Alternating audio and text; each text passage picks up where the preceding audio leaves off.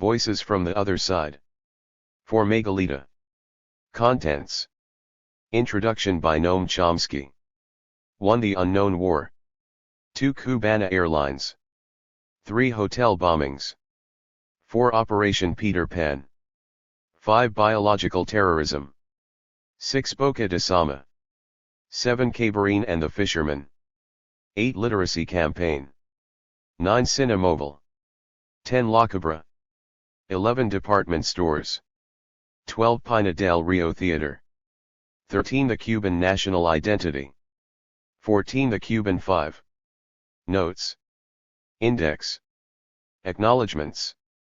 A project of this type is the sum of the support and assistance of many people.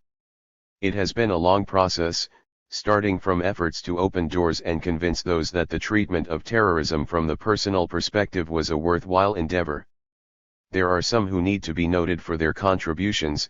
I regret any names left out that should not have been.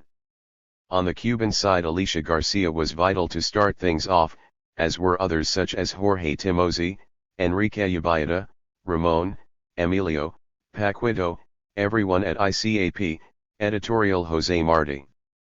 I'd like to thank Juan Carlos at Capitan San Luis for permission to use archive photos and for supplying a large amount of background material for use of the hotel bombing photo, and to Ramon Torreira Crespo from his personal collection, to use the Costa Rican propaganda sheet in Chapter 4 and the newspaper cover of La Cabra explosion. And to Alejandro Robena for the photo of Jose Basulto et al. All other photos, unless otherwise stated, were taken by the author.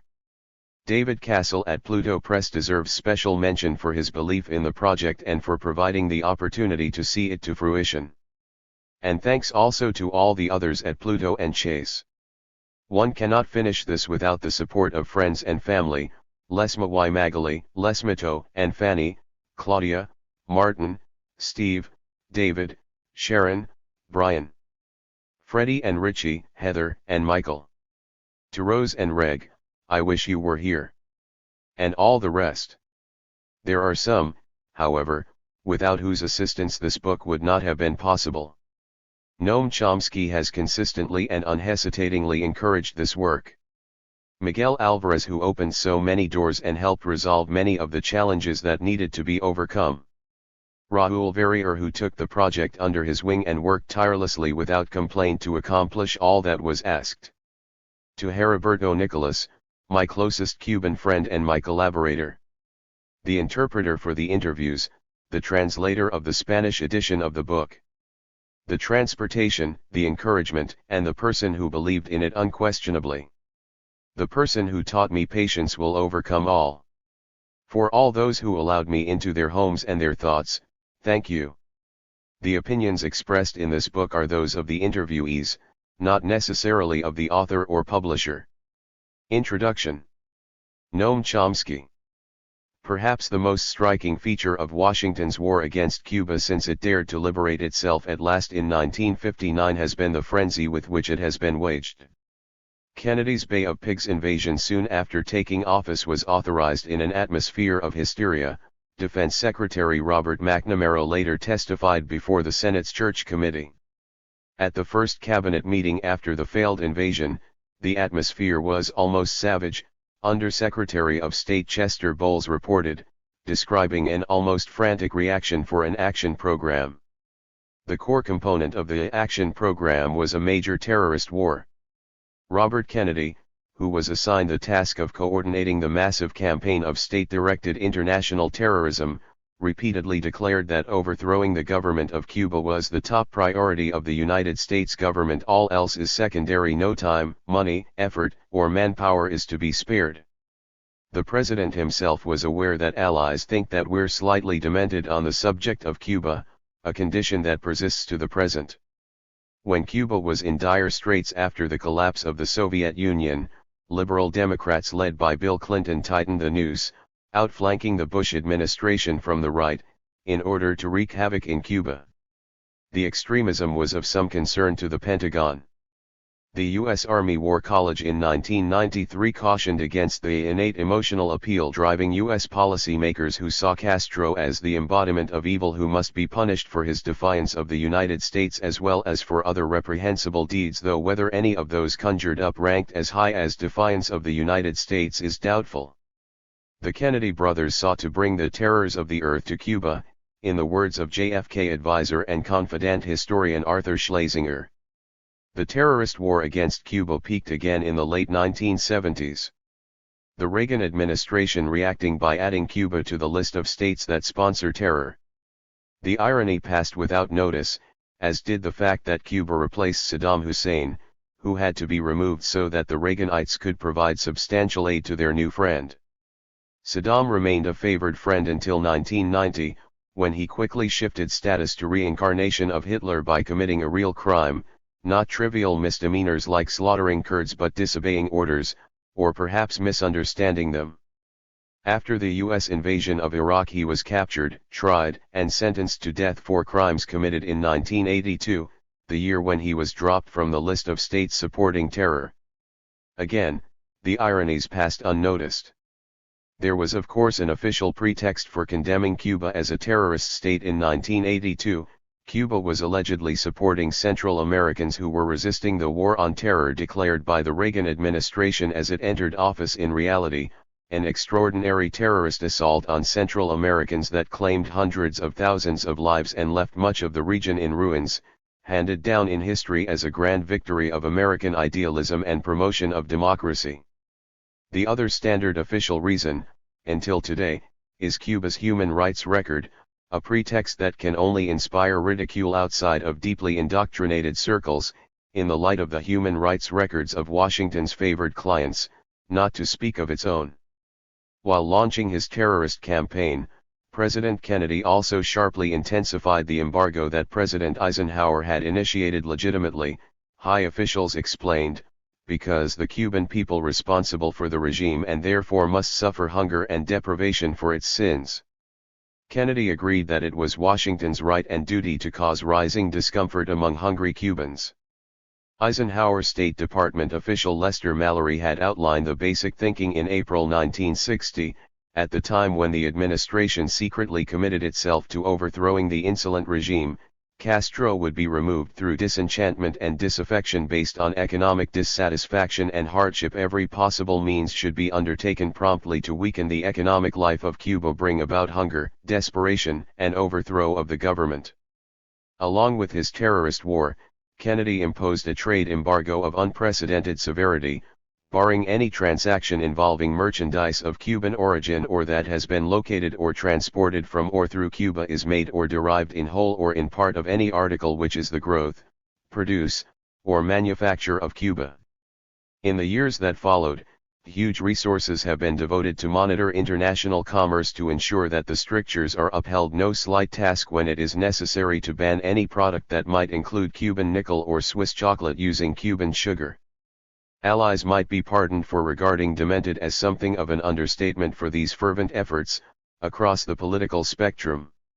One illustration has been provided by the Treasury Department, reporting to Congress in April 2004 on the activities of its Office of Foreign Assets Control, responsible for investigating suspicious financial transfers, a central component of the war on terror.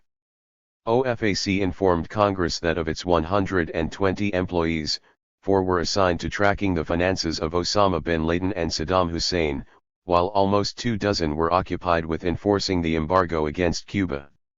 From 1990 to 2003, OFAC reported 93 terrorism-related investigations with $9,000 in fines, and 11,000 Cuba-related investigations with $8 million in fines.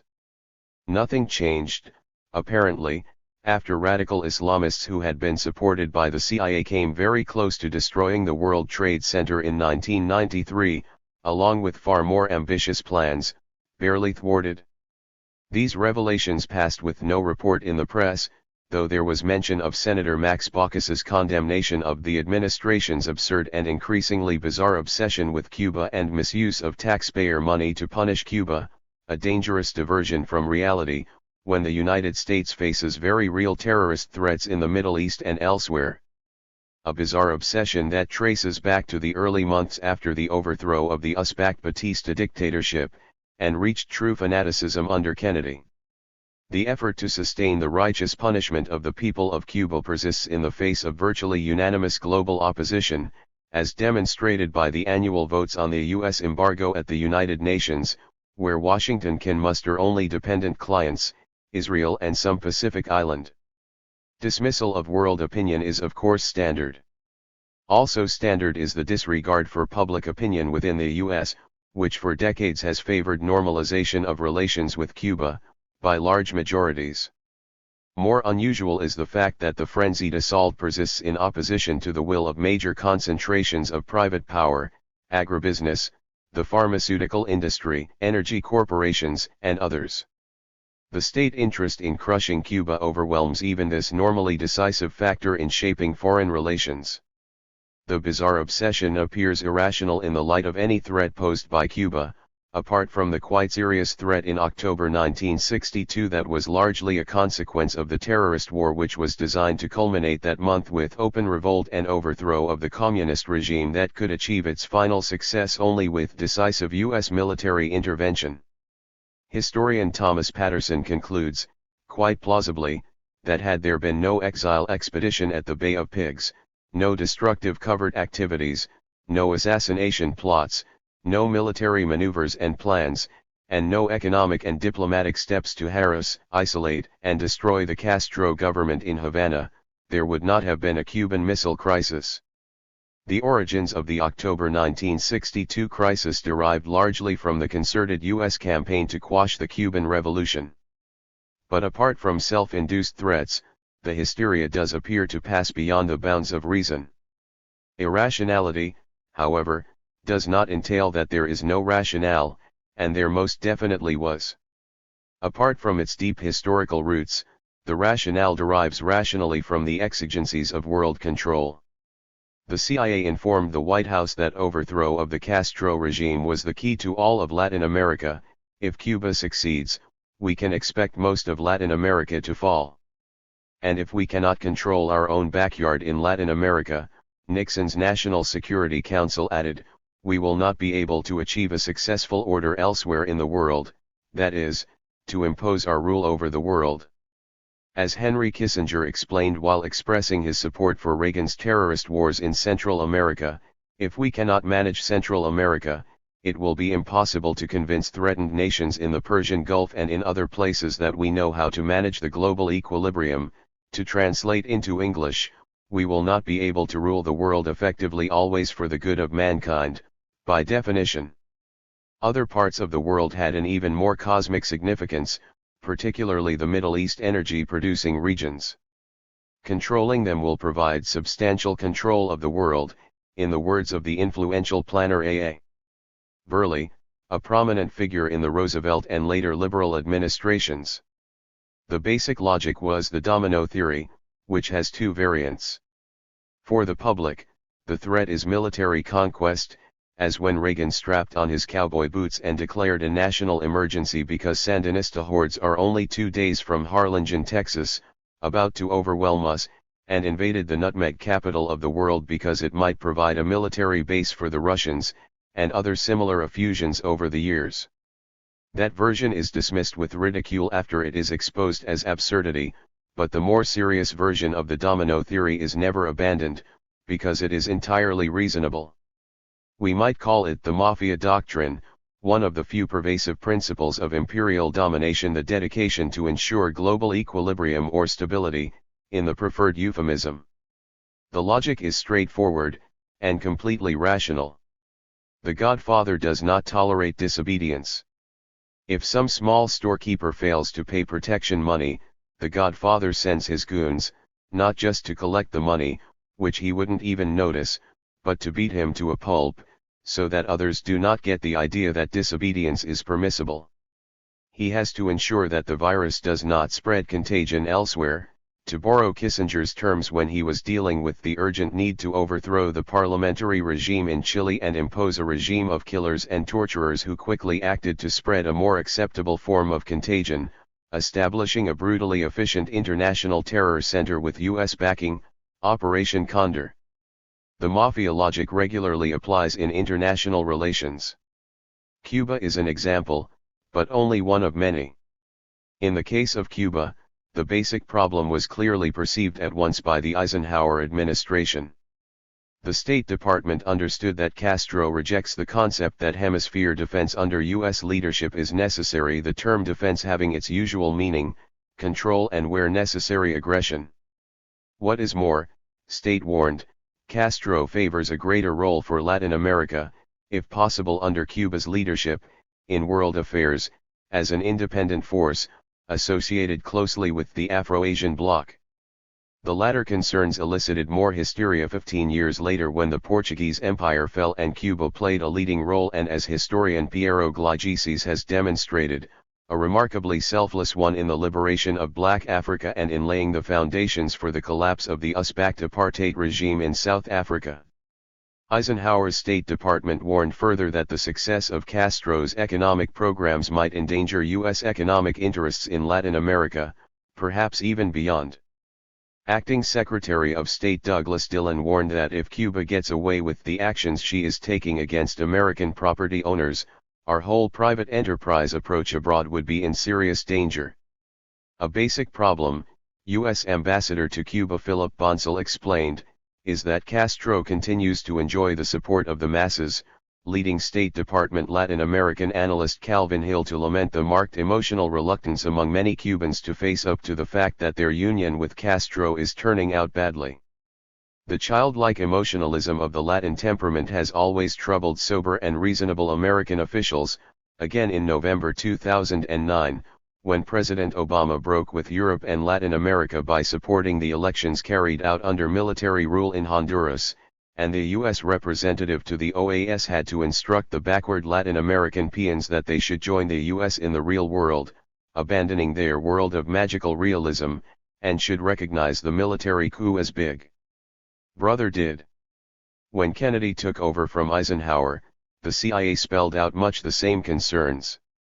In July 1961 the CIA observed that the extensive influence of Castroism is not a function of Cuban power. Castro's shadow looms large because social and economic conditions throughout Latin America invite opposition to ruling authority and encourage agitation for radical change, for which Castro's Cuba provides a model. The same conclusion had already been presented to incoming President Kennedy by Arthur Schlesinger, transmitting the report of his Latin American mission, which warned of the susceptibility of Latin Americans to the Castro idea of taking matters into one's own hands. The dangers of the Castro idea are particularly grave, Schlesinger later elaborated, when the distribution of land and other forms of national wealth greatly favors the propertied classes. The poor and underprivileged, stimulated by the example of the Cuban Revolution, are now demanding opportunities for a decent living. The Soviet threat was not entirely ignored.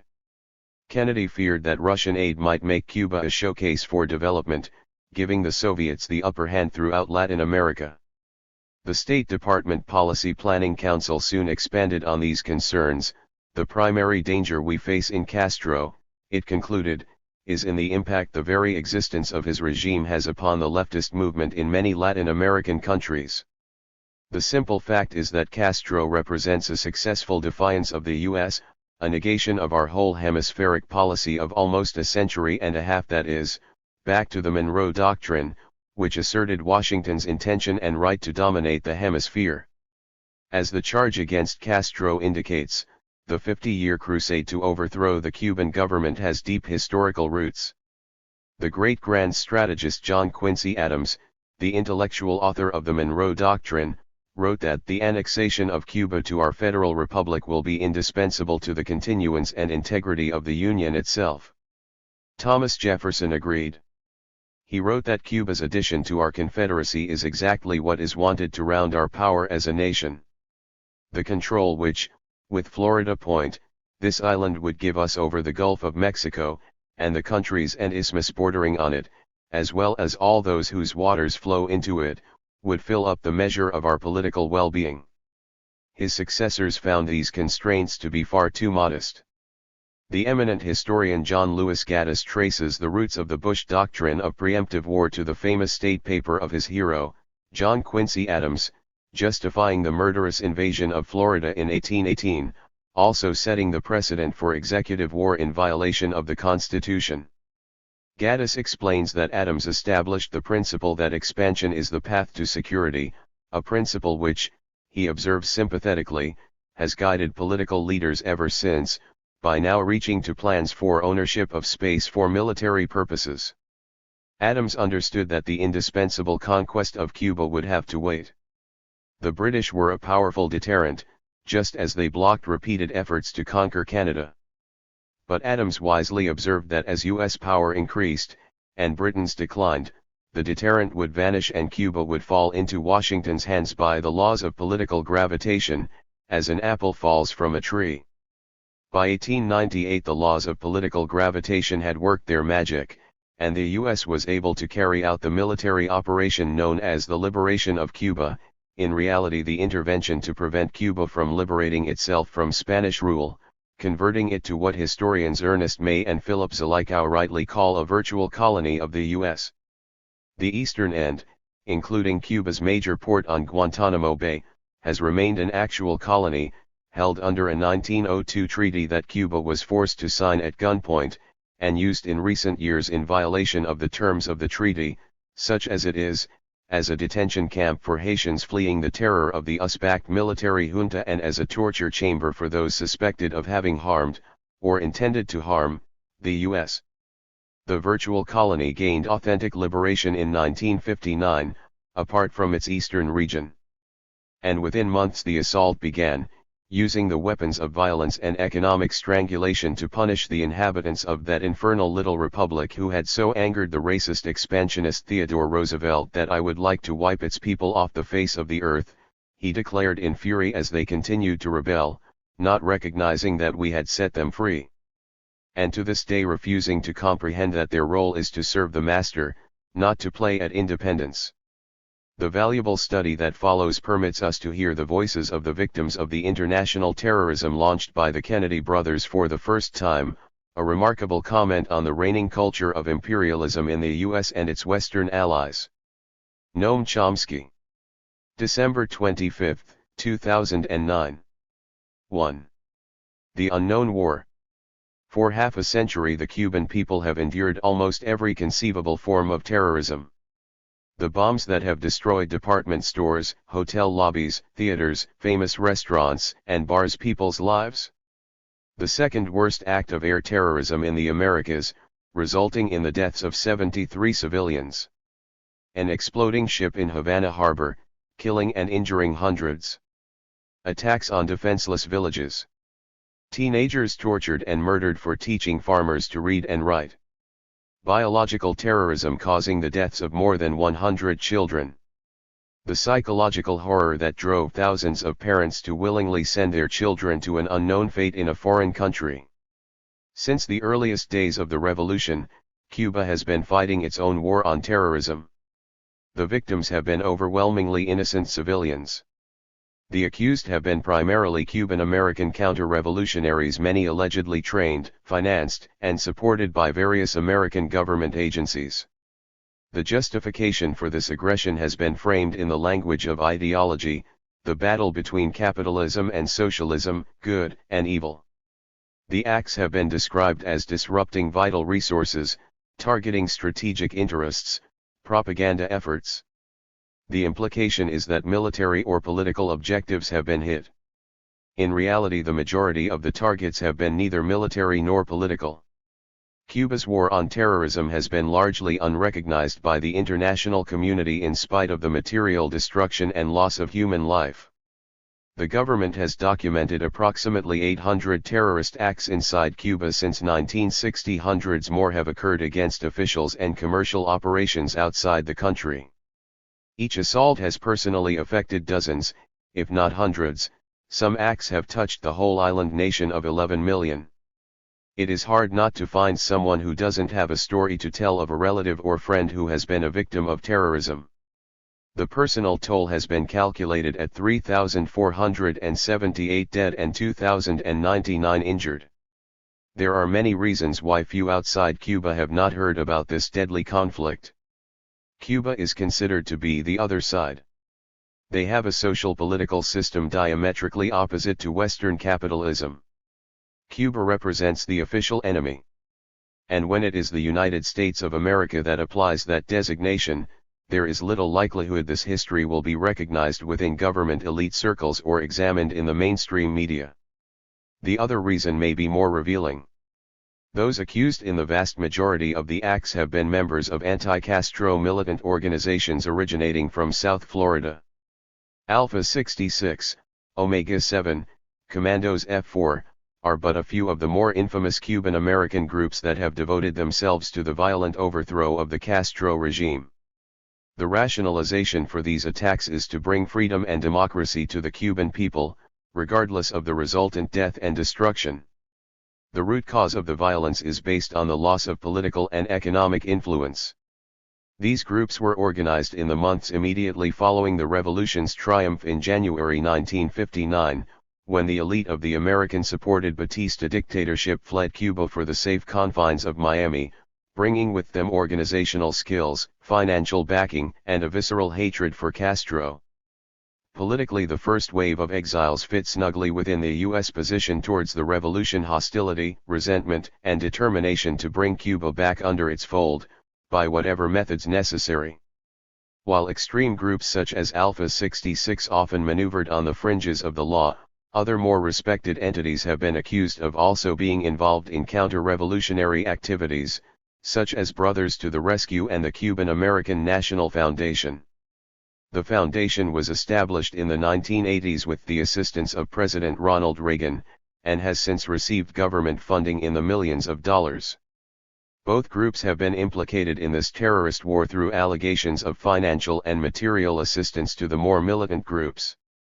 And in some cases direct involvement, as in the incident of the biological attack on one of Cuba's most historic tobacco farms by a Cuban-American member of the Brothers, who happened to turn out to be a double agent, according to the farm's famous owner. Most of these organizations have operated with impunity in the Miami area. Many individual members are well known and admired in the community. Two of the most infamous are Orlando Bosch and Luis Posada Carriles, masterminds of the bombing of Cubana Airlines Flight 455, which killed 73 passengers in 1976. Both currently live unmolested in Miami. Posada Carriles was trained in demolition and guerrilla warfare by the CIA in the 1960s, and continued to be an agency operative until the late 1970s.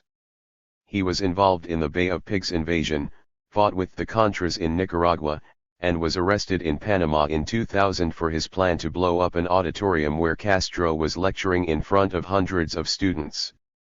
Posada Carriles has at various times talked extensively to the press about his involvement in terrorist activities against Cuba. In a 1998 interview with the New York Times, he spoke in detail about the series of 1997 bombings against Cuban hotel and tourist facilities, which he claimed officials at the Cuban-American National Foundation were aware of and helped finance. In the interview, he outlined how the explosives were obtained through his contacts in El Salvador and Guatemala, and then carried into Cuba by mercenaries hired by his subordinates. Carriles admitted the most famous of the hotel bombers, Raúl Escobedo Cruz Leon, was working for him. It was one of the bombs planted by Cruz Leon that killed Italian Fabio Di Selmo at the Hotel Copacabana. That Italian was sitting in the wrong place at the wrong time, Carriles commented in the Times article. Carriles represents the physical manifestation of American policy towards Cuba since the revolution, policy that is unlike any other. While the United States has diplomatic relations with Communist Vietnam, considers China one of its most important trading partners, and has never unleashed its wrath against such violators of civil and human rights as Egypt or Saudi Arabia, it continues to hold Cuba up for special punishment. The travel restrictions, the economic blockade, the propaganda war and the terrorist acts have persisted against this small island nation. Since the earliest days of Fidel's victory, America has obsessed over this relatively insignificant third world country, determined to eliminate the radically different social economic order instituted by the revolution. The historical context that has led America to unleash its military, economic, and political fury, to allow the launching of thousands of terrorist attacks from its own soil, can be traced back well before Fidel came on the scene. For almost 200 years the United States has looked upon Cuba as part of its natural sphere of influence and has unrelentingly pursued policies to secure that perception. Political and media elites presented this point of view and molded it into historically accepted fact, which became ingrained in the national consciousness. The result is that American dialogue towards Cuba remains consistently confined to narrowly held beliefs. The certainty that has been most profoundly embedded into the American psyche is over right of possession. The United States convinced itself that ownership of Cuba was natural, preordained, and key to fulfilling vital national expectations. Justifying possession of another country required a sophisticated propaganda campaign. America at various times has portrayed Cuba as a helpless woman, a defenseless baby, a child in need of direction, an incompetent freedom fighter, an ignorant farmer, an ignoble ingrate, an ill-bred revolutionary, a virile communist. These characterizations were designed to demonstrate Cuban inability to control their own country, that to allow them to set up a national government would be misguided at best, dangerous at worst. Only the United States could manage the Cuban population in the proper administration of government, economy, and culture. And if any of the locals had the temerity to challenge America's right of possession, they did so at their own peril. In the modern context, the terrorist war against Cuba has as one of its objectives the destruction of the current regime in order to demonstrate incompetence in self-government, thus facilitating reintegration of American interests on the island. The idea of custody over Cuba goes as far back as 1823 when Secretary of State John Quincy Adams wrote, "There are laws of political as well as of physical gravitation, and if an apple, severed by the tempest from its native tree, cannot choose but fall to the ground, Cuba, forcibly disjoined from its own unnatural connection with Spain, and incapable of self-support, can gravitate only towards the North American Union too." Rationalizations for America's inevitable wresting the island away from Spanish hands came in abundance. The reasoning ranged from proximity to national security. California Representative Milton Latham conflated both. Due to its proximity to our shores, Cuba is of vast importance to the peace and security of this country. He warned of allowing Cuba to pass to any other hands other than American. This, not from a feeling of ambitions, not from a desire for the extension of dominion, but because that island is indispensable to the safety of the United States. 3. Writer William Mills in 1898 bluntly articulated that the independence of Cuba is, therefore, an historical absurdity. Nothing but her complete incorporation into our territorial system will allay the menace of her geographical position. 4. With politicians framing the parameters of discussion, and the media in full support, it was an easy matter for the national dialogue to be structured towards the inevitability that America would, and should, own Cuba. The most opportune chance to control the island presented itself during the last stages of Cuba's Second War of Independence in 1896, known in North America as the Spanish-American War. After 3 years of fighting between the Cuban rebels and their Spanish overlords, America entered the fray on the noble quest of bringing freedom to the Cuban people. At this point both warring sides were at the end of their efforts and the Spanish were indicating a desire to finally cede real independence to the Cuban people.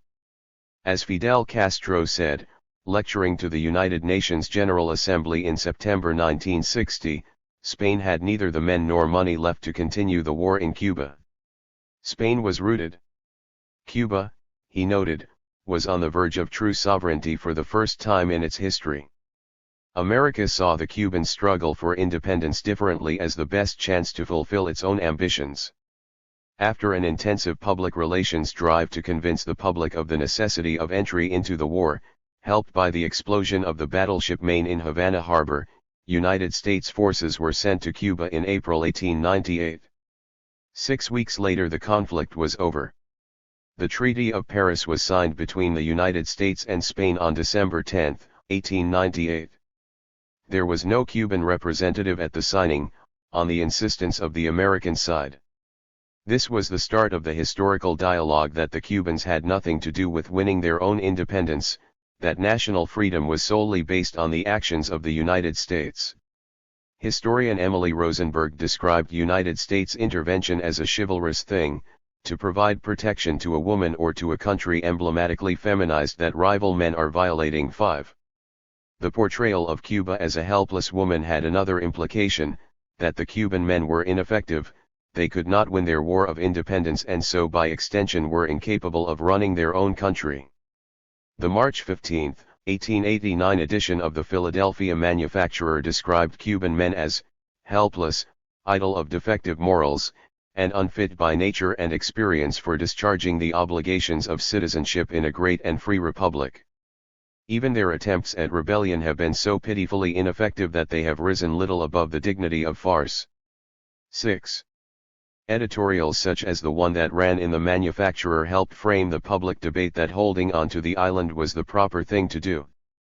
This despite the expectation of the Cuban side, which believed the Americans would depart gracefully, based on the 1898 Teller Amendment which promised not to annex Cuba but only leave control of the island to its people. They were in for a rude shock, however, when the United States decided to keep the island for itself. American control was represented as desirable as it would bring social stability, political maturity, and economic prosperity to the childlike Cubans.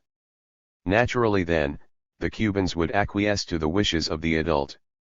In this regard local opinion was made irrelevant, as no right-thinking person would reject subservience when it brought so much benefit.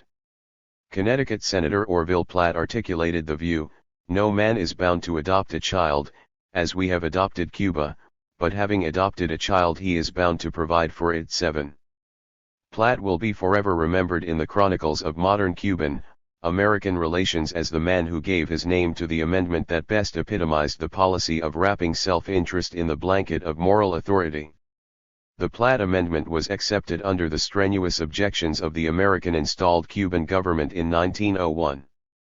It was finally abrogated in 1934, but by then command was established over all aspects of Cuban social, political and economic life.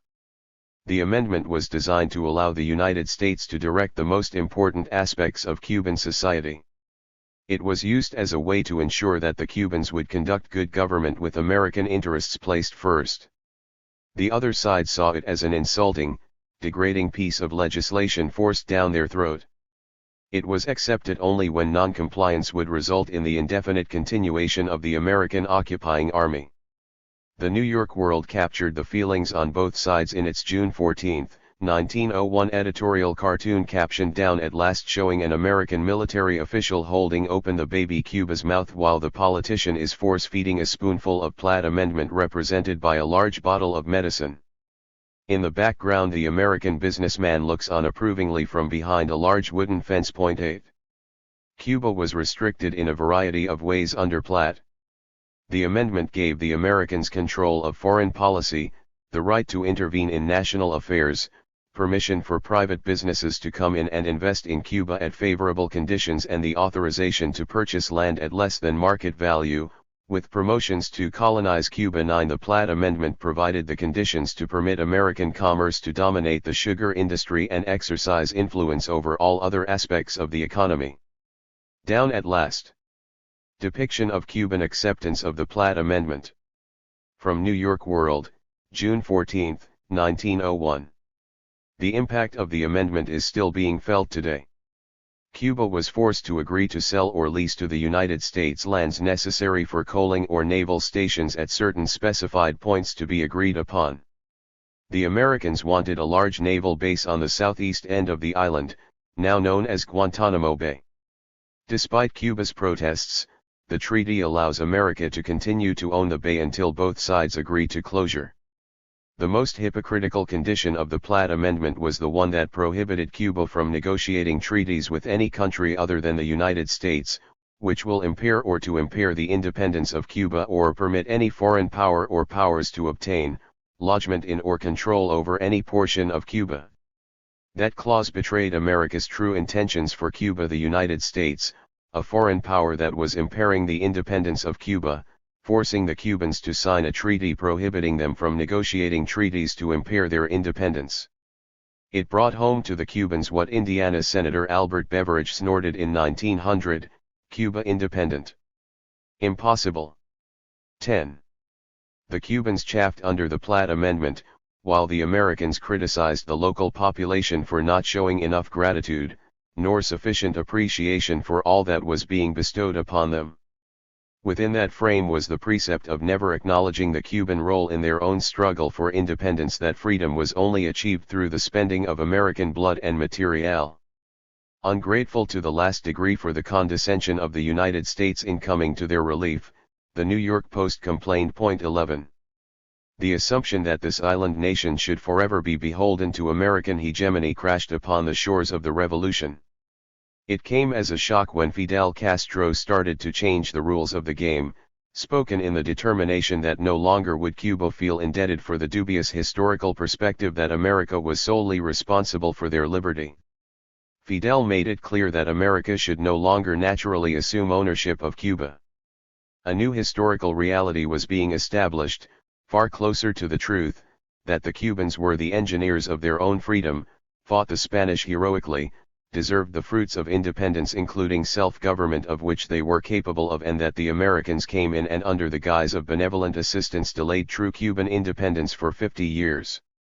That what the Americans brought in the intervening years was the economic advancement of their interests, supported and benefited by the acquiescence of a small and compliant Cuban urban elite. American overlordship did nothing to address the inequalities and suffering of the vast majority of Cubans.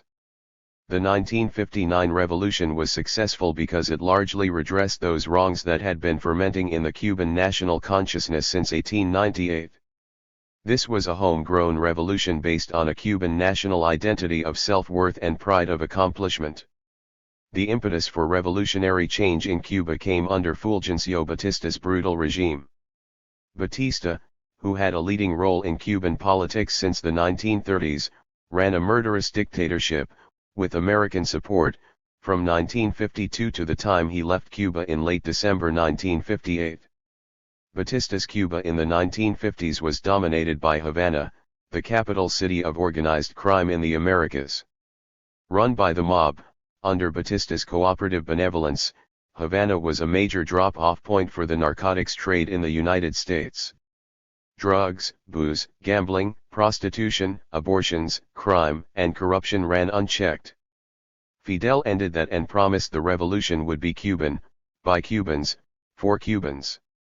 The Americans could not, or would not, understand the new position, seeing their role only as the deliverer of social, economic, and political benefits. Fidel shattered that myopia, engendering incredulity that anyone would want to alter, let alone end, those benefits. Incredulity that would eventually manifest itself through policies of hostility, of which terrorism was an important element. After failing to orient Fidel towards maintaining American primacy, the decision was made to do away with him and his regime. When the revolution was declared to be socialist following the Bay of Pigs invasion in April 1961, the matter to cleanse Cuba of this disease was never further questioned. Richard Nixon was one of the first to promote the theme of preventing the revolution from infecting others, commented in 1962 on the need to eradicate this cancer in our own hemisphere. 12. The politicians and media agreed that whatever steps were needed to rid themselves of this virus were justified, especially when America was sure it did nothing to deserve this ill treatment from the ungrateful Cubans. In 1962, American Senator Barry Goldwater reinforced the need for battle based on moral authority and the ingratitude of the Cuban people. The conditions and attitudes of 1898 have an important and vital bearing on present-day conditions and actions. We won a great victory and we liberated a people. And it cost us dearly. It cost us thousands of lives and millions of dollars. The American victory of 1898 to liberate the Cuban people gave the United States the moral authority to use our military and economic strength in the defense of freedom in Cuba. Such a course of action is the type the world should expect from a nation whose blood and heartaches brought freedom for Cuba in the first place. 13. Goldwater expressed the American foreign policy paradigm that Cuba's gratitude should be eternal. When it became apparent Fidel wouldn't fit into that mold, and then had the temerity to reject American political and economic hegemony, there was no doubt the Cubans had to be liberated again. Deliverance would be attempted through propaganda, economic embargo, invasion, and thousands of acts of terrorism against those America deemed had to be liberated. Historian Richard Welch crystallized American anger and motives for revenge against Castro on the continued historically misplaced assumption that Cuba owed its independence to the United States, and was properly dependent on the latter for its diplomatic security and economic prosperity. That any Cuban leader who dared to challenge these historical facts, and who sought to destroy Cuba's historic ties with the United States could not be acting from motives of concern for the Cuban people but must be a power-hungry dictator with regional ambitions. It was inconceivable that the Cubans would want anything else but the continuation of America's dominant presence. 14. Welch and others helped define the attitudes towards the collapse of its Cuban possession that America was guided exclusively by good deeds, so that any Cuban who disputed this had to be by definition an ingrate, ignoble and evil.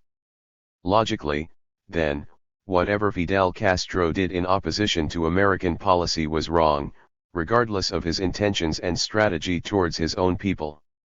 All of the revolution's accomplishments in free education, free medical services, the redistribution of wealth and agrarian land reforms were disregarded, and continue to be discredited. All actions by Fidel were seen through the prism of being against American interests, and were by definition wrong. The only way to deal with Castro and his revolution was to remove him and the disease, in whatever way possible. Warnings of the dire consequences came fast.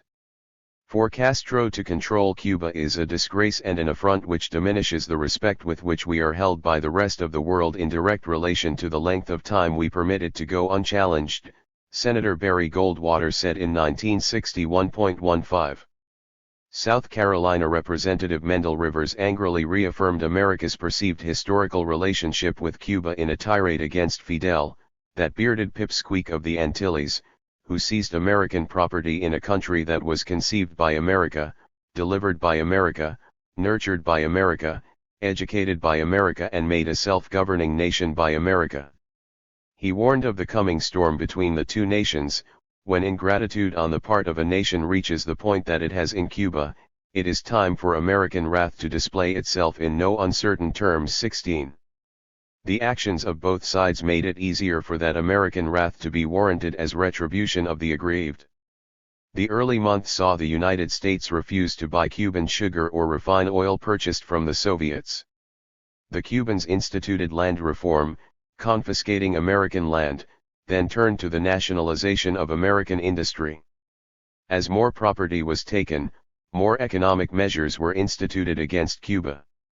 American aggression ran from the embargo, propaganda, isolation, and the Bay of Pigs military invasion.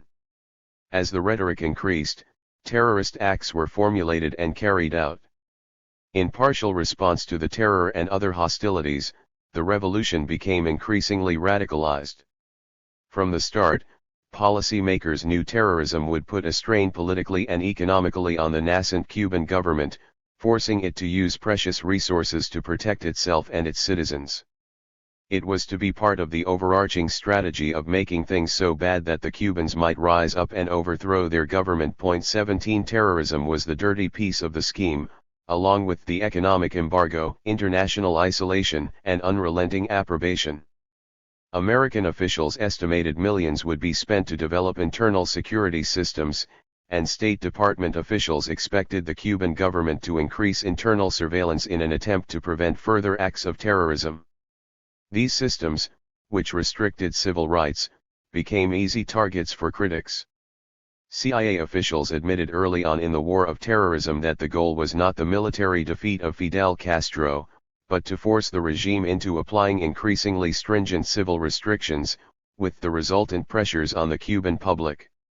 This was outlined in a May 1961 agency report stating that the objective was to plan, implement and sustain a program of covert actions designed to exploit the economic, political, and psychological vulnerabilities of the Castro regime. It is neither expected nor argued that the successful execution of this covert program will in itself result in the overthrow of the Castro regime, only to accelerate the moral and physical disintegration of the Castro government. The CIA acknowledged that in response to the terrorist acts the government would be stepping up internal security controls and defense capabilities. It was not projected the acts of terror would directly result in Castro's downfall, but only to promote the sense of vulnerability among the population and compel the government into increasingly radical steps in order to ensure national security. 18.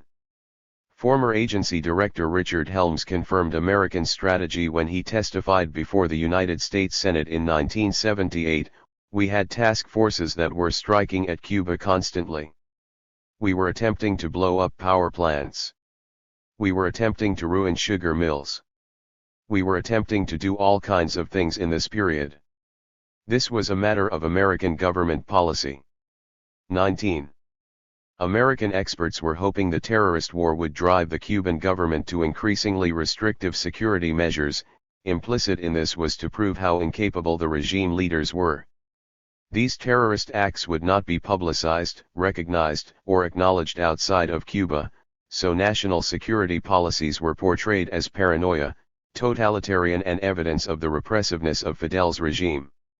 To this day the unknown war remains that way, usually far from the realm of public discourse within current U.S.-Cuba relations. For the people who have survived, or who have had friends and relatives killed, the terrorist war is always with them. It is anything but unknown. The terror began early after the triumph of the revolution. President Eisenhower agreed to an October 1959 plan to initiate terrorist attacks, to begin March 1960. The most famous exploits during the early stages were the assassination attempts against Fidel. Supported by the CIA, they ranged from the serious to ridiculous, including poison milkshakes, exploding cigars, or the attempt to cause death by embarrassment by introducing a chemical agent that would have caused El Comandante's beard to fall off. The furthest reaching aspect of the government strategy was known as the Cuba Project, developed by the CIA with full support from the Eisenhower administration. The project coordinated all types of covert activities, running the gamut from sabotage, assassination, bombings, and biological warfare. The most famous offshoot of the Cuba Project was Operation Mongoose, a program of terrorist attacks conducted in the period immediately following the failed Bay of Pigs invasion, aimed primarily at civilians. During Operation Mongoose, the newly installed Kennedy administration wanted to bring the terrors of the earth to Cuba, in order for the population to throw off their government. Historian and Kennedy confidant Arthur Schlesinger reported in his biography of Robert Kennedy. 20 Those terrors included torturing and murdering students who were teaching farmers to read and write, killing Cuban workers showing commercial films in remote villages, blowing up shoppers at Havana's busiest department stores, kidnapping and torturing Cuban fishermen, bombing sugar cane fields and tobacco plantations, and the innumerable attempts to eliminate the top echelon of the government. When the policy was shut down after the October missile crisis, the terrorist activities of the past 30 years were mostly taken over by Cuban American exiles. How has Cuban strategy towards its far more powerful northern neighbor been affected by this war on terror? Other than ineffectual complaints to the United Nations, there have only been two options. The most effective has been the infiltration of the terrorist groups in Florida with counterintelligence agents. The second option has been the implementation of policies to keep its citizens safe, policies that opponents criticize as violating human rights. A third option, to invade the country where the acts are originating from, could never be contemplated. In the early years, Cuban officials faced the problem where they couldn't tell which citizens supported the revolution, and which were inclined to assist the terrorist organizations or to commit terrorist acts. Everyone was treated as a potential threat. The consequence, besides the enormous amount of economic resources diverted to combat this war, resources that could have been much better used elsewhere. 21 Is a society that in the majority has accepted certain civil restrictions in order to ensure domestic security. It is the way the Cuban government has tried to identify the terrorists and to keep its citizens protected. It is the way the government has fought its war on terror. While the focus of this project is on the victims and their stories, the work may also offer some illumination on how these acts of terror changed the psyche of the young revolutionary government, struggling to maintain itself in the face of the destructive actions of its former citizens, directed and financed by the most powerful nation in the world. Traumatized by these acts, this small island nation took drastic steps in the face of constant acts of violence. Those reactions to the terrorists, and the measures taken to protect the Cuban people, continue to influence national government policies to this day, and have greatly shaped how Cuba is perceived by the outside world. It is the price that has been paid by a society under siege for almost 50 years. A siege in part the result of the hundreds of acts of terrorism. The key element of Cuban policy against terrorism has been the need of unity for the sake of security, manifesting in a demand for social and political conformity.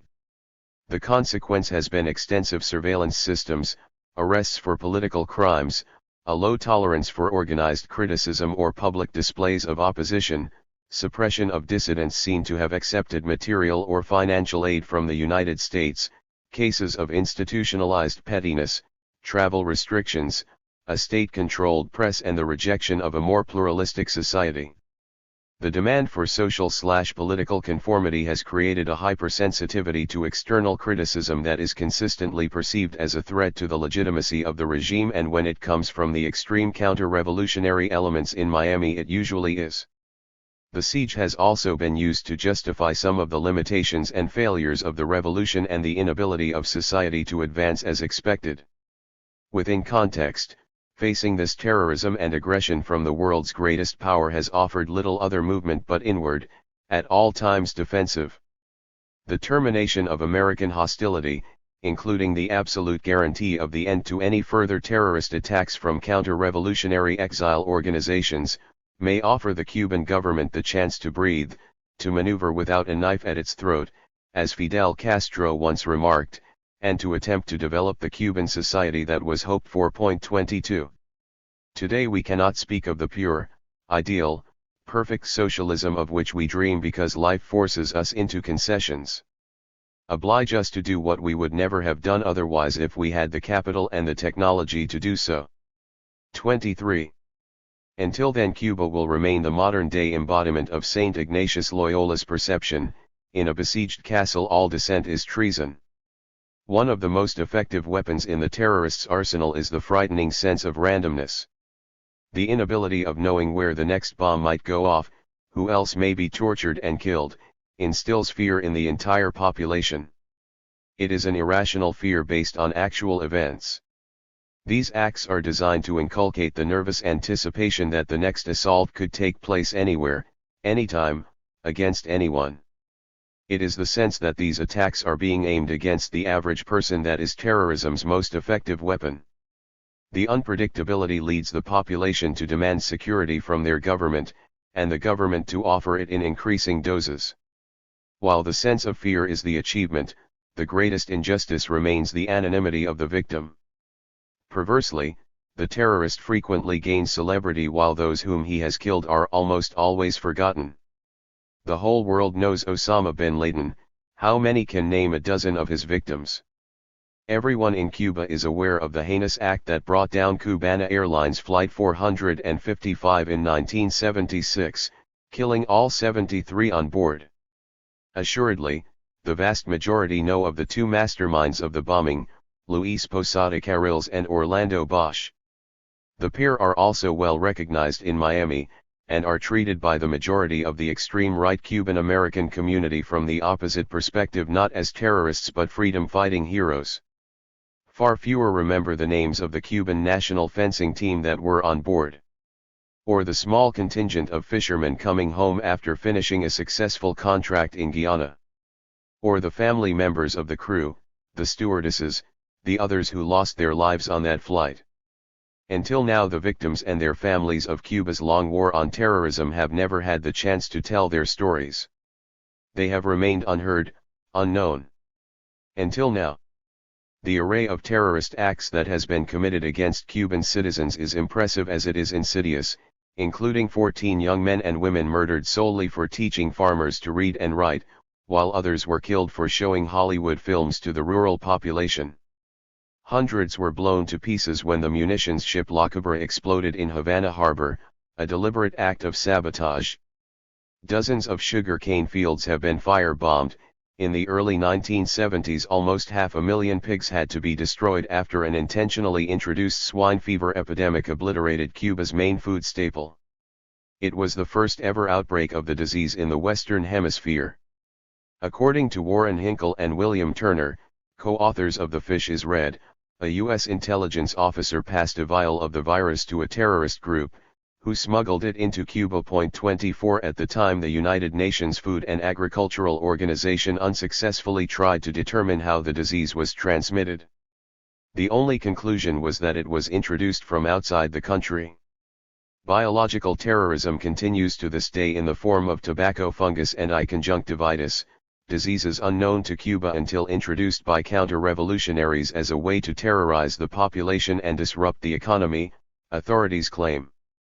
The Cuban government maintains a yearly program to control hemorrhagic dengue 2, conveyed in the early 1980s by a Cuban-American pilot from Florida, according to the testimony of Eduardo Arocena, who confessed in 1984 to introducing certain germs into Cuba to start a chemical war. 25 Arocena was connected to Omega-7, one of the dozens of anti-revolutionary groups based in Miami. Hundreds died from dengue 2, mostly children, before the disease was identified.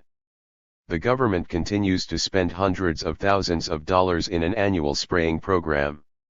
One of the most sinister forms of terrorism occurred in the early 1960s during what became known as Operation Peter Pan, when religious and government officials in Miami, supported by the Catholic Church in Cuba, convinced thousands of parents to abandon their children and send them out of the country. Before the lies of this psyop program were exposed, an estimated 14,000 children were dispatched to Florida, many to abusive foster homes, orphanages, or church houses where they experienced various levels of mistreatment.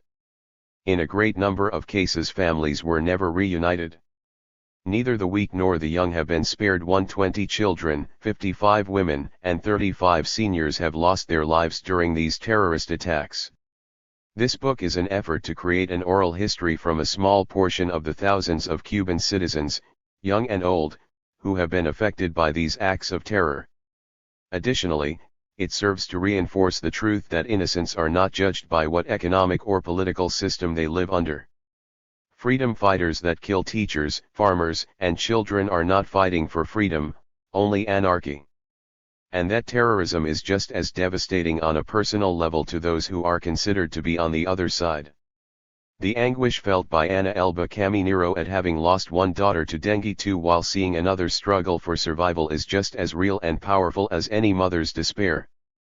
The scars remain as deep. The anger of finding out that this deadly disease was introduced intentionally is just as intense. And the sorrow of losing a child is just as heart-rending. Others who have lived in silence with their pain and suffering now have the chance to tell their stories.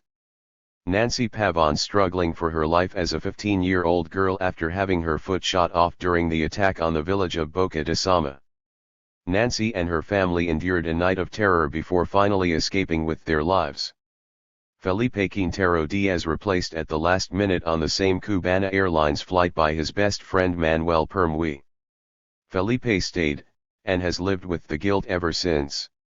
Juan Luis, who lost his leg in the explosion of La Cuba munitions ship in Havana harbor while helping to save others, including Fidel Castro and Che Guevara, from a burning truck full of grenades. Maria Dolores Escons, sister of Manuel, one of the more than a dozen students who were tortured and killed for teaching adults to read and write during the literacy campaign of the early 1960s. This book is an attempt to put a human face on those who live in a country that is a jumble of contradictions, most often portrayed in negative terms. Those interviewed share a common bond as victims of this long war on terrorism. Individually, their human qualities are distinct and are on display all the more intensely, imperfections and all. The written style is testimonio, a common Latin Americana genre taking a memory of a particular event. It is seldom a remembrance of a whole life, and is told specifically from the individual's point of view with all its limitations and failings, with the emotions and immediacy still in place. The intent is also to make sure the past is not forgotten. Of all the terrorist acts committed against Cuba, none has been more shattering than the bombing of the Cubana Airlines airplane in 1976. It remains the second most destructive act of air terrorism in North America, after September 11. 2. Cubana Airlines. On October 6, 1976, Cubana Airlines Flight 455 flew from Guyana to Trinidad/Tobago on a journey that was to continue on to Barbados, with a scheduled stop in Jamaica before its final destination, Havana. This was the regularly scheduled itinerary Cubana de Aviation had been operating under for more than 10 years. The flight was a little out of the ordinary as it was carrying a special group of passengers, the Cuban national fencing team coming home from its victory at the Central American Championships in Caracas. The team, which had flown from Venezuela to Trinidad in order to connect with the Cubana flight, dominated the competition, winning all 22 gold medals. Made up mostly of athletes in their early 20s, they were in a festive mood and the enthusiasm was contagious among the other travelers, consisting of various sports officials as well as a small group of Cuban fishermen and 5 North Koreans. In total there were 48 passengers and 25 crew. Cubana Airlines Flight 455 was special for another, quite different reason. The DC-8 arrived at Sewell International Airport in Barbados at 11:21 a.m., scheduled to depart for Jamaica an hour later. Everyone, with the exception of 2 Venezuelan nationals, remained on the plane.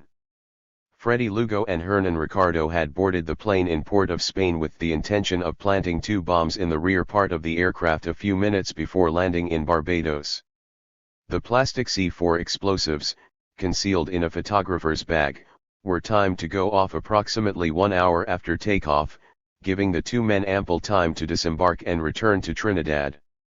Due to labor problems at the airport, the Cubana takeoff was delayed until 12:45 p.m. Flight 455 was in the air for approximately 9 minutes when the first bomb, placed in seat 10 beside the left wing, went off. The second was in the rear washroom, the detonation tearing out the steering controls of the plane, forcing it for a few moments into a steep ascent.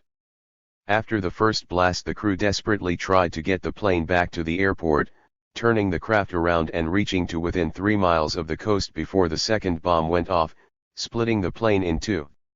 From the time of the first explosion to the plane crashing into the sea, less than 5 minutes had passed. The recording recovered later revealed the last terrifying moments.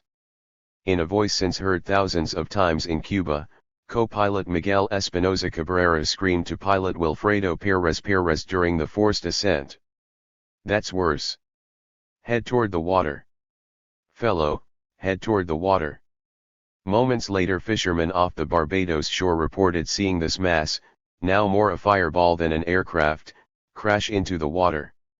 In a few hours those same fishermen were picking up the hundreds of objects that had washed ashore from the wreckage. Only 8 bodies were ever recovered. The 2 Venezuelans had miscalculated the timing of the bombs. Lugo and Ricardo were still in the airport vicinity when the plane went down and later testified to their astonishment when the DC-8 exploded so soon after takeoff. The plan was to have it destroyed over open waters, where any evidence would be impossible to recover. The pair had failed to take into account the delay caused by the striking airport staff. Shortly after the aircraft exploded, the authorities were checking over the master passenger list. It was not difficult to determine there were 2 passengers who boarded the plane in Trinidad without check-in luggage, then disembarked in Barbados. Lugo and Ricardo were arrested back in Port of Spain a day later. Cuban officials received word of the explosion on the afternoon of October 6, although the cause was yet to be confirmed. Then Cuban ambassador to the United Nations, Ricardo Alarcón, was scheduled to speak at the General Assembly, and once informed he called for an immediate investigation. Ricardo Alarcón. Since 1992 Alarcón has been president of Cuba's National Assembly, one of the most powerful positions in the country. he remembers vividly the action taken over the following days following the downing of the Cubana Airlines plane. The two material witnesses were captured in Porto, Spain, Trinidad. In the meantime, by coincidence, two leaders of the countries involved were also in New York to address the General Assembly: Venezuelan President Carlos Andrés Pérez, and Tom Adams, the newly elected Prime Minister of Barbados. I spoke to Tom before I spoke at the General Assembly. The expressive Alarcón, who served for years as Cuba's Minister of Foreign Affairs, arranged with Barbados officials for the return of any of the remains. The Cuban government was preparing a memorial at the Plaza de la Revolución in Havana, an event which attracted more than 1 million mourners. Alarcón then headed to Barbados, where he met with Cuban and Barbadian officials. Two parallel inquiries were organized, one criminal investigation in Trinidad and the other the technical examination of the incident in Barbados. The Barbados study concluded that the crash was the result of two explosions in the cabin area, not in the luggage compartment. This showed that the bombs were brought on in person, and that those responsible either committed suicide, or left the plane after planting the explosives. Trinidad, for their part, took into custody the two suspects and they talked about who planned it, Alarcón remembered. During the interrogations, both Lugo and Ricardo confessed that Luis Posada Carriles and Orlando Bosch were the masterminds behind the plot. It was soon determined that Ricardo was employed by Posada at his private detective agency based in Venezuela, where the plot was hatched. At the time of the bombing, Posada was a Venezuelan citizen, working with the country's secret police. Ricardo had recruited his friend Lugo to join him in the plan. Posada and Bosch, rabid anti-Castro activists, have been accused of various acts of terrorism going back to the early 1960s. Bosch, a Cuban-American, was arrested in Florida in 1968 for an attack on a Polish freighter in Miami Harbor. The freighter was on its way to Cuba. He has been linked to more than 50 bombings against Cuban civilian targets. Posada was a member of the Cuban-American brigade that invaded Cuba at the Bay of Pigs in 1961. A CIA agent in the 1960s and 70s, he was accused of actions against Cuban officials outside the country, and during the 1980s was involved with the Contras in Nicaragua. He was also implicated in the bombings of Cuban hotels in 1997, resulting in the death of Italian tourist Fabio Di Selmo. 1 Posada was arrested in 2000 during an attempt to assassinate Fidel Castro at a conference at the University of Panama where he was scheduled to speak. Authorities discovered more than 33 pounds of C4 plastic explosives in the auditorium, which would have killed hundreds of Panamanian students along with Castro.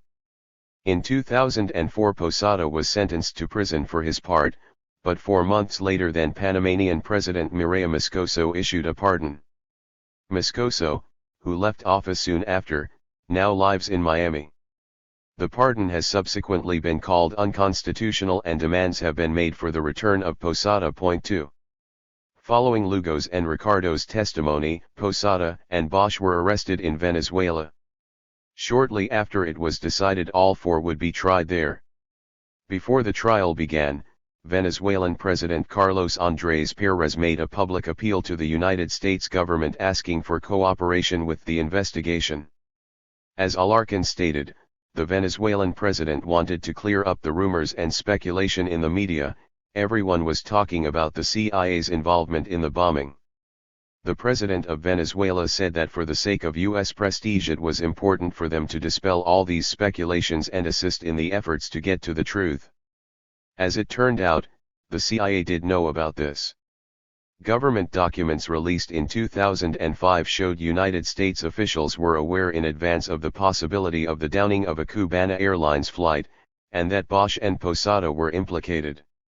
There is no evidence of American government involvement in the bombing, although hundreds of documents relating to the bombing continue to be restricted. In 2008 the National Security Archive released 3 declassified FBI intelligence reports that were sent to Secretary of State Henry Kissinger after the bombing. The updates, classified secret and signed by Director Clarence Kelly, focused on the relations between the FBI legal attaché in Caracas, Joseph Leo Posada, and one of the Venezuelans who placed the bomb on the plane.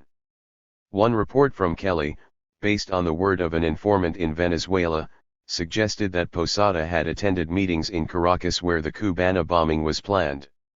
The document also quoted an informant as stating that after the plane went into the ocean, Hernan Ricardo placed a frantic call from his hotel room in Barbados to Posada and stated, "A bus with 73 dogs went off a cliff and all got killed." He then called a Señor Paniagua, the code name at that time for Bosch. A few hours after the calls, Ricardo and Lugo flew back to Trinidad. A declassified CIA document dated October 12, 1976, quotes Posada as saying at a meeting for CORU a month before the bombing, "We are going to hit a Cuban airliner." Orlando has the details. 3. The FBI has described CORU, co-founded by Bosch, as an anti-Castro terrorist umbrella organization. CORU members have been accused of taking part in a variety of terrorist activities against Cuba, as well as organizing the assassination in 1976 of Chilean former Minister Orlando Letelier, in Washington, D.C. Just days after the Cubana Airlines bombing, CORU released a statement claiming responsibility for the bombing, stating Flight 455 was a military plane disguised as a civilian aircraft. 4. Almost a year after the bombing, the Venezuelan government directed Judge Delia Estevez Moreno to refer the case to a military tribunal. Posada, Bosch, and the two bombers were charged with treason. 3 years later, in 1980, all were acquitted by a military judge. Immediately after the verdict, the prosecutor appealed, arguing convincingly that a military court was the wrong forum as none of the four belonged to the military.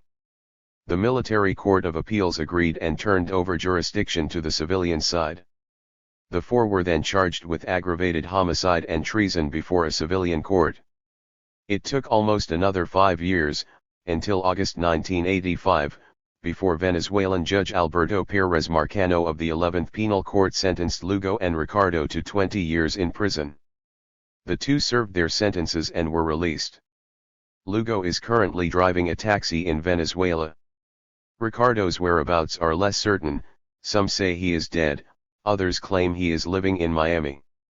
While Lugo and Ricardo received long sentences, Orlando Bosch was acquitted due to a technicality, as the evidence gathered in Barbados was not received in time and not translated into Spanish. Bosch was released from Venezuelan charges in 1987, shortly after returning to the United States illegally. Upon entering the United States, he was detained by immigration authorities for violating parole on his charges over the attack on the Polish freighter. The Justice Department declared Bosch one of the Western Hemisphere's most deadly terrorists, determined he was a threat to public security, and requested his deportation. 5 However, those wishes were overridden by President Bush Sr., who issued Bosch a full pardon in 1990. The pardon was made at the request of Bush's son Jeb, who was then campaign manager for Ileana Ros Lehtinen, a staunch anti-Castroite running for Congress in Miami. Jeb Bush later became governor of Florida. The final accused, Posada, had been found not guilty by the military court, but this judgment was overturned and he was held for trial in a civilian court. He was imprisoned for 8 years before escaping from the San Juan de los Moros penitentiary on the eve of the pronouncement of his sentence. He had been confined in this prison following 2 previous failed escape attempts. Allegations were made that Venezuelan authorities were bribed to help him escape. No verdict was entered against Posada because, according to the Venezuelan Penal Code, judicial proceedings cannot continue without the presence of the accused. The court issued an arrest warrant against him, which is still pending. Posada returned illegally to the United States in 2005 asking for political asylum and, like Bosch, was arrested on immigration violations. He was released of those charges in 2007. In 2009 he was then indicted on claims he lied about his involvement in the 1997 bombing campaign against Cuban tourist facilities. A deportation order for the Venezuelan citizen has yet to be resolved, and Cuba has called for Posada to be returned to Venezuela to stand trial, but the United States has refused, stating they fear Posada would be tortured. Venezuelan officials have denied those charges. Posada is currently seeking United States citizenship. Billboard in Havana commemorating the Cubana Airlines bombing. Both Bosch and Posada are now living freely in Miami. Orlando Bosch. There were no innocents on that plane. When referring to the victims of the 1976 Cubana Airlines terrorist bombing, Luis Posada Carriles. The CIA taught us everything: how to use explosives, to kill, to make bombs. They trained us in acts of sabotage. Interviewed by New York Times, July 12, 1998. The United States has never formally recognized the downing of Cubana Airlines 455 as an act of terrorism. Hamel Espinoza Gomez. Hamel Espinoza Gomez is a welcoming, quick-speaking woman who has deep, dark eyes. She is the Cubana Airlines bombing unofficial archivist, holding an extensive collection of articles, books, and photos, all kept in a series of thick black binders. Hamel has kept the memory of her father alive through this huge personal library. In addition, she is extremely active in the committee of the family victims of the Cubana Airlines bombing in Barbados. Hamel Espinoza Gomez and her mother Udelia. Hamel's father Miguel was the co-pilot of the aircraft. His voice became one of the most recognizable in Cuba following the recovery of the black box, as it was he who was heard screaming at the pilot to head closer to the ocean. Her mother, Udelia, was at first reluctant to participate in the interview. When asked of her recollection of the day, she said nothing for a few moments, her eyes dry but her mouth tight. Finally she spoke, and with some encouragement from her daughter she opened up, offering information about her husband, how they met, their life together, and her difficulties after the bombing. The family has gone through more than their share of hardship. Besides losing the head of the family, Hamel's brother was also a pilot who died in a plane accident. Udelia has had heart problems for many years, forcing the family to survive on a small government pension. Despite the setbacks, Hamel was able to graduate from medical school and is now an orthopedic surgeon. Throughout the conversation Hamel directs attention to specific pages of her collection, pointing out the rally at Havana's Revolutionary Square held shortly after the bombing. She makes precise mention of Fidel Castro's declaration at the rally in 1976: when a country cries, injustice trembles. More than 1 million people attended this rally in Revolution Square to hear Fidel's speech 2 weeks after Barbados. Then, 25 years later on October 6, 2001, the same number attended the square to mark the anniversary. My function with all this is to ask for justice. In 2001 we sent a message to those victims of September 11, to show that their pain is in solidarity with ours, and to offer sympathy. The suffering is similar, and we've been suffering for more than 30 years. Once a year we'd get together, but after September 11 the emotions we all felt were stronger. So all the families get together more often. Hamel stops talking, turning the pages on the binder slowly as she looks intensely at the articles and photos. Her conversation turns to those accused of masterminding the bombing. The Cuban government could have captured Posada many times, but our country's policy is not to do it that way. Public opinion is very important. The international community must be made aware of this, to know our pain is the same as anyone who has suffered terrorist attacks. There is no difference to what we have gone through to the victims of September 11, or other victims. Hamel admits it is still hard to come to grips with how her father died. If a person passes away from sickness, or old age, that's normal. You can accept that. But when someone is killed and you see the person who killed them hasn't been charged, you will never have the peace in your soul. But at least you can try for justice. Not for revenge, just to let the world know what has happened here, and for those responsible to be held accountable, not treated as heroes. The two who put the bombs on the plane were charged and paid a penalty, but those who arranged the bombing, nothing has happened. My father? I don't think he is resting in peace. So I continue this work. It is all I can do, it is a spiritual thing. Slowly she starts going over the details of the day. Normally the pilots are home by noon. On that day the calls came, people asking if my dad was home. No one knew anything, but everyone knew something. On that day, my mother was supposed to come to my school to help paint it. The people kept calling, saying they had a bad premonition. A friend was listening to a radio, one that received signals from outside Cuba, and he heard an announcer say a plane exploded in Barbados, and it was a Cubana airline. At 8 p.m. the Cuban government made an announcement about the plane, but my mother and I were still out, we weren't at home, so we didn't know anything. Udelia nods her head in agreement, her eyes fixed on her daughter. She then adds her memories of that day, and how she met her husband. In Cuba, you know, all the neighbors know everything before you do. So I felt something was wrong, but I couldn't say anything.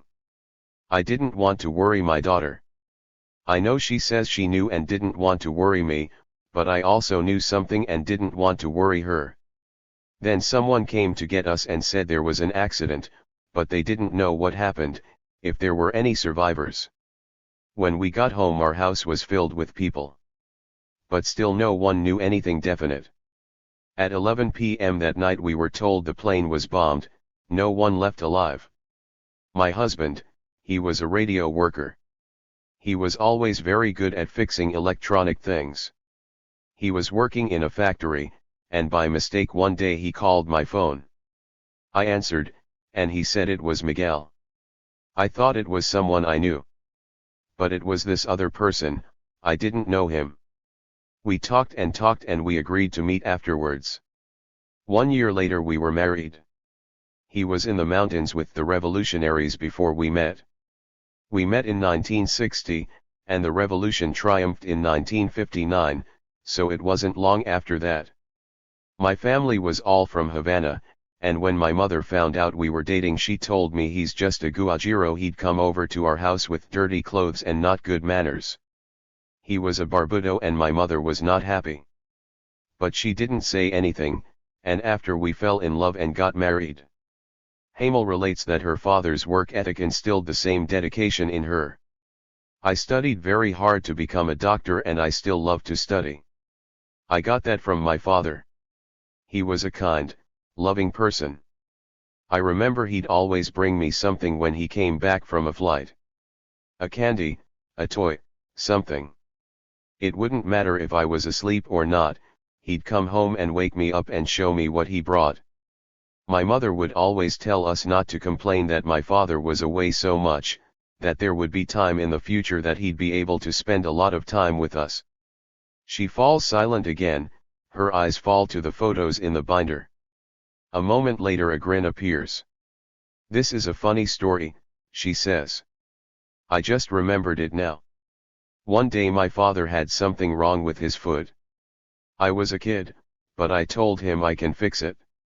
So I got some scissors and by mistake I cut him. He was bleeding, but he laughed and said I'd never be a doctor. Now look, I have become an orthopedic surgeon. Hamel recalls another incident, not as happy, as to how her father had a premonition of what was to come. There was a bomb put on another Cuban DC-8 plane that my father was the pilot of. It was June 1976, flying to Jamaica, just a few months before the Barbados explosion. This one in June, the bomb didn't explode. He could have been killed in that one. I remember later he told my mother he had a feeling he'd be killed one day in a plane. When my father talked about these other incidents my mother took it as a joke, I don't think she wanted to think about it. My mother would say to my dad, "Don't get yourself killed, the only thing left would be they'd put your name on a school or something." After he died, they didn't put his name on a school, but he is remembered. I was in Barbados a number of years ago, the government there put up a monument to those who lost their life in the bombing. There is a list of all the names of those who were killed, and my father's name is there. I want to take another trip to Barbados, to finish the flight my dad never could. I would ask the pilot to fly right over the spot the plane went down. While few bodies were recovered afterwards, divers were able to retrieve the aircraft's black box. In it were the recordings of the final few minutes, as crew members understood an explosion had torn the back half of the jet apart. The most recognized part of that recording is Hamel's father screaming, "SOS Pierre, pegate al agua fellow, pegate al agua." That's worse, head towards the water, fellow, head towards the water. After a response from another plane there is silence. That's my father's voice in the plane going down. The first time I heard it, it was a torture, it was so bad. But it has been played here so many times in Cuba, millions of times, I can turn it off now when I hear it. Udelia adds her thoughts hesitantly, the only time it appears emotion may overcome her. They were fighting for their lives, to hear his voice and the others is terrible. I can't imagine what they were going through, trying to save the plane. How the others were reacting. The hardest was when the kids, and the grandchildren would ask, "Is this my grandpa talking?" I tell them yes, but I don't give them details. It is too hard. Jorge de Lanways Orozco. Jorge de Lanways Orozco is completely lost within the memory. I remember that day, running up to see my mom on the top of the stairs. I was so excited, so happy to think I was going to see my father. Then to see my mother's face, sad, crying, finding out that my father. It is like it happened yesterday. In fact, it's been more than 30 years since Jorge de Lanways was told he'd never see his father again. De Lanways, 38, relates the story of his father's death with a surprising amount of tenderness, despite the raw emotion it still brings out. Like most Cubans, he lives for his family. Jorge smiles readily, laughs constantly, and displays an endearing inner strength. He lives in a modest, small second-floor apartment in Havana, with his child, wife, and mother. Jorge de Lanways with his mother Nieves and son Jorge Jr. George's mother Nieves was asked to participate in the interview, but declined. Protesting that the memory is still too difficult to talk about, "It makes me too emotional, my blood pressure will rise." She excuses herself, saying she is going to visit a sick friend, and doesn't want to feel worse by talking about her husband. Later, however, she relents and agrees to be interviewed at a future date. Her memory of the tragedy carries with it the added pain of a dreadful coincidence. Jorge sits down at his kitchen table and pulls out a few old, red-tinted photos of a group of men sitting around a counter, drinking and having a good time. The photo includes his father, who also carried the name Jorge. The picture was taken while the group of shrimp fishermen were celebrating in Guyana, in recognition of a record catch of 1,128 kilograms. Jorge Sr. was head of the delegation and the photo was taken only 3 days before the group died on the ill-fated Cubana Airlines flight. He speaks slowly at first, looking at the picture, cautiously moving his fingers over the image of his father. In my mind, October 6th, the day the plane went down, is not important. I didn't know the specific date my dad was coming back. But that day, in my mind, is like it happened yesterday. I was in school, 7 years old at the time, and I was behaving badly. I wasn't listening to my teachers, because I was waiting for my father to come home from his trip. My father was my life, more than my mother, he was the one who was more important. I think this is true of most boys. I used to see my life through my father's eyes. A friend of my parents came to see me at school that day, to pick me up. I knew him well, and it reminded me that I was going to my dad. When I got into his car he couldn't say anything, he didn't have the strength to tell me anything, because I was so happy that I was going to see my father. All during the drive I kept asking this friend, "How is my father, is he fat, how is he, did my father bring me anything, did he bring me any toys, or something?" I was so excited. And he only said my mother will explain everything to me. He knew what had happened to the plane. He knew my father was dead. So I got home and went upstairs. At the top of the stairs I saw my mother, and she was crying. It was a shock, a hit, to see her crying. I thought, why would she be crying? My dad is home and she should be happy. When I got to her, she grabbed me and gave me a hug. She hugged me hard. She gave me a kiss. She said, "Oh my son," and I replied, "What's the matter, Mom?" She said once again, "Oh my son, something terrible has happened." And I start screaming, What happened? Where is my dad? Why are you crying? You have to be happy." My mother told me my dad was not coming back. I thought, well, he's not coming home today, when is he coming home? But she said that my dad has been in an accident. She said my father would not be coming home, ever. Jorge pauses for a moment, reliving the day with a half smile on his face, gathering himself emotionally before continuing. I thought, how could my father not come home? He's cheating me. My mother said he had an accident and we can't see him anymore. I cried and cried. I didn't understand death, but I was sad that I wouldn't be able to see him ever again. It was such a trauma, such a difficult time. Many days passed that I wasn't eating, that I was crying, that I was refusing everything. I couldn't talk about this for such a long time. Little by little I started to understand more of what happened. I heard Fidel speak of it. I thought he was going to say they had got all the people who did this and they were in jail. It was about 5 years after that before I was able to get over the trauma and to understand that the plane was bombed, that it exploded out of the sky and everyone was killed.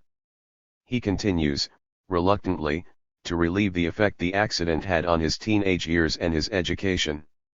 I wasn't the same kid anymore. I failed my first year of college. I also had some altercations with guys at the school, and instead of them saying "fuck your mom" to insult me, they would say "fuck your dad," so I became very violent. My college years were full of problems. I finished my college years in a different school, and then after I went to a maritime school. I always had two things that I loved the most: my father and the sea. Nowadays if I have a problem, to clear my mind I go to the sea, because I know my dad is both in the sea and in the air, and going there I feel at peace. His thoughts turn to the final few moments of the Cubana airliner. And the ache he and the other families of the victims go through every October 6th, the anniversary of the bombing. When I think of the plane, I think of the pain, of the people on board in that moment. I try to imagine what they were thinking, what was happening to them. The total confusion, the panic, then death. Why did that happen? Because someone has another point of view. For politics? These were not military men, or top government officials on that plane.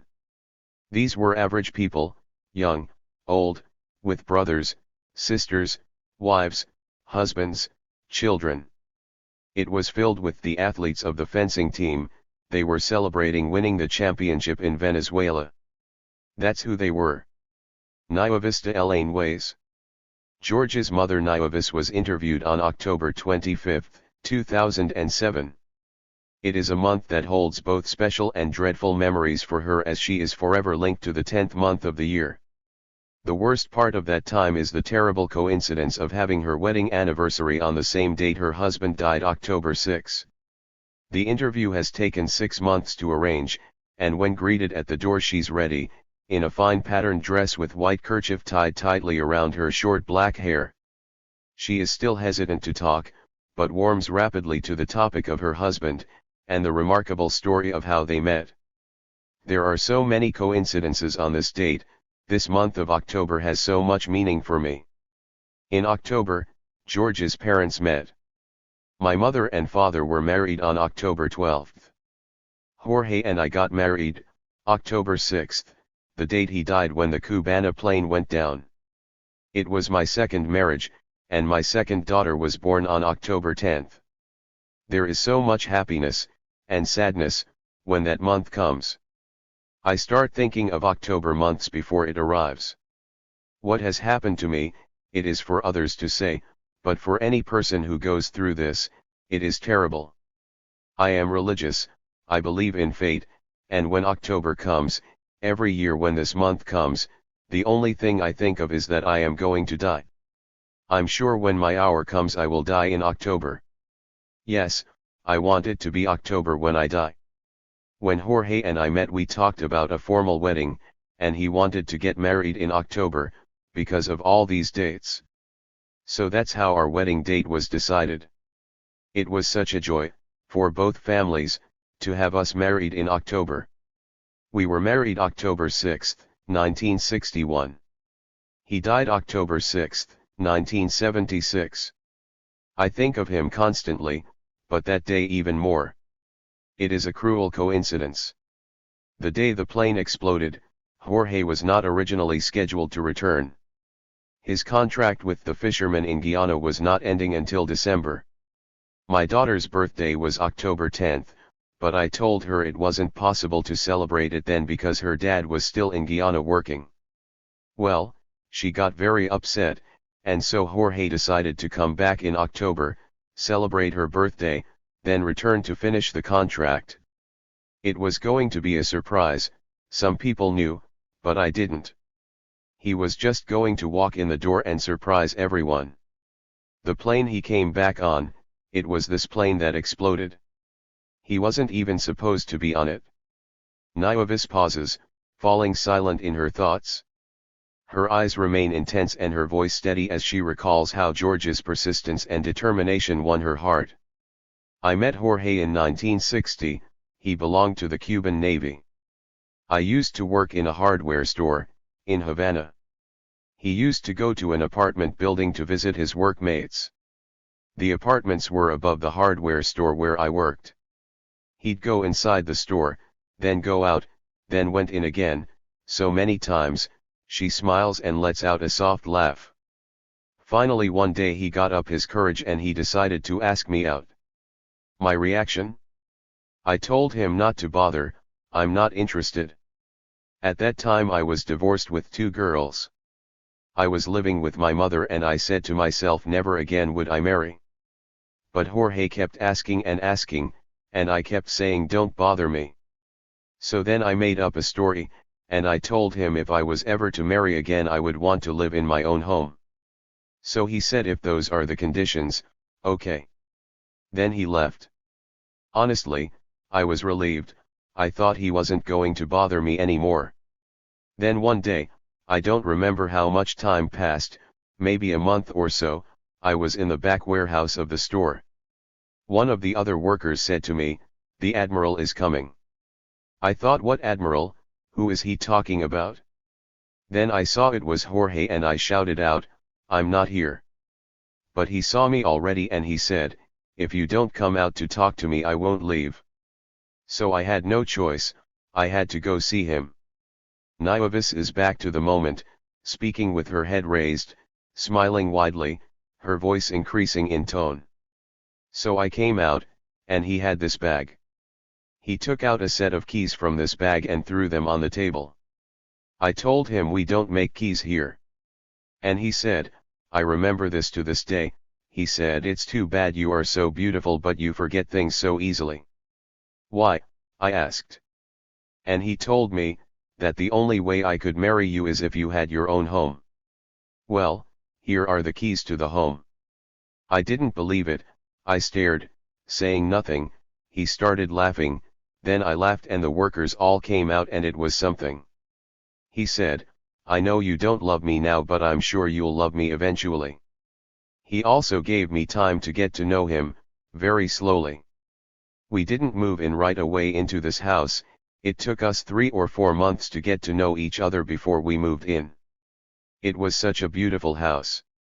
Carlos Manuel Permuy Diaz. Carlos Manuel Permuy Diaz sits in a hard wooden chair at his large dining room table. He selects his words carefully, intensely. He's eager to be understood. His outlook on life, and politics, are still being influenced by his father. Carlos lives in a comfortable middle-class home in Havana. Traffic noise combines with the near-constant barking of his, and his neighbors, dogs. His father, Manuel Permuy Hernandez, was head of the delegation of the Cuban fencing team on the Barbados flight. While not a direct member of the fencing team, the father was working for INDER, the Cuban Sports Federation, and was assigned to the group to coordinate the logistics for the competition in Venezuela. Manuel was not originally scheduled to head the sports delegation, but was selected when it was decided he would be better suited to conduct various contractual arrangements with the Venezuelan counterparts. A close friend of Manuel, Felipe Quintero, was the person first picked to head the group, and it was Manuel who took his place on the plane. An interview with Felipe Quintero follows. Carlos Manuel Permuy Diaz. Carlos Manuel Permuy speaks caringly of his father. My father was very active athletically, he liked to play basketball, baseball, and he was very much involved in the Cuban national basketball team.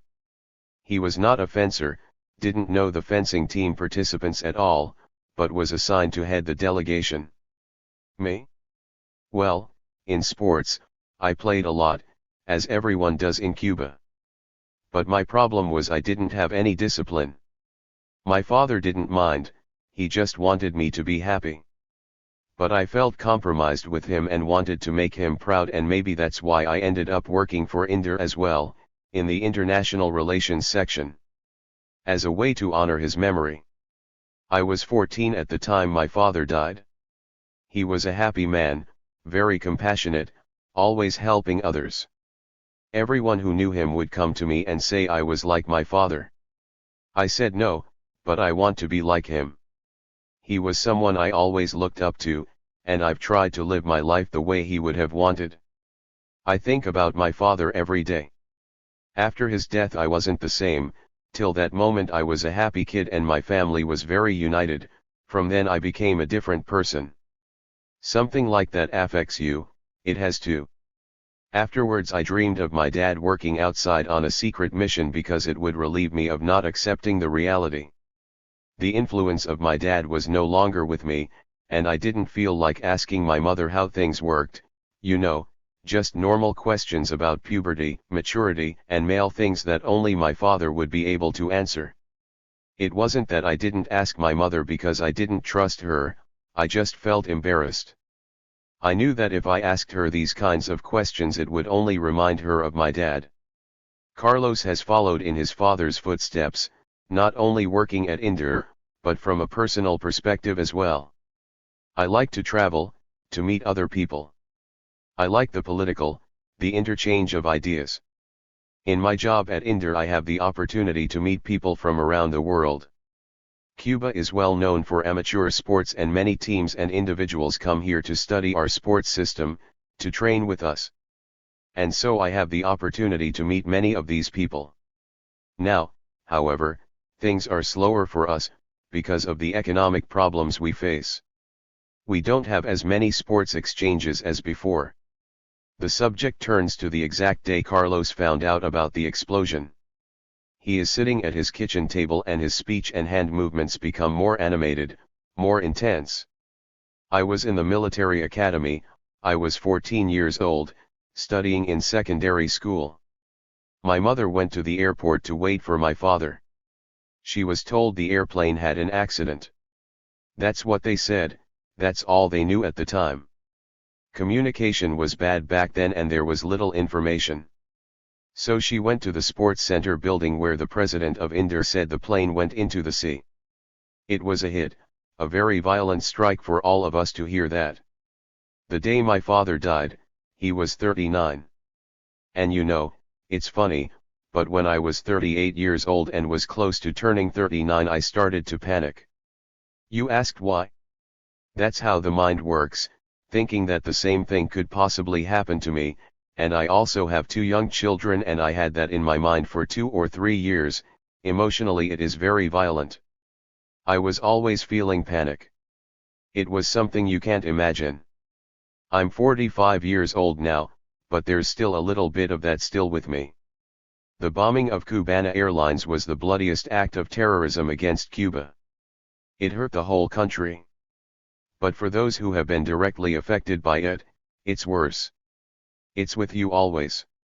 It's constantly talked about in Cuba. Everyone knows and there is always something on the radio, on the television, some notice about it. You can never get away from it. Carlos turns his thoughts away from his father to the subject of terrorism.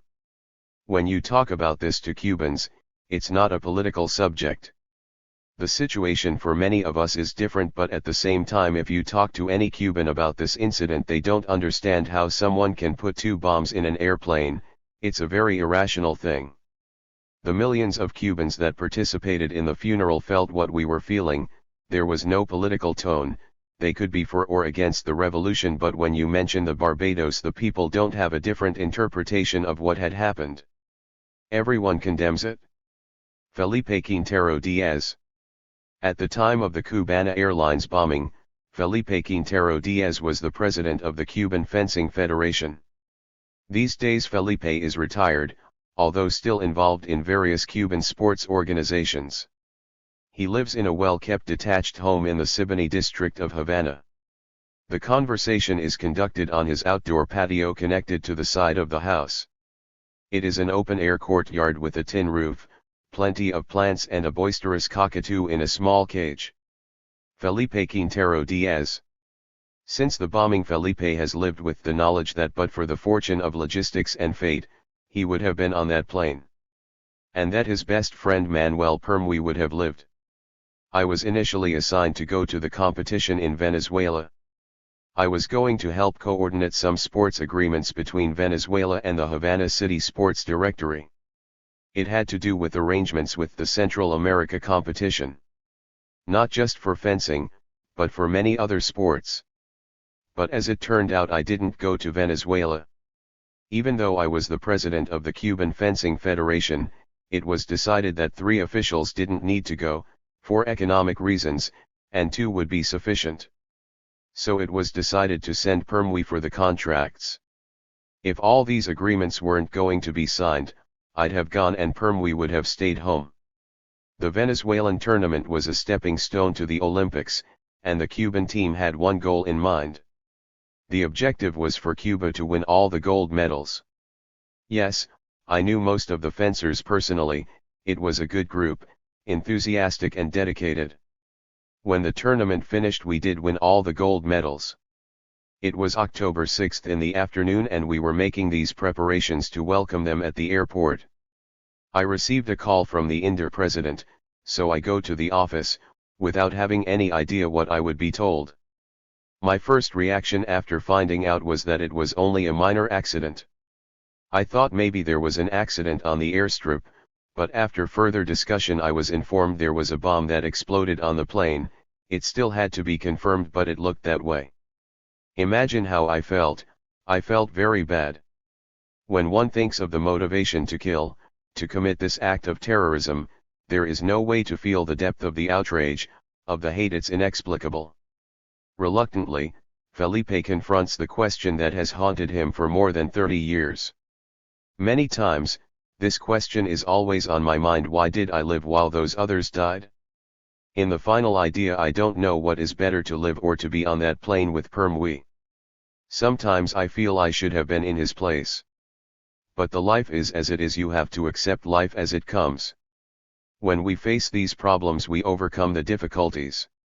And it became even more important to work harder and recover the fencing team. It took us many years to reach the level of expertise we had before. The bombing was a cruel act. It was a huge blow against Cuba. Marta Hernandez. The sprawling town of Cotoro lies approximately 45 minutes outside Havana.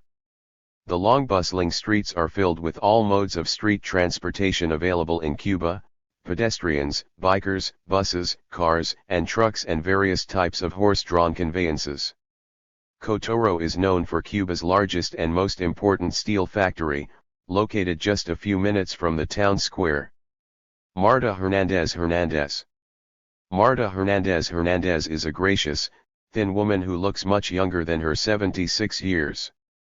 In Cuba, Marta is often described as a fina, an elderly lady with fine manners and sophisticated etiquette. It is a description of respect. She owns a small farm, a finca, where she grows various vegetables, raises pigs and chickens. Mango trees surround the house. She lives with her son and daughter-in-law. Marta worked for years as a cashier. She is now retired. Like most victims of the Cubana Airlines bombing, She remembers the event as if it happened last week. With her is a copy of the book, Ni Olvidados, Ni Muertos. The work is a bibliographical history of each member of the Cuban fencing team who lost their life in the bombing, as well as background information on the other Cuban sports officials on the plane. She refers to the edition a number of times, calling attention to her son's picture and description of his fencing achievements. It is an obvious comfort to her, and throughout the interview she opens and closes it constantly. It helps me connect to my son, she explains. It also appears to give her strength to continue speaking of the event that cost the life of her child. I've lived in Cotoro for more than 40 years. My son was a member of the fencing team. His name was Candido Muñoz Fernandez. He became involved in fencing, and I remember he was starting to study to become a veterinarian. He loved animals. But it was very demanding, these studies, and he was not able to devote as much time as he wanted to the sport, but he was still very good at it. From the time he was a young boy he loved playing. One day he asked his father to make him a wooden sword, and he would play with that always. So it was natural for him to get involved in fencing. It's not a normal sport for most Cubans, they like to play baseball, or basketball, but he always loved fencing. At the time of Barbados it was his sixth, international competition. She checks the book for confirmation of her son's record. It's established that her son competed in 9 international tournaments. In Venezuela he was still a member of the junior team. He was being trained to become a part of the national team in a few years. He was part of the Equipo de Florida where he won a gold medal. He was a very friendly boy. He and the other members would come here to my house and spend the weekend. I was the mother to the whole team. My son would always say to them when they were leaving, "Kiss mom." He loved to play with the children and he'd always have that wooden sword. He'd come into the kitchen and attack me with it. Marta smiles and lets out a subdued laugh, rapidly moving her gaze to the others in the room. She remembers painfully how the news came to her. I knew the plane was delayed, and then I don't know how long after, was it a few hours, or the next day? It had to be the next day. Someone knocked on the door. It was my brother. He advised me that there was an accident on the plane, there was some problem. But I knew, I had a feeling that it was much worse. After, I don't know, I don't remember what happened after, I was very confused. All the relatives came over, the street was full of people, everyone knew but no one wanted to tell me exactly what happened. He was very much loved. 3 days later I knew what really happened. In the Plaza de la Revolución there was a big speech, millions of people were there. I was still in a bad state, I was unconscious so much of the time then. But I forced myself to get out of bed and go to the funeral. I had to gather my strength. You can't imagine what it was like. It wasn't real. I was in a very bad condition. I had a nervous breakdown and everyone was trying to comfort me. I'm still very nervous. I don't like to remember. I'm still not well. The anniversary of the bombing, every October, it affects me still. For Cubans it is something to remember, but for me it's different. I live it every day. 3. Hotel bombings. In the years following the disintegration of the Soviet Union in 1989, Cuba suffered through what was called the Special Period, a time of economic hardship that saw the nation's GDP drop by more than 40% as a result of the collapse of its prime trading partner. From 1990 to 1994 Cuban production fell by 1/3, imports and exports were reduced by almost 2/3. In looking for ways to recover, the government decided upon a number of measures, including a move towards opening up the underdeveloped tourist industry. By the mid-1990s a string of new hotels appeared in Havana, many along the north coast in the Miramar neighborhood. The hotels attracted not only waves of tourists from Europe and Canada, but also increasing numbers of businessmen looking to negotiate joint ventures with the more flexible elements of the Cuban government. Along with the new construction, efforts were made to upgrade existing establishments including Havana's signature hotel, the Nacional. At the same time, dozens of all-inclusive resorts were springing up in the famous beach area of Varadero, 90 minutes east of the city. The new focus was reaping immediate benefits, and soon tourism was developing into the country's most important economic sector, more so than even the traditional sugar exports. With the sightseers and businessmen came another wave of terrorist bombings that targeted more than a dozen hotels and tourist spots from April to September 1997. The campaign resulted in dozens injured and the death of an Italian tourist. Hotel Nacional. Prior to the bombings, there had been an attack targeting the Melia Hotel in Varadero on October 7, 1992. There were also numerous threats against those who wanted to travel to the island. In late 1993, Canadian newspapers reported on Alpha 66 warnings. The anti-Castro terrorist group Alpha 66 announced that it now considered tourists in Cuba as justifiable targets for kidnappings and assassinations. Since Canadian tourists make up the largest single group of tourists in Cuba, it is clear that we constitute the largest probable target. 1. A year later, Alpha 66 announced in Florida that several of its commandos attacked a hotel on the northern coast, marking the start of a campaign against the tourist industry. All the Cuban tourist centers are military objectives for Alpha 66, said the group's military chief, Humberto Perez. The attacks were coordinated in Miami, he added. Point 2. The 1997 bombing campaign was carried out by a group of Salvadorians, allegedly recruited and paid for by Luis Posada Carriles. Posada, long known for his anti-Castro activities, had traveled to Salvador with the intent of hiring nationals to carry out the hotel bombings, according to Cuban prosecutors during the 1999 trial of one of those charged with setting the bombs. Posada connected directly with two of the Salvadorians, Francisco Chavez Abarca and Otto René Rodriguez Larena. Abarca was a subordinate who had previous dealings with Posada. A third individual, Raúl Escobedo Cruz Leon, was hired by Chavez Abarca through Posada. Of the three, Cruz Leon became the most infamous. Details of the campaign were corroborated by Posada himself in a series of newspaper interviews conducted a year later. In a New York Times article, Posada acknowledged involvement in the Havana hotel bombings, commenting, "We didn't want to hurt anybody." Subsequent to that interview, he has denied any link to those attacks. At the time of the interview, he stated he was financed by the Cuban American National Foundation, referring to former President Jorge Mosquenosa. Jorge controlled everything. Each time I needed money, he asked someone to send me $5,000, $10,000, $15,000 for.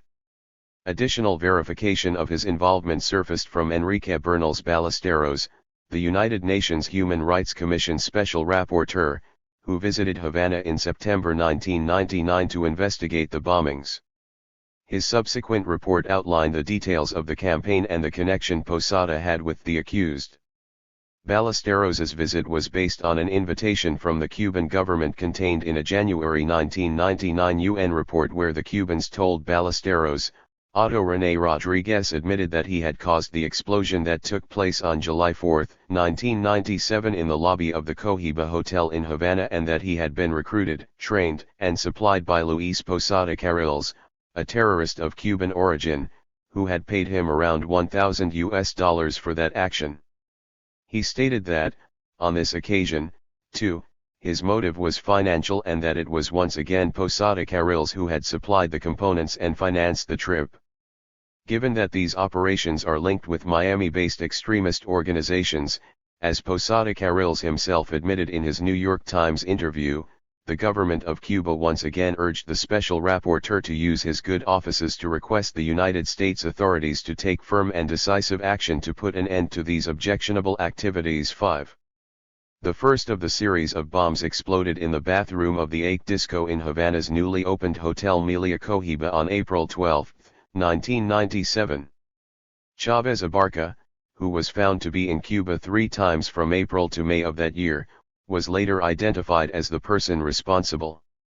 The second Salvadorian, Otto René Rodriguez, planted one bomb at the same Cohiba Hotel on July 1997, and was subsequently arrested in June 1998 while attempting to bring in components for 2 explosive devices. The third Salvadorian ended up planting at least 6 of the deadliest bombs. Escobedo Cruz Leon was recruited by Chavez Abarca, who convinced him to carry out a series of terrorist missions in Cuba. One of the bombs went off at the Hotel Copacabana, killing Fabio Diselmo. A former member of El Salvador's military, Cruz Leon was 26 when he was recruited and trained.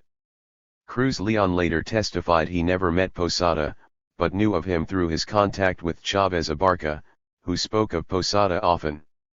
Leon revealed he was to be paid approximately $2,000 for each bomb detonated. He was provided with a list of hotels, and given flexibility as to where and when the explosives would be placed. Cruz Leon claimed he was hesitant at first, reluctant to be responsible for any deaths or injuries. Chavez Abarca reportedly responded to his concern by saying, "Well, try to put it in the lobby in a place where you won't kill anybody, but if there are people that die, that's the price. If there are people that die, they die." Following his arrest in September 1997, Cruz Leon was given the death sentence, later commuted. While awaiting trial, Posada expressed little sympathy over Cruz Leon's arrest or his fate. "He's not Cuban," Posada said dismissively to a Miami Herald newspaper reporter in 1998. "He did this for money."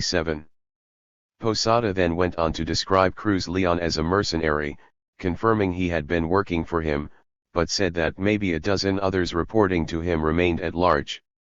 Cruz Leon and the others were given full instructions on how to bring the various bomb parts through Cuban customs. The C4 plastic explosives were smuggled in bottles of White Rain and Prel shampoo, or in the soles of black leather boots. Fixed with adhesive tape to digital clocks, detonators and 9-volt batteries, they became powerful explosives. 8. The bombings that began at the disco in the Melia Cohibo moved quickly onto the Capri, Nacional, Varaderos Sol Palmeras, Triton, Chateau Miramar, and the Copacabana, all between April and September 1997. Most of these hotels were situated in the same waterfront neighborhood in North Havana.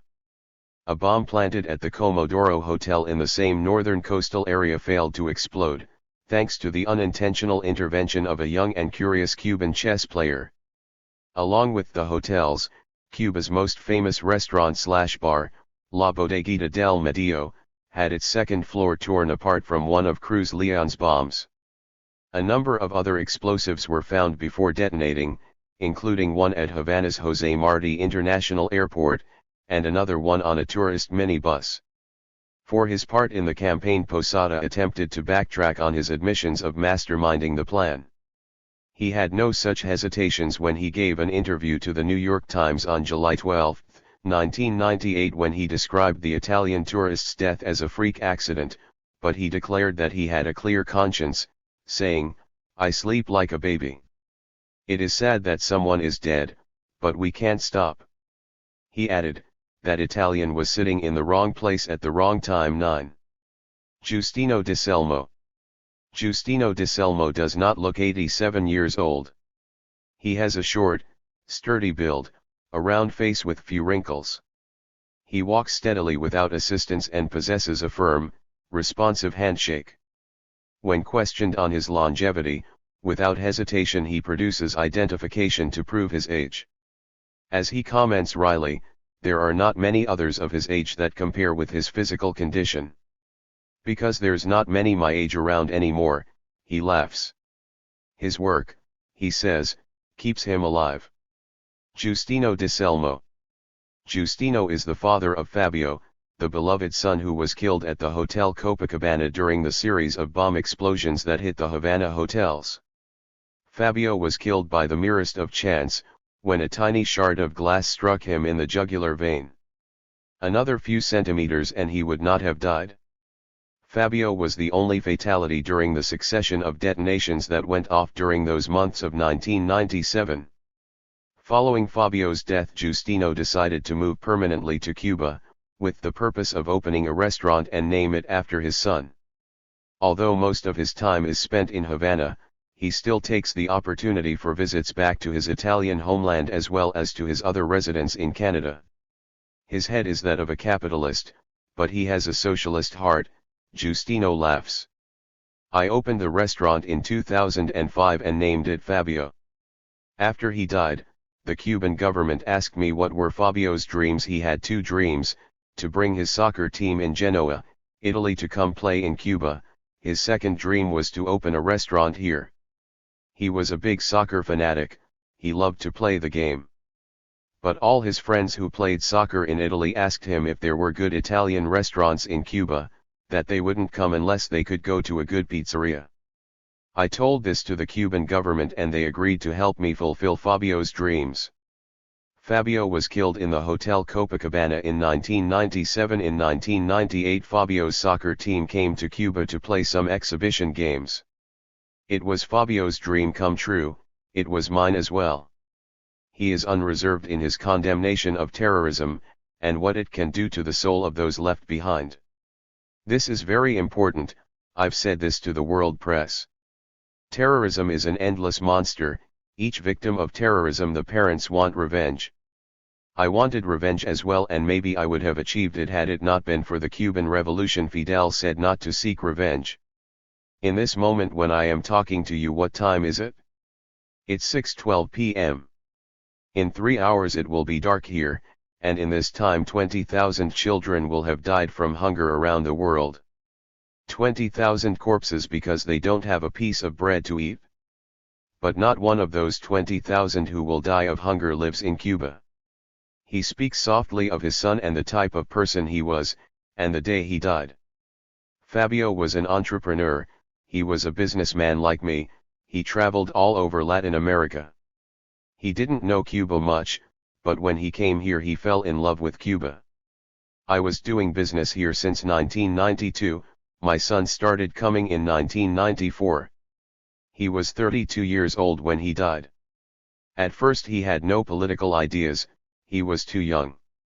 Then in 1994 he asked me, how is it possible in this country, this poor country, there are no children barefoot, no children who go hungry. I told him of the system here, the socialist system, and then Fabio said, I want to be a socialist. He had such a connection with the people. Besides his love of Cuba, Fabio's other passion was soccer, Giustino says. Fabio organized a football team in each neighborhood in Havana. These teams are still playing. Fabio bought a trophy for the club that would win the tournament. He played for Miramar, and that side won the first Havana championship. The players on the team wanted to give Fabio the trophy, but he wouldn't accept it. The cup is now in a museum in Havana. There's a room in the museum, room number 5, dedicated to Fabio. The Museo de la Marca del Pueblo Combatiente is located in Playa Municipality on Avenue 13 and 70. Fabio, I never say he passed away, I say he went away, because in many ways he's still with me. He had an impact in Cuba, he was an exceptional person. One day in Havana he saw a young boy crying, he asked what happened and the boy told him he had his bike stolen, that he just went upstairs to his apartment for 5 minutes and he came back and his bike was stolen. The boy was so distressed because he said he didn't know how he would be able to tell his dad would be very upset. So Fabio took the boy and brought him to a store and bought him a new bike. That's how love is expressed. Giustino is asked if he ever thinks, why Fabio?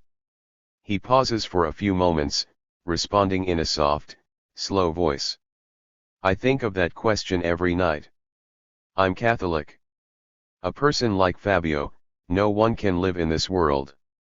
I think God needed him and that's why he took him away. Every night I think of Fabio, and ask, why him? That little piece that killed him, the fate of that. I'm sure he called out to me and I couldn't do anything. The death of his son has cemented his resolve to struggle against what he considers to be America's iniquitous policies towards the Cuban people. When Fabio died, I took the decision to fight against terrorism, and to get involved wherever you see injustice. To consider these killers, when I think of them, I want justice. The worst act of terrorism was the bombing of the Cubana Airlines.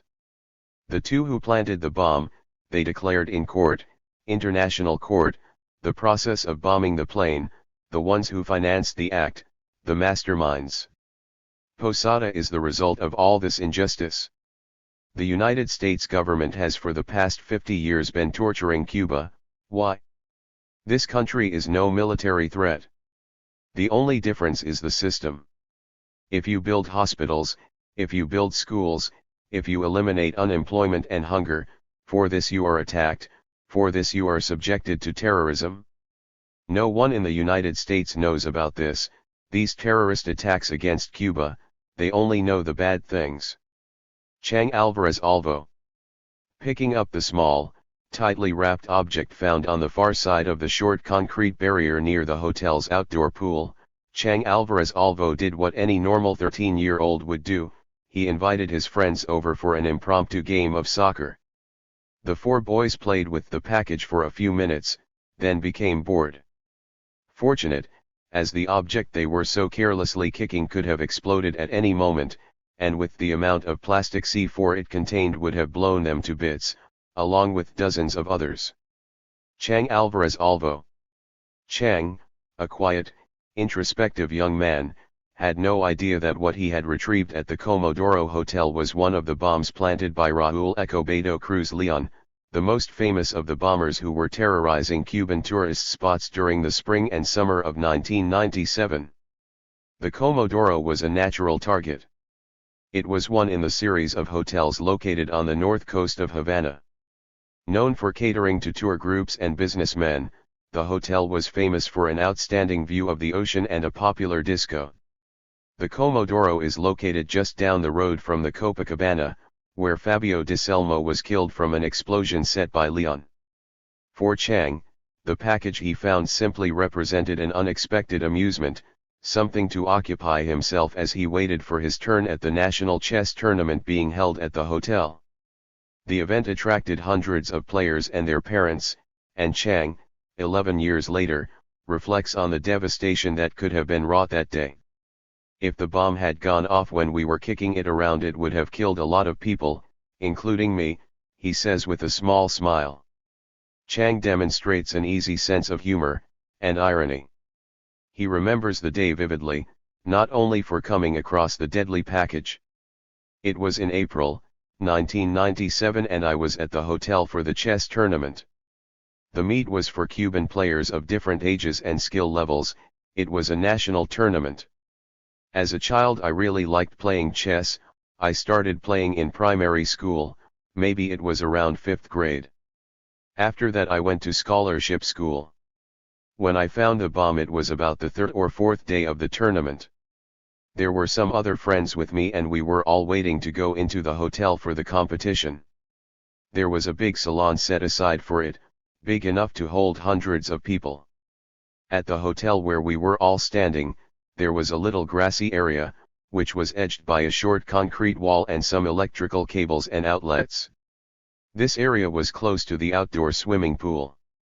There was a glass door that led into the hotel, also close to the area, and which separated the meeting rooms from one another. On the grass was a package, just lying there. It was tightly wrapped in toilet paper and plastic and covered in tape. Chang holds out his hands to show the dimensions of the package, about 6 inches across and 3 or 4 inches high. The approximate size and shape of a soccer ball. So I looked at it, not too closely, took it over to my friends, we tossed it in the air a few times, and then we started kicking it to each other. It was very tightly wrapped, nothing came undone from the kicking. After a few minutes we got bored. I became curious to know what was inside it, so I opened it up. I removed the paper and nylon and I saw all this plastic material inside. It was soft and easy to mold. I pushed my fingers into this plastic and removed as much of it as I could, to see what was under it. I took the plastic out and tossed it on the ground, on the grassy area of the hotel. It was a considerable time later that Chang realized he was removing the C4 explosive, about 2 pounds worth, an action he's convinced saved his life and hundreds of others at least twice during the next few hours. After taking most of the plastic out I saw there was a calculator, with a 9-volt battery, with some wires and stuff. There was this little watch attached as well. It was a Casio watch, black. I started to manipulate the watch, play with the calculator, just to see if it worked, and it looked like it was working fine. I took out more of this plastic and I saw this little thing that was attached. I didn't realize what it was at the time, but when I got home later I looked at it and it said explosive on the side. It was in English, in blue letters. It was the detonator, but at that time I didn't know what it was. He takes a deep breath and lets it out in a broad smile. I kept it all together. I thought it might be something useful, but I didn't have time to examine it anymore. It was almost time to go into the hotel. But I was afraid my other friends would want parts of this thing, so I went to my mother and told her to put it into her handbag. I didn't want any of my friends playing with this, so for her to guard it for me. I played my chess games and then came out and went to my mom and asked her about this, to make sure my friends wouldn't come over and take it from me. At this confession, Chang breaks out into a wide, sheepish grin. It is from a combination of embarrassment and relief. My mother did ask me about it. I just told her I found it and to put it in her bag. That's all I said about it. I was just a kid, who would have thought that it was a bomb? And my mother had no idea. Boy, was she mad at me later when we found out. She couldn't believe what I brought home. But she didn't punish me. She knew I didn't know what it was. She didn't know what it was. No one did. Now the grin turns into a short, deep laugh. From the hotel my mom and I got onto a bus. We lived about 15 kilometers from the hotel. The bus was full, as it usually is, maybe 50 or more people on it. The road was very rough, there was a lot of bumping and moving around. And my mom still had this package in her purse. When we got home I told my family several times that this piece said explosive on the side, but no one paid attention to me. They thought I was joking. Chang stops for a moment, collecting his thoughts on what might have happened, offering his opinion as to why the bomb didn't explode. I think maybe while I was kicking it the bomb became defused. Or maybe when I was playing with the watch and the calculator. But the most important thing I did, without knowing, was to take out the C4 and throw it on the floor. Officials later told me that even with the C4 out, if it had exploded it could have taken off my hand and caused damage to others. If the bomb still had all the C4 and exploded in the hotel, or on the bus, it would have been horrible. Many would have died. The package remained in his closet for almost 2 years before one night, I was watching TV, and I saw this guy they were interviewing from El Salvador. I knew he was the one who put the bombs in hotels. He was being interviewed and they showed what his bombs looked like, and that's when I realized it was identical to what I had found. I went to school the next day and told my friends about it and my coach. They all laughed and said, "No way you found a bomb." They thought I was making it all up. The next week I took the parts to the school and showed them to my teachers and others, and then they said, "Yes, you did find a bomb." They weren't laughing anymore. The school officials notified the police and they came very fast to the school. They picked me up and collected my mom and we went to the hotel. They wanted to find the C4, but they didn't find anything. This was 2 years later and there wasn't any trace of it around. They took my calculator from me. I wasn't too happy about that, and the next time I saw it was during the symbolic trial. Yes, I miss it. I wish I still had the calculator. He has little sympathy for the one who planted the bombs, or for those who masterminded the program. It was absolutely an act of terrorism. A lot of people could have died. I was at the hotel and there could have been hundreds killed if that bomb went off. There were so many people in the area at the time. I'm talking about if I hadn't found the bomb, and taken the C4 out. What would have happened if I hadn't found the bomb, and it exploded? And if he ever comes across another strange package? Next time I see a package on the street I'll just keep on walking, he laughs. Marisol Vizazo Ramirez. The Hotel Nacional opened on December 30, 1930 and is still considered to be Cuba's landmark hotel. The building rises over a spectacular view of the ocean and Havana's historic waterfront highway, the Malecon.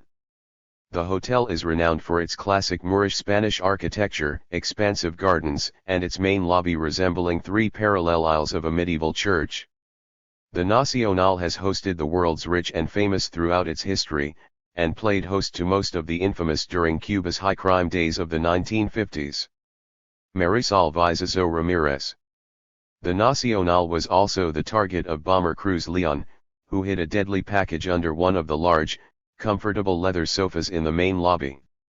It was there that Marisol Vizazo Ramirez had the misfortune of meeting the Salvadorian. I was visiting a friend at the hotel. It was 1997, June or July. It was during the day around 10 a.m.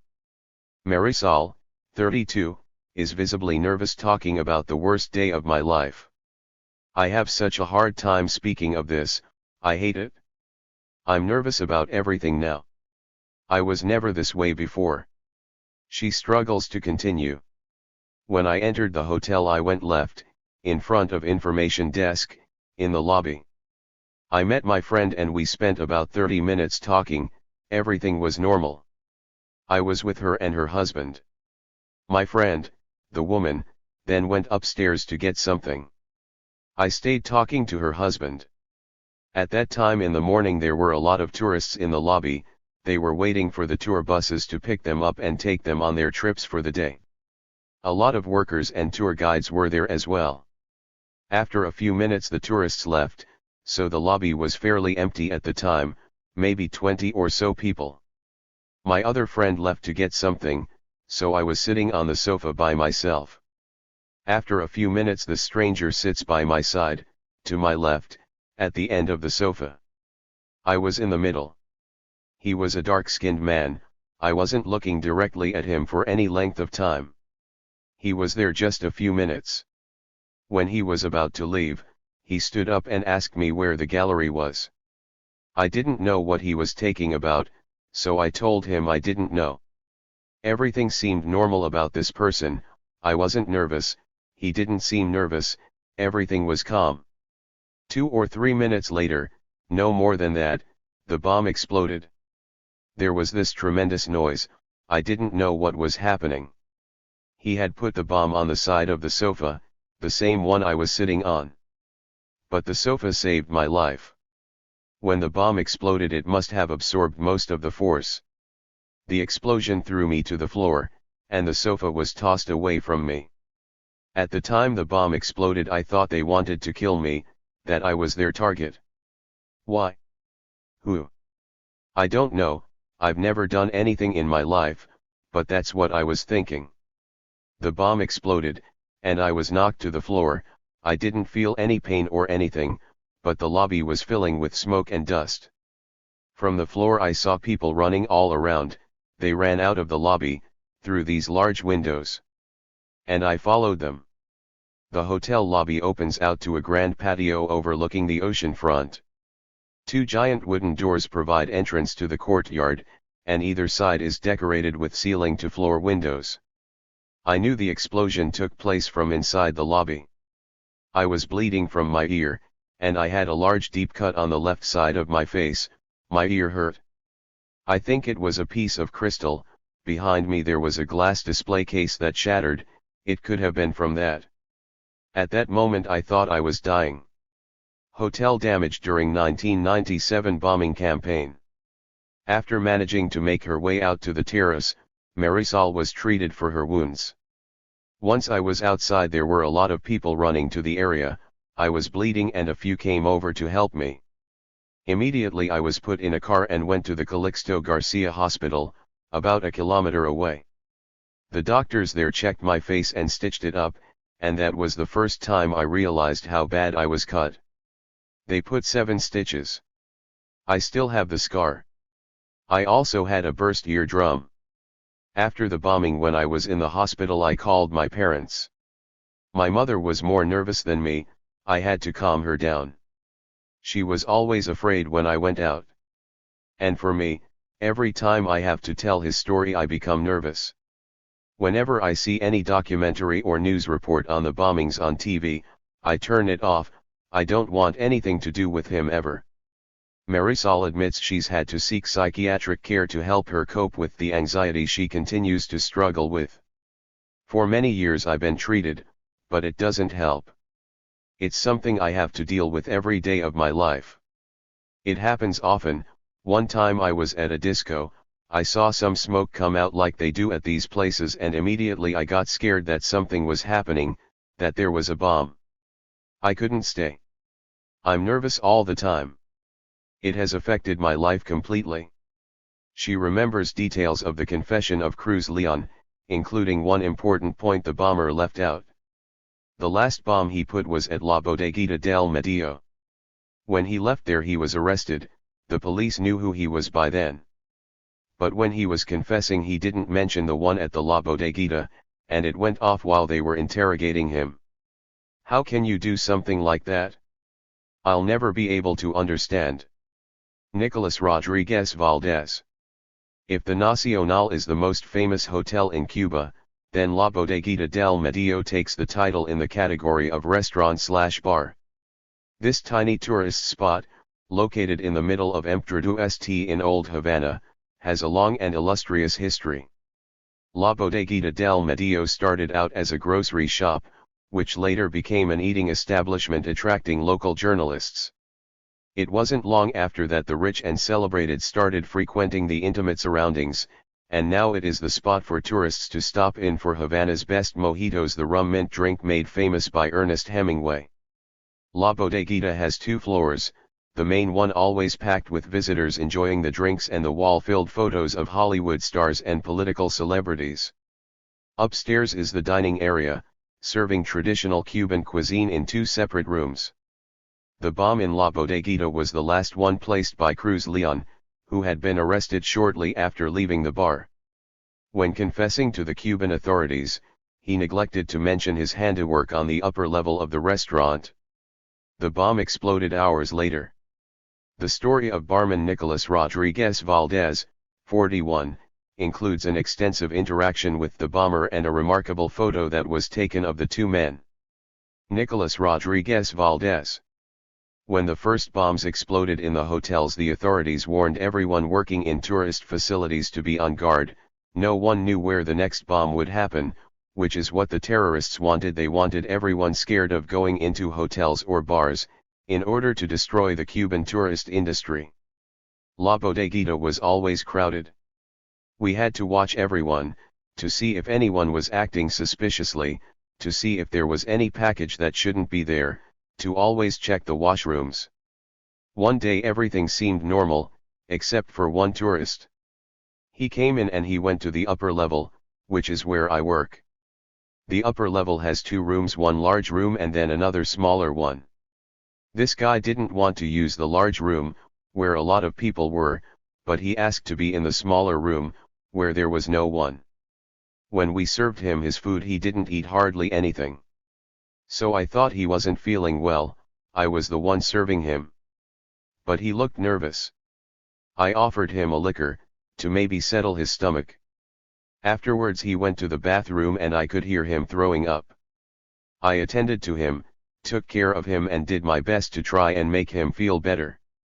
Then we spoke a few words and he took out his camera and asked if he could take a picture of him and me. He set his camera on automatic and took our picture. I was working the whole day. It was around 4 or 5 p.m. the first few days of September, 1997. I remember well because my son was born on August 26, just days before. A few hours after he left, there is a description of this person, as being the suspected bomber.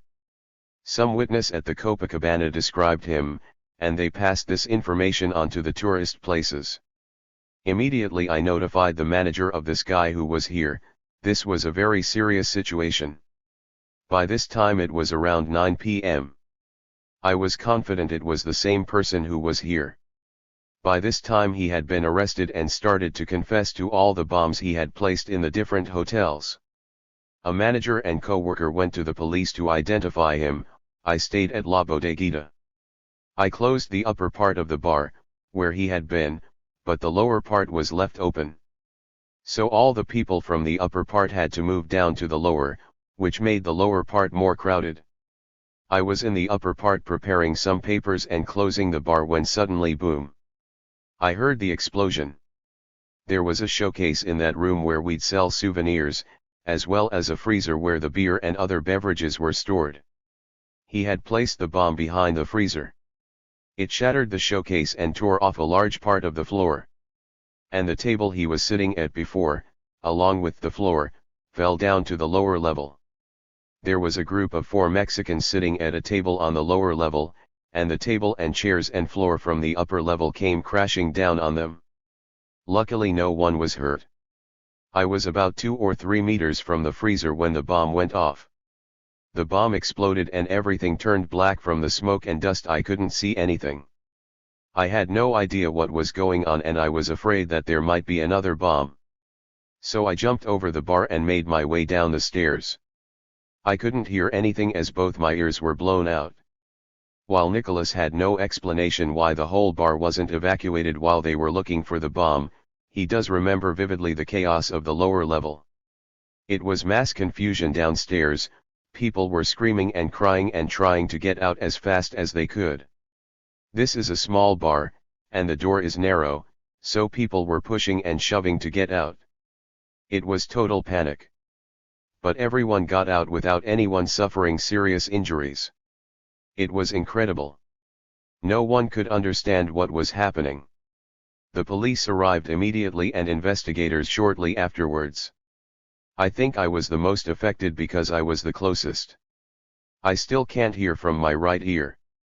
No one was hurt bad, but if there had been people on the upper floor when the bomb went off they would have been killed. The room was completely destroyed. The windows were shattered and the glass fell on the house beside the bar. And if the bomb had gone off on the bottom level, I can't imagine what would have happened, the amount of destruction that would have caused. When he was captured he didn't even mention the bodeguita bomb, in order to cover himself. But the bomb went off when he was in police custody. That son of a bitch. The next day I went to the police office to identify him, and as soon as I saw him I said that's the guy. He is a monster, there are no words to describe him. I was off work for 1 month for my medical problems. I've never recovered my hearing in the one ear. But more than the physical damage, something like this creates psychological damage. It affects you for the rest of your life. You can't ever escape from it. Every time I see someone with a package I react to it. And every day tourists bring in packages, many times tourists come in and leave packages, they forget them. Every time that happens I feel it again, in the pit of my stomach, that same fear. All the time. Nicholas continues to tend the bar at La Bodeguita, and has obtained a certain level of fame for his experience with the bomber. Tourists come and ask for the barman who met the bomber, and they point to him as he tells the same story, time after time. He says he'd like to have the picture the bomber took of the two together, just to look at his face and try to understand why he did it. But more important than the photo, which he says he'd put up on the bar wall, is his professional reputation at La Bodeguita. I make the best mojitos at La Bodeguita, he laughs loudly. But don't ask anyone else who works there, because they'd say the same thing. 4. Operation Peter Pan. Copies of the official-looking document were passed out surreptitiously to the congregation. Catholic priests gave instructions not to divulge where the information came from, only to understand what this new law meant, and then notify as many others as quickly as possible. The details spread like wildfire among the middle and upper classes, bringing horror along the way. The priests said the handout was indisputable proof of what the new revolutionary government was planning. Known as the Apocrypha or La Patria Potestad, the act of parental authority, this single piece of paper purported to legalize the state's intention of usurping parental control. It would soon drive thousands of mothers and fathers to send their young to a foreign land. The document outlined how the government would take control of the children, and the lengthy jail term for those who disobeyed. At the bottom appeared the names of Dr. Fidel Castro Ruiz, Prime Minister, and Dr. Osvaldo Dorticos Tirado, President of the Republic. These were the two most powerful political figures in Cuba at the time the certificate was dated, August 31, 1961. There was no doubt this was the law that would transfer parental authority to the state. Children would be torn from their homes, parents would have no say in how their offspring were to be raised. It was a convincing piece of paper, examined without hesitation or suspicion. Few who read it did not believe, and fewer still noticed the lack of signatures or government seals. Cuban church officials knew, however, that what they were handing out was a lie. As did the Roman Catholic Diocese in Miami, along with the various State Department officers in America and the network of CIA agents in Havana who were all accused by the Cuban government of working on this elaborate deception. The act of parental authority was a fabrication. Officials had no interest or intention in removing parental authority. This was all just a calculated scheme to discredit the government and instill psychological terrorism upon Cuba's religious faithful. It was extremely effective. The program, eventually to become known as Operation Peter Pan, led to the exodus of more than 14,000 children from November 1960 to October 1962. The vast majority of these young Cubans were taken in by Miami church organizations. When the American part of the program was shut down due to the cancellation of flights after the Cuban Missile Crisis of October 1962, efforts were switched to take children out to Spain and other countries. Experts on Operation Peter Pan say remnants of the program continued on until 1981. In total, the program was estimated to have affected more than 25,000 children. The majority came from parents who lived in the city's Havana in particular. While the normal age of a Peter Pan ranged from 5 to 16, infants and older teenagers were also spirited out. A number of babies arrived at Miami with no documents, ending up in orphanages with no chance of ever finding their real parents. The collaborators went further than just printing up and distributing the fake document. Church executives and their ecclesiastical supporters knocked on hundreds of doors in an effort to speak personally to parents about this frightening new decree. Parents with children attending Catholic schools were specifically targeted. To add to the horror, mothers were told that if they didn't surrender their children they'd be subject to 15 years in jail, or simply made to disappear. At the same time, a propaganda campaign was claiming the Cuban government was torturing church administrators. Fortunately, those supposedly being abused denounced these slanderous radio announcements, originating from Radio Swan, the CIA-controlled radio station off the coast of Honduras. Radio Swan was created by the CIA in May 1960 under the direction of one of the most influential officials specializing in psychological warfare, David Atlee Phillips. It was Radio Swan that broadcast the initial Peter Pan propaganda in October of that year. Mothers, listen to this: the next government law will be to take away all those children from 5 to 18 years old from their mothers. Cuban mothers, don't let your son be taken away from you. The new government law is to take your children away at 5 years old and give them back to you when he is 18 years. And by then he will already be a monster. Attention mothers, go to church and follow instructions from the clergy. 1. The lies even traveled to other countries, with a lurid 1961 newspaper ad in Costa Rica warning parents not to let their children suffer the same fate as those in Cuba. The propaganda came with a shocking picture of a Cuban military official grabbing a child while the mother screamed helplessly in the background. The conspirators were able to effectively combine the propaganda lies with actual government programs taking place at the same time. When the Cuban government handed out forms for working women to fill out in order to determine how many daycare centers needed to be created, Peter Pan organizers used that as proof of the Apocrypha. Costa Rican newspaper advertisement, January 1961, Costa Ricans alert. This is happening in Cuba, don't let it happen here. Operation Peter Pan was aimed at the most important aspect of Cuban society, the family. It was directed at the bourgeoisie, the financial class with the most to lose under the revolution. It played upon the anxiety these people already had of the economic and social changes taking place, and manipulated those fears in order to strangle the middle and upper classes into panic.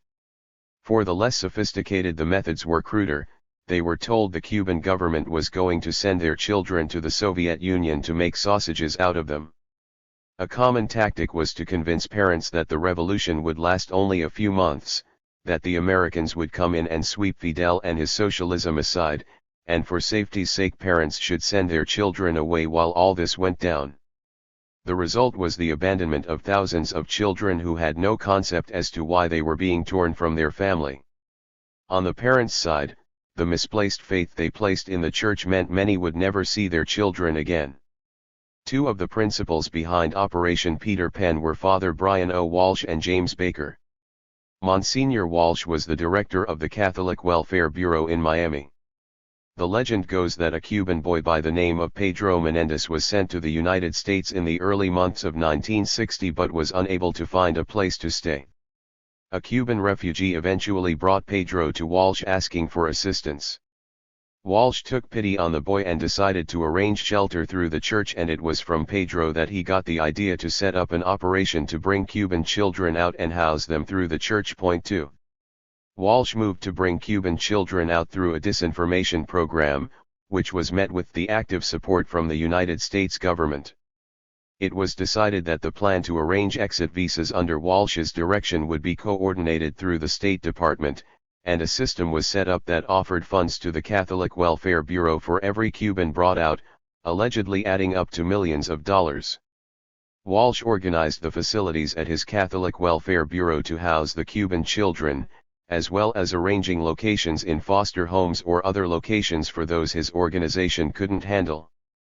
From Operation Peter Pan, Walsh eventually became the architect of the infamous Cuban Adjustment Act of 1966, which to this day gives Cubans landing on American soil fast-track eligibility for residency after 1 year. Opponents of this act say it encourages illegal immigration, resulting in Cubans trying, and dying, to reach the United States on unsafe rafts or through unscrupulous human traffickers. No other country outside of Cuba has this immigration advantage. The details of the operation came out during the final years of Walsh's life when he spoke of his relationship with Baker, the State Department and the CIA in connection with Peter Pan. Point 3. In Cuba, James Baker was the point man. Headmaster of Ruston Academy, an American school in Havana, Baker was working independently on ways to get a few of his charges out of Cuba when he met up with Walsh. The pair connected in late 1960 to discuss how they could work together. Both parts meshed perfectly. Walsh would supply the visas, Baker would provide the children. Once Operation Peter Pan was up and running, Baker was given the authority to distribute I-20 student visas issued by Walsh through the State Department. While the I-20 visas were effective, it was decided a more comprehensive waiver visa would be more appropriate. These visas were approved by the State Department on January 9, 1961, and an estimated 50,000 were handed out until October 1962. The process violated every American immigration law at that time. With hundreds leaving Cuba weekly under these visas, the CIA decided to take over direct sponsorship of the program in July 1961. Top CIA planners apparently decided Operation Peter Pan would be a perfect way to discredit the Cuban government and sow dissent and terror among the population. While the State Department has admitted its role in the operation, the CIA has steadfastly refused to acknowledge its participation, citing security reasons. Finally, in the mid-1980s, declassified American government documents revealed the extent of CIA involvement. Point 4. In 1961, Baker left Cuba to work directly under Walsh. Before leaving, Walsh named brother and sister Ramon and Paula Grau to take over Baker's responsibilities in the operation. The two Cubans were ardent anti-Castro activists with suspected deep connections to the CIA. The Graus supplied Walsh with the names of the children to be taken out and with the distribution of the visas. Years afterwards, in a Miami Herald interview, Ramon, known as Groucho, admitted his participation in Operation Peter Pan and the CIA connection. In a November 1990 edition of the paper, he commented that it was politics that drove the American government's involvement in Peter Pan. The entire thing was a propaganda test to hurt Fidel, he was quoted in the article, and the idea was to create panic, with the hope it would foster unrest and rebellion against the Cuban regime. 5. Paula Grau later described Operation Peter Pan as child abuse, and confirmed the American government's participation was not humanitarian, pointing to the incident in the 1980s where the State Department turned down a request from the United Nations High Commissioner for Refugees to help reunite the Cuban children with their parents. Ramon and Paula were eventually caught and convicted for their connections with the CIA, espionage, and attempting to overthrow the Castro government. Both were sentenced in 1966 to 30 years in prison. Neither one was ever charged for their part in Operation Peter Pan. In fact, no person was ever arrested or tried, except for those who printed the false law. Paula Grau was released in 1978, her brother in 1986. Both returned to Miami immediately after release. While in prison, Paula wrote extensively on her involvement in Operation Peter Pan. It was from these papers that the Cuban government finally realized the extent of the program. Along with the Graus and Baker, dozens of CIA agents and American officials still in Cuba were accused of continuing to work the operation. Just as important was the support of the two airlines that flew the children out of Havana, Pan Am and KLM. These were the only carriers who participated in the American part of the program, and were alleged to have altered passenger lists to expedite the removal of the youngsters, according to one of the leading experts on Operation Peter Pan, Ramon Torreira Crespo. Ramon, co-author of The History of Operation Peter Pan, described during an interview at his Havana apartment how well thought out and implemented the process was. It operated right under the noses of the government. The concept began when planners realized how easy it was to get Cuban children out of the country under the I-20 visas. Arrangements of these visas were partially based on a Cuban youth proving he was registered in an American university or post-secondary institution. With that, the visa was easy to obtain. So the Peter Pan organizers used this to get hold of these visas, with the full support of the American side. Ramon Torreira Crespo. Ramon contends that the American government involvement was vitally important to the success of Operation Peter Pan. The State Department was connected, they approved and provided the visas, and in fact let Walsh run things. He was the head of immigration for this. This circumvented normal immigration procedures. They were able to take thousands of children out of Cuba, to an unknown fate in the United States. While the State Department handed over immigration authority to Walsh, it was the Catholic Church, on both sides, that made the program run.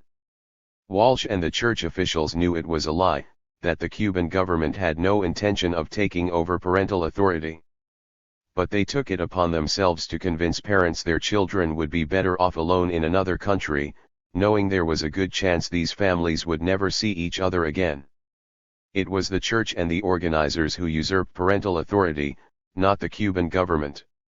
Ramon strongly discounts the claim that the program was motivated by noble intentions, unhesitatingly calling Operation Peter Pan a form of terrorism. Terrorism can take many forms. The most dramatic is a bomb in the hotel lobby, the explosion of an aircraft, the destruction of buildings. But terrorism can also be psychological. Operation Peter Pan was just such a program aimed at the one thing parents hold most dear, their children. It destroyed thousands of families. So many of these children never saw their parents again. The parents had so much guilt, the children felt abandoned.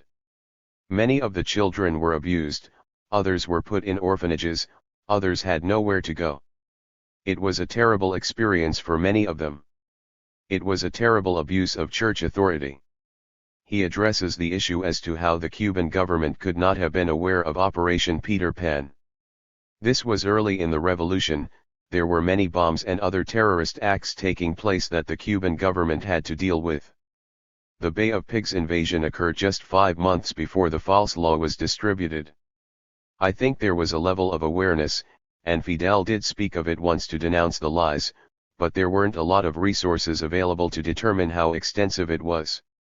Once there was definitive proof of the fact this was an organized program, the government took steps to end it. What really slowed it down was the cancellation of the flights after October 1962. Remember, at the start the government didn't know Peter Pan was an organized operation. The initial denouncement was against the false law. Once the scope of the operation was revealed in 1965, the Cuban government took additional measures against the church. However, the only priests who were ever expelled were those caught for their involvement in a plan to support a popular uprising, which never materialized. The intention was to implement the civil disturbance at the same time as Peter Pan was in full swing. A number of priests were forced to leave Cuba in September 1961, coinciding with the nationalization of Catholic schools. Ramon comments on the emotional cost of Operation Peter Pan. Can you imagine how the parents felt? There is nothing stronger than family in Cuba, to have these people send their children away, not knowing if they were safe, not knowing if they'd ever see them again. And then to find out it was all a lie, that the institution they had so much trust in, the church, lied to them. It has done so much damage. Psychologists have said the Peter Pan children have paid a high price, forced to grow up early, they were not prepared for the trauma of separation. It has been called a massive form of child abuse. For those who still suffer, it's called their life. Marina Ochoa. Come in, you're late, we only have the room for an hour, I don't know if we have time to show it all. Marina Ochoa is annoyed. She ushers everyone through a long hallway to a small screening room. Without hesitation she gestures the group to take a seat.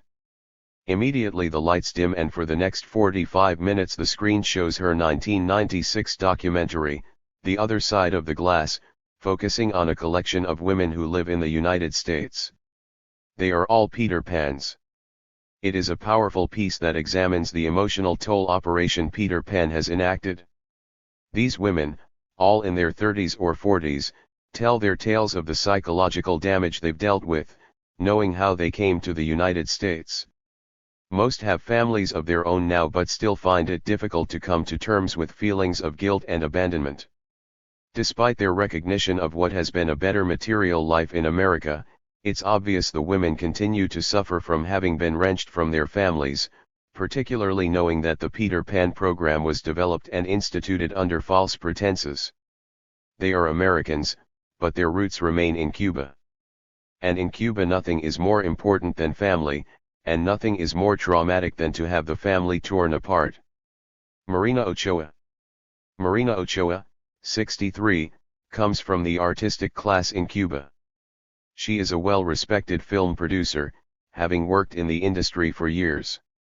These days she has gained a level of recognition that allows her to work freelance from her home while accessing the Archaic Film Institute facilities in Havana. The award-winning Other Side of the Glass is one of her most important works. It is also one of her most personal through her direct connection to Peter Pan. Her brother Frank left Cuba in 1963 when he was 10 years old. When he left she had no idea they'd never see each other again. Once the showing of the documentary is complete, the conversation begins. Marina asserts herself immediately, speaking on the subject of psychological terrorism in the context of Peter Pan. She speaks passionately, mixing political perspective with social insight, combined with humor and the ironic realization as how some old black and white photos convinced her America was not the place she wanted to live.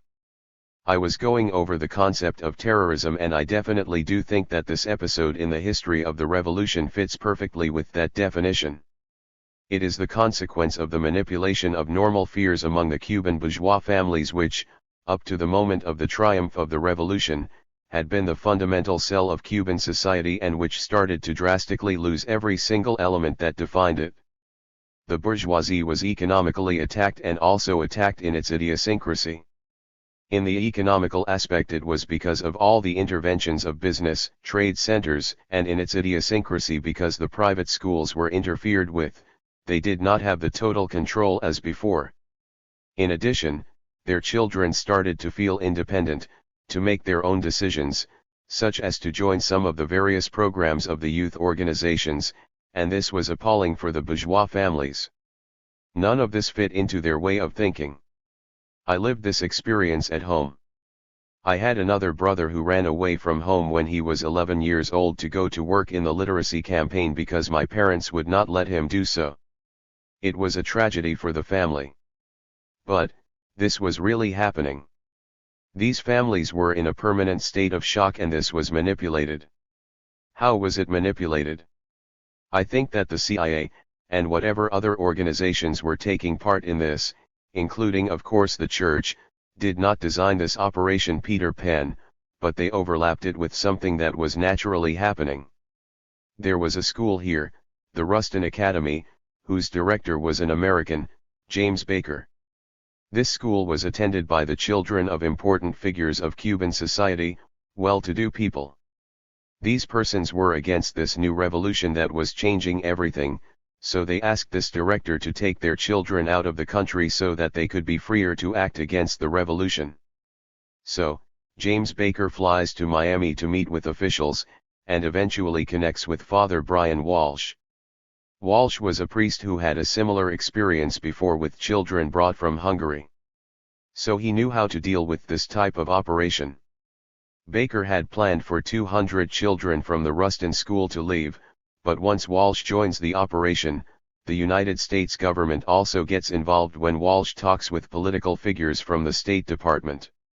It was then, in my modest opinion, that the United States government overlaps the operation, taking advantage of the situation that was going on in Cuba. So a natural event is connected by an evil plotted operation. Parallel to this, a number of unscrupulous counter-revolutionary organizations start to spread their propaganda and circulate an act of parental authority that they claim to have obtained surreptitiously from the president's office. One has to understand the context in which this happens. A certain type of Cuban family is in shock because it is losing its influence over its children, and it is seeing how all their world is changing. So, it feels very vulnerable and full of fear. When these families see this law written and, sounding like an official document that is claimed to have been obtained from the president's office, they thought it was authentic because it really looked so. This happens at a time when many new institutions had been created by the revolution, like the Circulos Infantiles, to contribute to the women's incorporation to jobs. This is how the propaganda worked. It was designed in several types. A refined one would go to the well-to-do, cultured families. But there was a type of propaganda that was addressed to the illiterate sector, saying that their children would be taken to these camps in the socialist countries to later be transferred to the Soviet Union in order to make sausages out of them. And there was such a level of ignorance among some people that they believed this. This propaganda was previously preceded by an offensive waged in Latin America against communism and the socialist countries by many publications like Life magazine, The Reader's Digest, and others. The people were ready to believe anything about the Soviet Union and the socialist countries. One can imagine this family in a shock condition hearing all these things. They decided then to take them out of Cuba to the United States. In 1965, 5 years later, the Cuban government becomes aware of this operation when they catch Ramon Grau and Pola Grau for being involved in a plot to assassinate Fidel. And Mongo Grau, who was a despicable and cowardly individual, started to speak out all he knew, and in particular about Peter Pan as an organized operation. It is then that a migratory act was passed by the Cuban government in which regulations are established as to children traveling alone. From then on, a child could travel alone only if, at least, one of the parents is on the other side waiting for him. That was the intent, but it didn't always work out that way. Although Peter Pan is not considered an act of terrorism within the traditional concept, which includes bombing, destroyed buildings, I will tell you an anecdote that illustrates that Peter Pan is something more than just a simple act of terrorism. While making the film, I interviewed a person who had been the leader of a counter-revolutionary organization ready to do any kind of terrorist act. He was shown a copy of this famous act of parental authority, and he asks the one who brought this copy to him if it was authentic. When the other guy said that it was not, but they were going to use it for destabilization, he refuses to be part of that plot. So the definition of terrorism: acts of violence against civilian targets in the attempt to achieve political aims. Actions that are designed to instill fear in the general population and disrupt government functions. They can be conducted by foreigners, nationals, or exiles. Well, it matches perfectly with Operation Peter Pan. There is the installation of fear, the targets are civilian, there is a purpose to disrupt government functions, and the act is designed to achieve political aims. What else do we need to call it an act of terrorism? Fear was the main character, the creation of psychological and emotional conditions to manipulate a huge mass of the population in order to obtain a certain type of behavior that has a bearing, in a certain way, in a process. This is the most effective, sophisticated, and cruelest type of terrorism. You only have to look at the women in the film. They are all successful women in their own professional fields, but that event left a permanent, devastating effect on their lives and on their emotional and spiritual nature. And we did not present in the film the most extreme cases, such as boys who had been raped in the camps by the priests who were in charge. We did not want to manipulate these facts or not even look like we were doing that. Marina switches the topic to her own personal connection with Peter Pan. My brother, Frank, my parents, and I were not able to see him again. We both had the waiver visa, but I had run away from home for childish reasons. After he left, I felt remorse for not going with him because he was so small. I felt doubt if I was doing the right thing letting him go alone.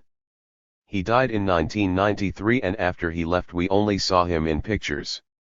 I went to the States in 1994, I didn't go before, because before that, communications between both countries were very restricted. Now, going back to the reasons why I did not want to leave Cuba, my father was a judge at the criminal court and used to travel a lot to the United States. Before the revolution, he greatly admired their system. You have to consider that in the 1950s only people with a high political level could realize what imperialism meant. My father was not that type of person. He considered it an ideal society. He used to go to attend conferences, meetings, and brought a lot of pictures. He loved to get his picture taken before the monuments, Lincoln, Washington, and the others. So, the image I had of the States was through these black and white pictures of people standing before something as cold as a monument and wrapped in thick coats, scarves, and a lot of snow. So, no way I would want to go there. I was 17.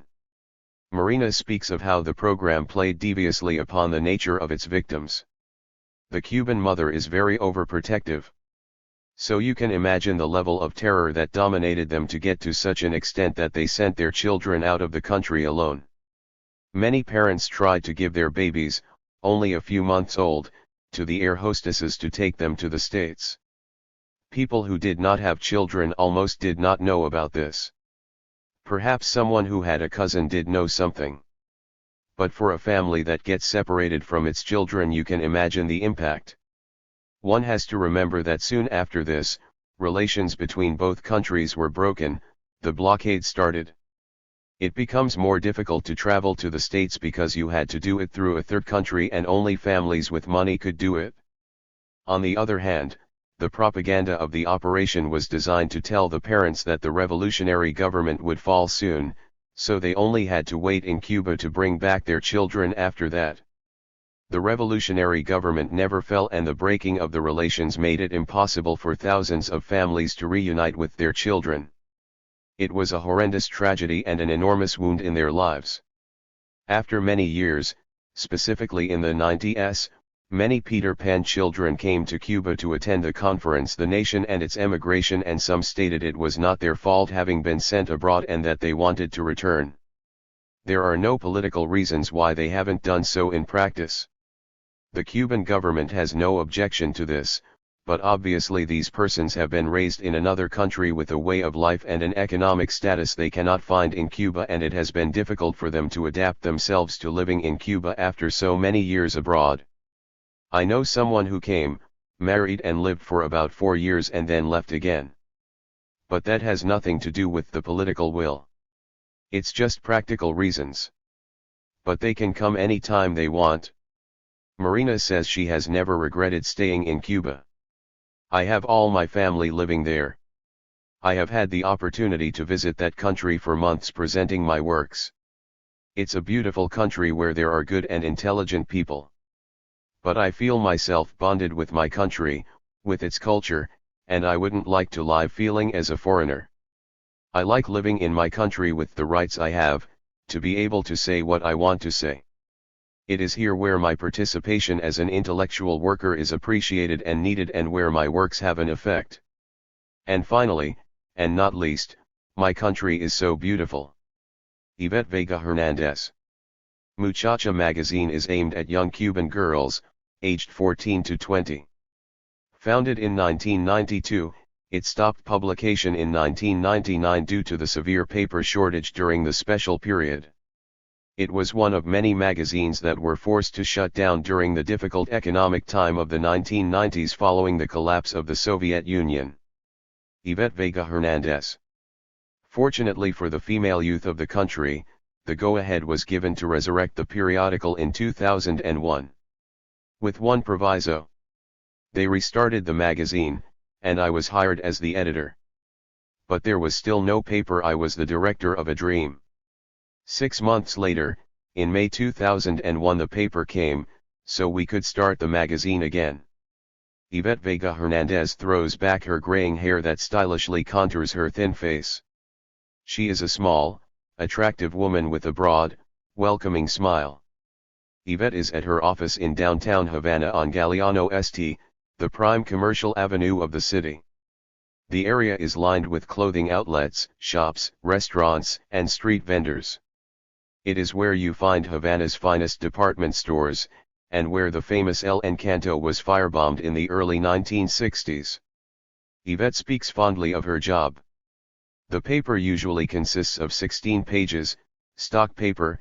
Every 3 months, we distribute 100,000 copies. The goal of the magazine is to address issues for girls, but the magazine is for boys as well. There is a lot of vocational information, as teenagers that age are concerned about what they want to do with their lives.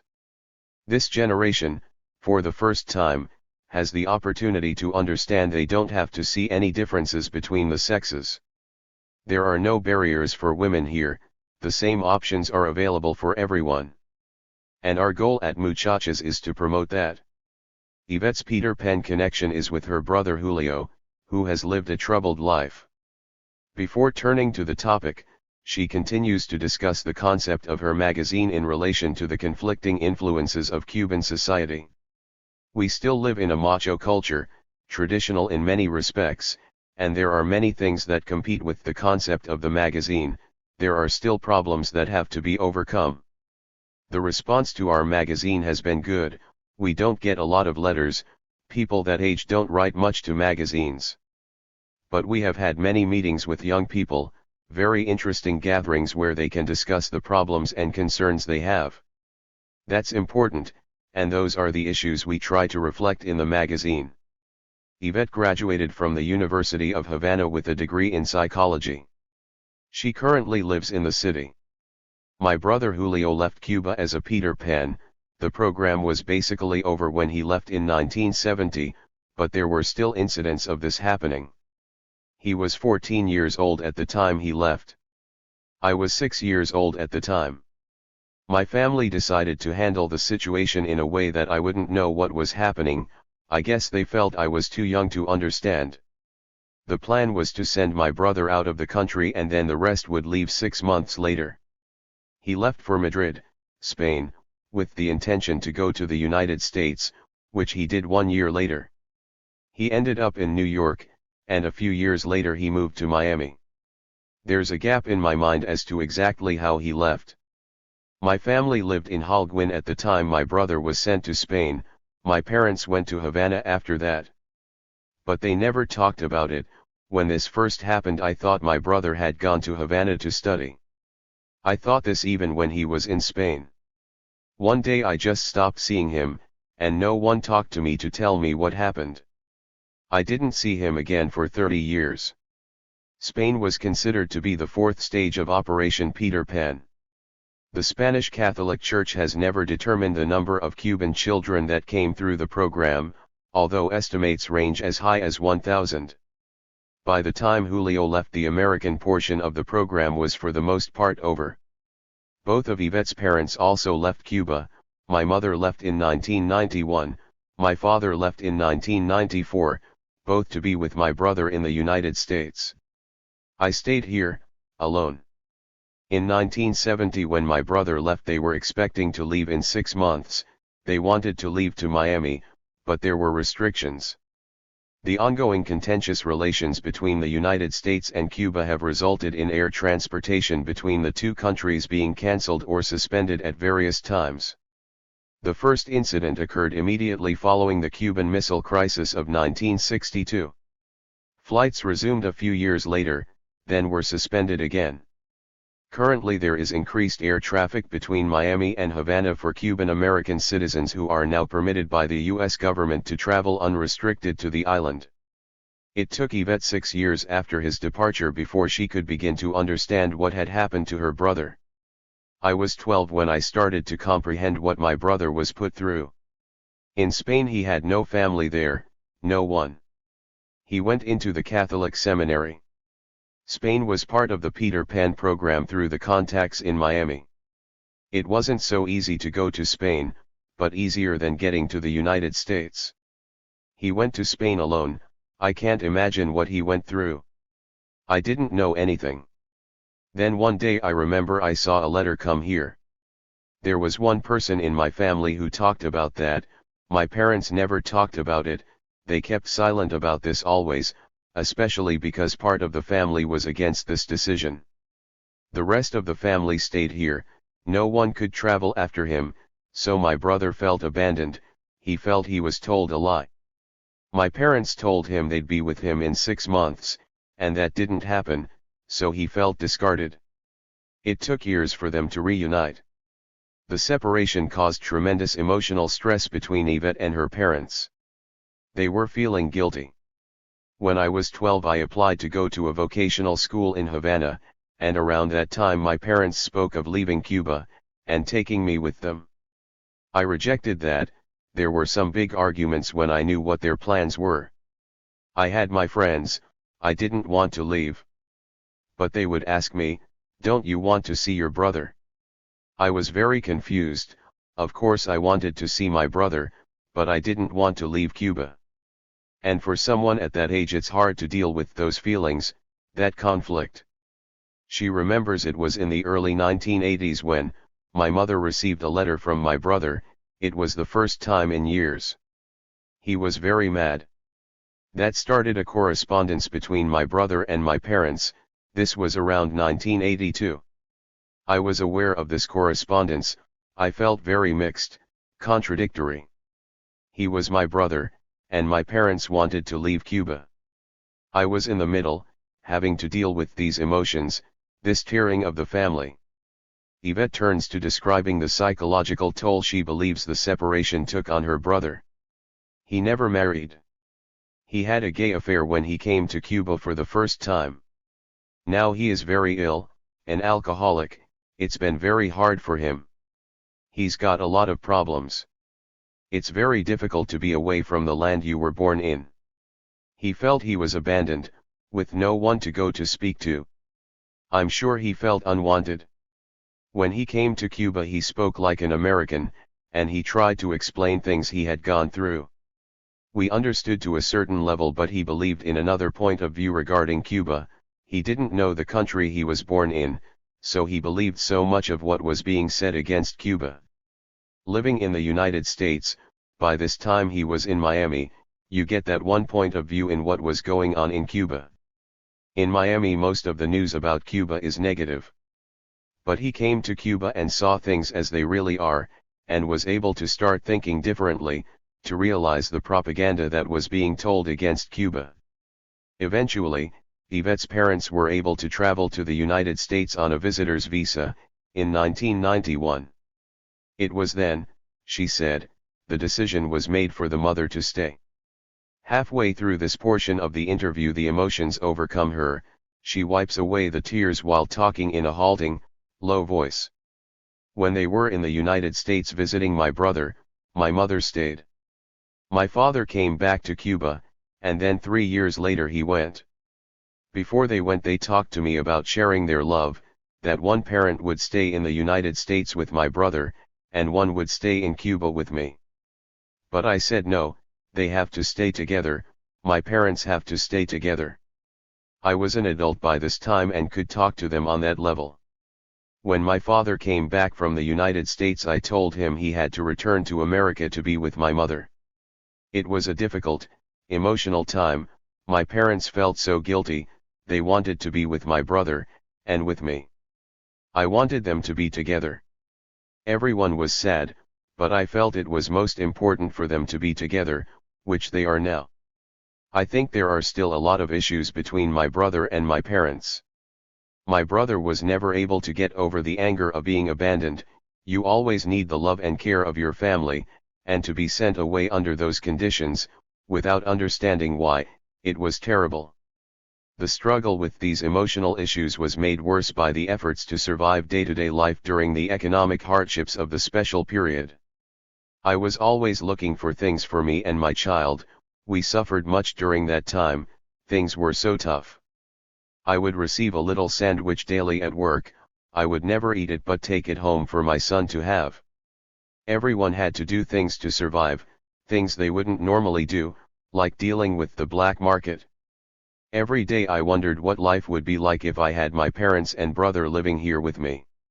Rationally it's fair to have them with my brother, he needs them, but emotionally they are my parents as well, and I miss them, I want them with me.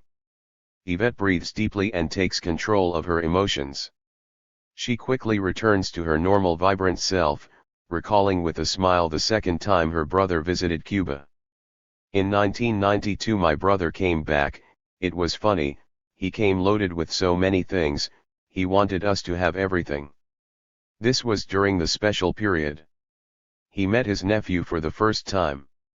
It was funny, we were living in Havana, and at that time there were long hours of blackouts. All of a sudden we couldn't find my brother or my son, they were both named Julio.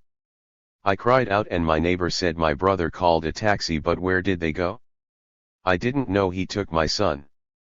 It was 2 or 3 hours later my brother called this neighbor, she had the phone, I didn't have one, and he asked if the lights had come back on. We told him yes, so he took a taxi back to the house. They had gone to the Havana Libre Hotel, where they ate and drank, and my son came back with a big belly. A year later her brother returned and Yvette took him to their hometown of Holguin. It was not as pleasant a memory. Things were difficult for him by then, I would never go back there again, it was too sad. He talked a lot to the neighbors, and I knew he was an alcoholic. He drank cheap rum Chispa de Tren. My brother has been in the hospital, for his alcoholism, and my mother is at her limits of her strength. She has done her best. You always think love is enough to change a person, to make things right. He improves sometimes, but then falls back. My father is calm, he is more optimistic. He listens to baseball games in Cuba, on the radio in Miami, it's a way to protect himself emotionally. She agrees that her life experiences may have had an impact on her career choice and desire to help young people navigate their way through social issues. What I'm doing now, I think had an influence on what I've been going through with my life. In 1997 I worked for the Cuban Women's Federation, then I applied to run the magazine. Every day I think I'm too old to run a magazine for young women, but I continue on. I realize this is a much more intelligent generation, it is sad they have been met with only difficult economic times since the 1990s. I'm optimistic about this generation, for the future of Cuba. This is not the state of socialism we believed we could build that's due to the embargo, the energy we've had to expend to deal with the embargo, the aggression, the acts of terrorism. It has taken our focus away from the social aspects, the ability to improve things. I think it's important for our generation to listen to the younger generation and what they can bring to the future of Cuba. For me it would be a dream to see the improvement of relations between the United States and Cuba, for my son it's an obligation to pursue. Juan Esteban Cortázar Marrero. Juan Esteban Cortázar Marrero had his papers, visa, and flight ticket to Miami. What he didn't have was control over the crisis that brought the world to the edge of nuclear war. Juan was 10 years old when he was about to become a Peter Pan. His mother and father were convinced the Cuban government was going to usurp their parental control, so the decision was made to send their young son to the United States. Everything was set. Except for the timing. The October missile crisis of 1962 intervened to put an end to those plans, as following the near-nuclear disaster the American government ended all flights to and from Cuba. The decision effectively finished the American part of the Peter Pan exodus. In retrospect, Juan Esteban says, it turned out to be a fortuitous circumstance. Juan Esteban Cortez Marrero. I had my passport, as well as the permit so that I could leave Cuba. This document that both parents signed was a new regulation the Cuban government instituted. You needed the written permission of both parents to leave. The Cuban government was beginning to become suspicious of what was happening to all these young children leaving Cuba. They weren't aware of the Peter Pan program yet, but they wanted to institute a system to ensure both parents were aware and agreed to send their child out of the country. Juan Esteban, now 57 and living in Havana, is a temperate, soft-spoken man with a thick Groucho Marx mustache and wide glasses that accentuate his dark brown eyes. He admits he has never discussed this part of his life before in any official capacity. I'm a little nervous, these are things I haven't thought of in many years. It's hard to relieve this. He has brought a slew of documents, photos, and newspaper articles that outline the time in his life when he was about to leave Cuba. He shows them in a jumble of papers spread out over a large wooden table. I have a letter from Brian Walsh, on February 22, 1962, from the Miami Catholic Welfare Bureau. I had been issued a visa waiver by the United States State Department on request of the Catholic Church, through Mr. Walsh's organization. I also had the letter of confirmation from Pan Am Airline that my ticket and seat were ready. This is how all the Peter Pans left Cuba. I was going to be one of them. He says he retains distinct memories of those days just before he was scheduled to leave Cuba. November 3, 1962, it was my father's birthday. The October crisis was October 22. I remember very well hearing about that crisis. All the flights were cancelled between the United States and Cuba afterwards. I had my suitcase and everything else and was ready to leave. I talked a lot with my mother. I remember saying, no, I don't want to leave. I didn't want to go to the United States alone. I had no idea what would happen to me. It was terrifying for a child at that age. I couldn't understand why my mother wanted to send me away. You think you've done something wrong. It was hard for a child that age to understand. I thought my mother didn't love me anymore, she didn't want me anymore. He pauses momentarily and admits he continues to have a complex and painful relationship with his mother. He shows a picture of her when she was in her 30s. She is the traditional dark-haired Cuban beauty, her hair styled in the classic 1950s updo fashion, the flowered white dress indicating the trappings of a middle-class background. She left Cuba more than 30 years ago. My mother has been back here 2 times, in 1979 she was here. Her name is Orlinda, she is 81 years old and lives in the United States. I prefer she comes here to visit me. The first time my mother returned to visit in Havana, we were scheduled to meet at the Havana Libra, no wait, it was at the Havana Riviera Hotel. She came into the hotel and didn't recognize me, so she came up to me and asked if I worked here at the hotel. I told her no, I'm your son. I told my mother now is your chance to meet your grandchild, and they became very close. The second time she came, in 1996, to meet her grandson, she was here for about 5 days, and I worked most of the time so I didn't have much time to meet with her. I refused my mother's assistance, money, anything. I refused her offers of money, I didn't want it. I have latent hostility towards my mother. She tried to send me away, when I was just a child. I could never understand that. Maybe she wanted to make it up to me some way offering me money, but I wanted to have the peace of mind to reject it. I was angry with my mother, very angry with what she tried to do. And I wasn't sent away, so I can imagine that anyone who is an actual Peter Pan would be angry, to be sent to a different country, without anyone you knew to meet you on the other side.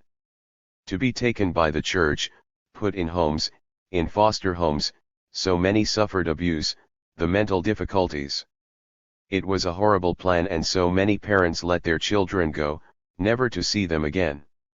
One is now married with a daughter, Izette, 35, and a son, Javier, who is 19 years old and studying at the University of Havana. The obvious question elicits a firm and immediate response. I have no regret not going to the United States. Despite all the difficulties we face here, I have no regrets. I remember all that they have done to the victims in Cuba, all the terrorist acts they have committed. This history of Cuba you cannot hide, because there are so many people who have died, you can't forget that. It may not be well known, but you can't hide the facts. I'm happy to have stayed here. My grandparents were born in Spain, and there is a new law in Spain that all people born in Cuba can get a Spanish passport. But I have no intention, I have no desire to leave Cuba. Noel Betancourt.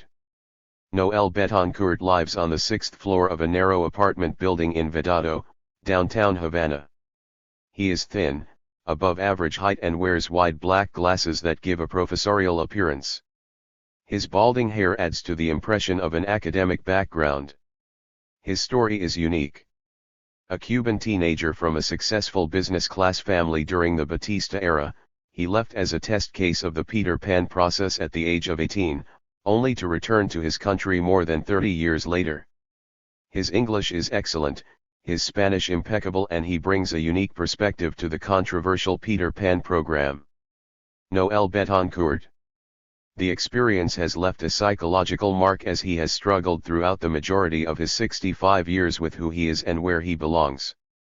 He searched for an identity throughout his transient life, in Cuba during the early years, in the United States, Europe, Latin America, then back to his homeland. He says his life experiences have led him through a personal, social, and political awakening that has returned him to my fatherland. His is a story of the search for self-awareness and acceptance for his belief in the social aspect of man. Noel is also dissimilar in regards to the Peter Pan connection. Technically he doesn't match the profile of the program. Some consider him to have been too old. The program was aimed primarily at young Cuban children, not teenagers. For another, the timing was a little off. He left Cuba in October 1960, the Peter Pan operation is generally accepted to have begun in December 1960. But he is a Peter Pan, one of the first test cases that proved the program worked. He, along with his brother and sister, left Cuba under the format and visas that church officials in Miami, with the support of their Cuban Catholic counterparts, would utilize to bring out an estimated 14,000 children over the next 2 years. Noel came out on the I-20 visa, and once American and Cuban church officials realized how easy it was to obtain, the plan was put into place to convince Cuban families to send their children to America, alone, in order to prevent the communist government from assuming parental authority. Noel welcomes his guests and comments on the long climb up from the street to reach his apartment. Immediately he speaks of his obsession. I run 4 kilometers a day, I've been doing it for 6 years. It was like a revelation for me. Once I started running, a little at first, then more and more every time until I got up to 4 kilometers, there was an incredible change in how I was feeling. I have so much more energy, physically and mentally, and I sleep better, eat better, just feel better. It's like a smoker who quits then compares his health to when he was smoking to when he quit. I run every morning, rain or shine. His running, he says, afforded him a physical revelation. His life story has brought him to an important intellectual truth. Peter Pan, well, yes and no. I and my brothers left Cuba before Peter Pan officially started. But the way we left Cuba was directly related to how Peter Pan operated, without doubt. Maybe we were the test cases. He speaks rapidly of the influence the Catholic Church held over certain segments of Cuban society before and after the revolution. American intention was married to the Catholic Church in Cuba, together they made Peter Pan. My family was close to the Catholic Church, I was a member of the middle class, and the church was very important in Cuba at that time. Before the revolution the church was a rich people's church. The Catholic Church almost didn't exist in the lower classes or in the countryside. The Protestant Church had more impact on the poor, they were more involved in social programs. The Catholic Church was more influential with the upper classes and those who lived in the cities. The Catholic Church was an important institution before, remember, they had a social function for all of us. The pastors would guide political activities, and have influence with the children when they felt it was appropriate. The political belief at that time for my social class, which was the upper class, was homogeneous. Cuba was very different from any other country in that respect. There were great splits between the classes, and the upper classes controlled the economy, and directed the politics of the country, under American guidance. Throughout the interview Noel shows himself to be a very exacting speaker. The slightest variation from the point he wants to make is immediately corrected, and he expresses himself intensely and confidently. His arms are constantly in motion in support of his conversational points. After the revolution the upper class went to Miami to wait it out. There was no doubt in their minds that this would pass in a few weeks, and things would get back to normal. That's why they left. They were absolutely convinced the Americans would invade and they figured there would be a lot of blood. They didn't want to be here for that. They were scared shitless when the socialists marched. So you can see it from their side, from Miami. And they are still waiting in Miami. They are still waiting for the revolution to pass, all these years they are still waiting. Fidel was an attractive figure for me, I was very nationalistic.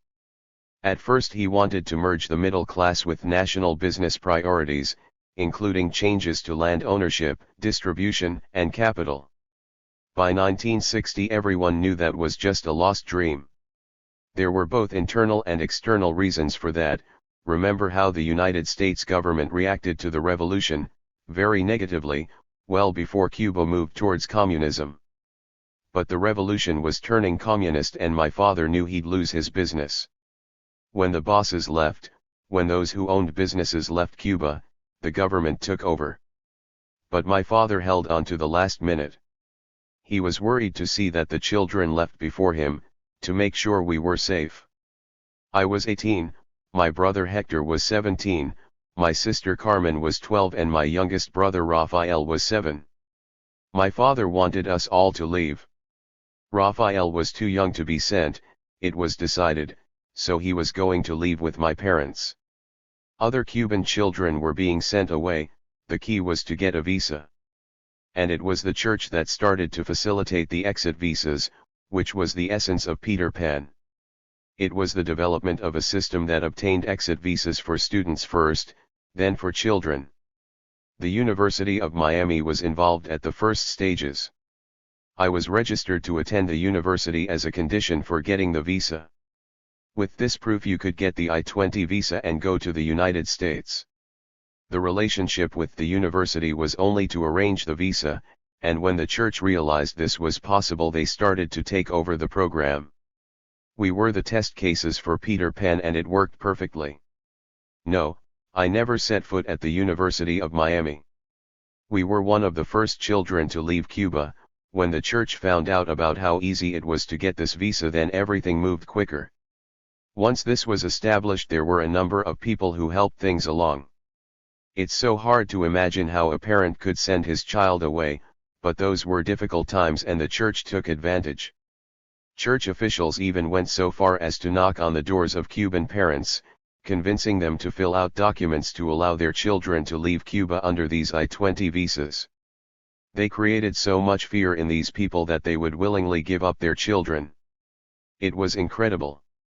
And terrible, such an abuse of power. It was terrorism. Noel remembers those difficult first days in America. I had an uncle who lived in Miami, he was working as a bank official. He promised my father that he'd receive us, but only for a few weeks. He couldn't afford to feed us all for longer than that. We then went to New York City. When we got there, I remember it was snowing. It was the first time I had seen a snowfall. My sister, her connection with the church was better. She lived in a nun community. They had a house in Pennsylvania, 50 miles from Philadelphia. They had a school there and they took her in.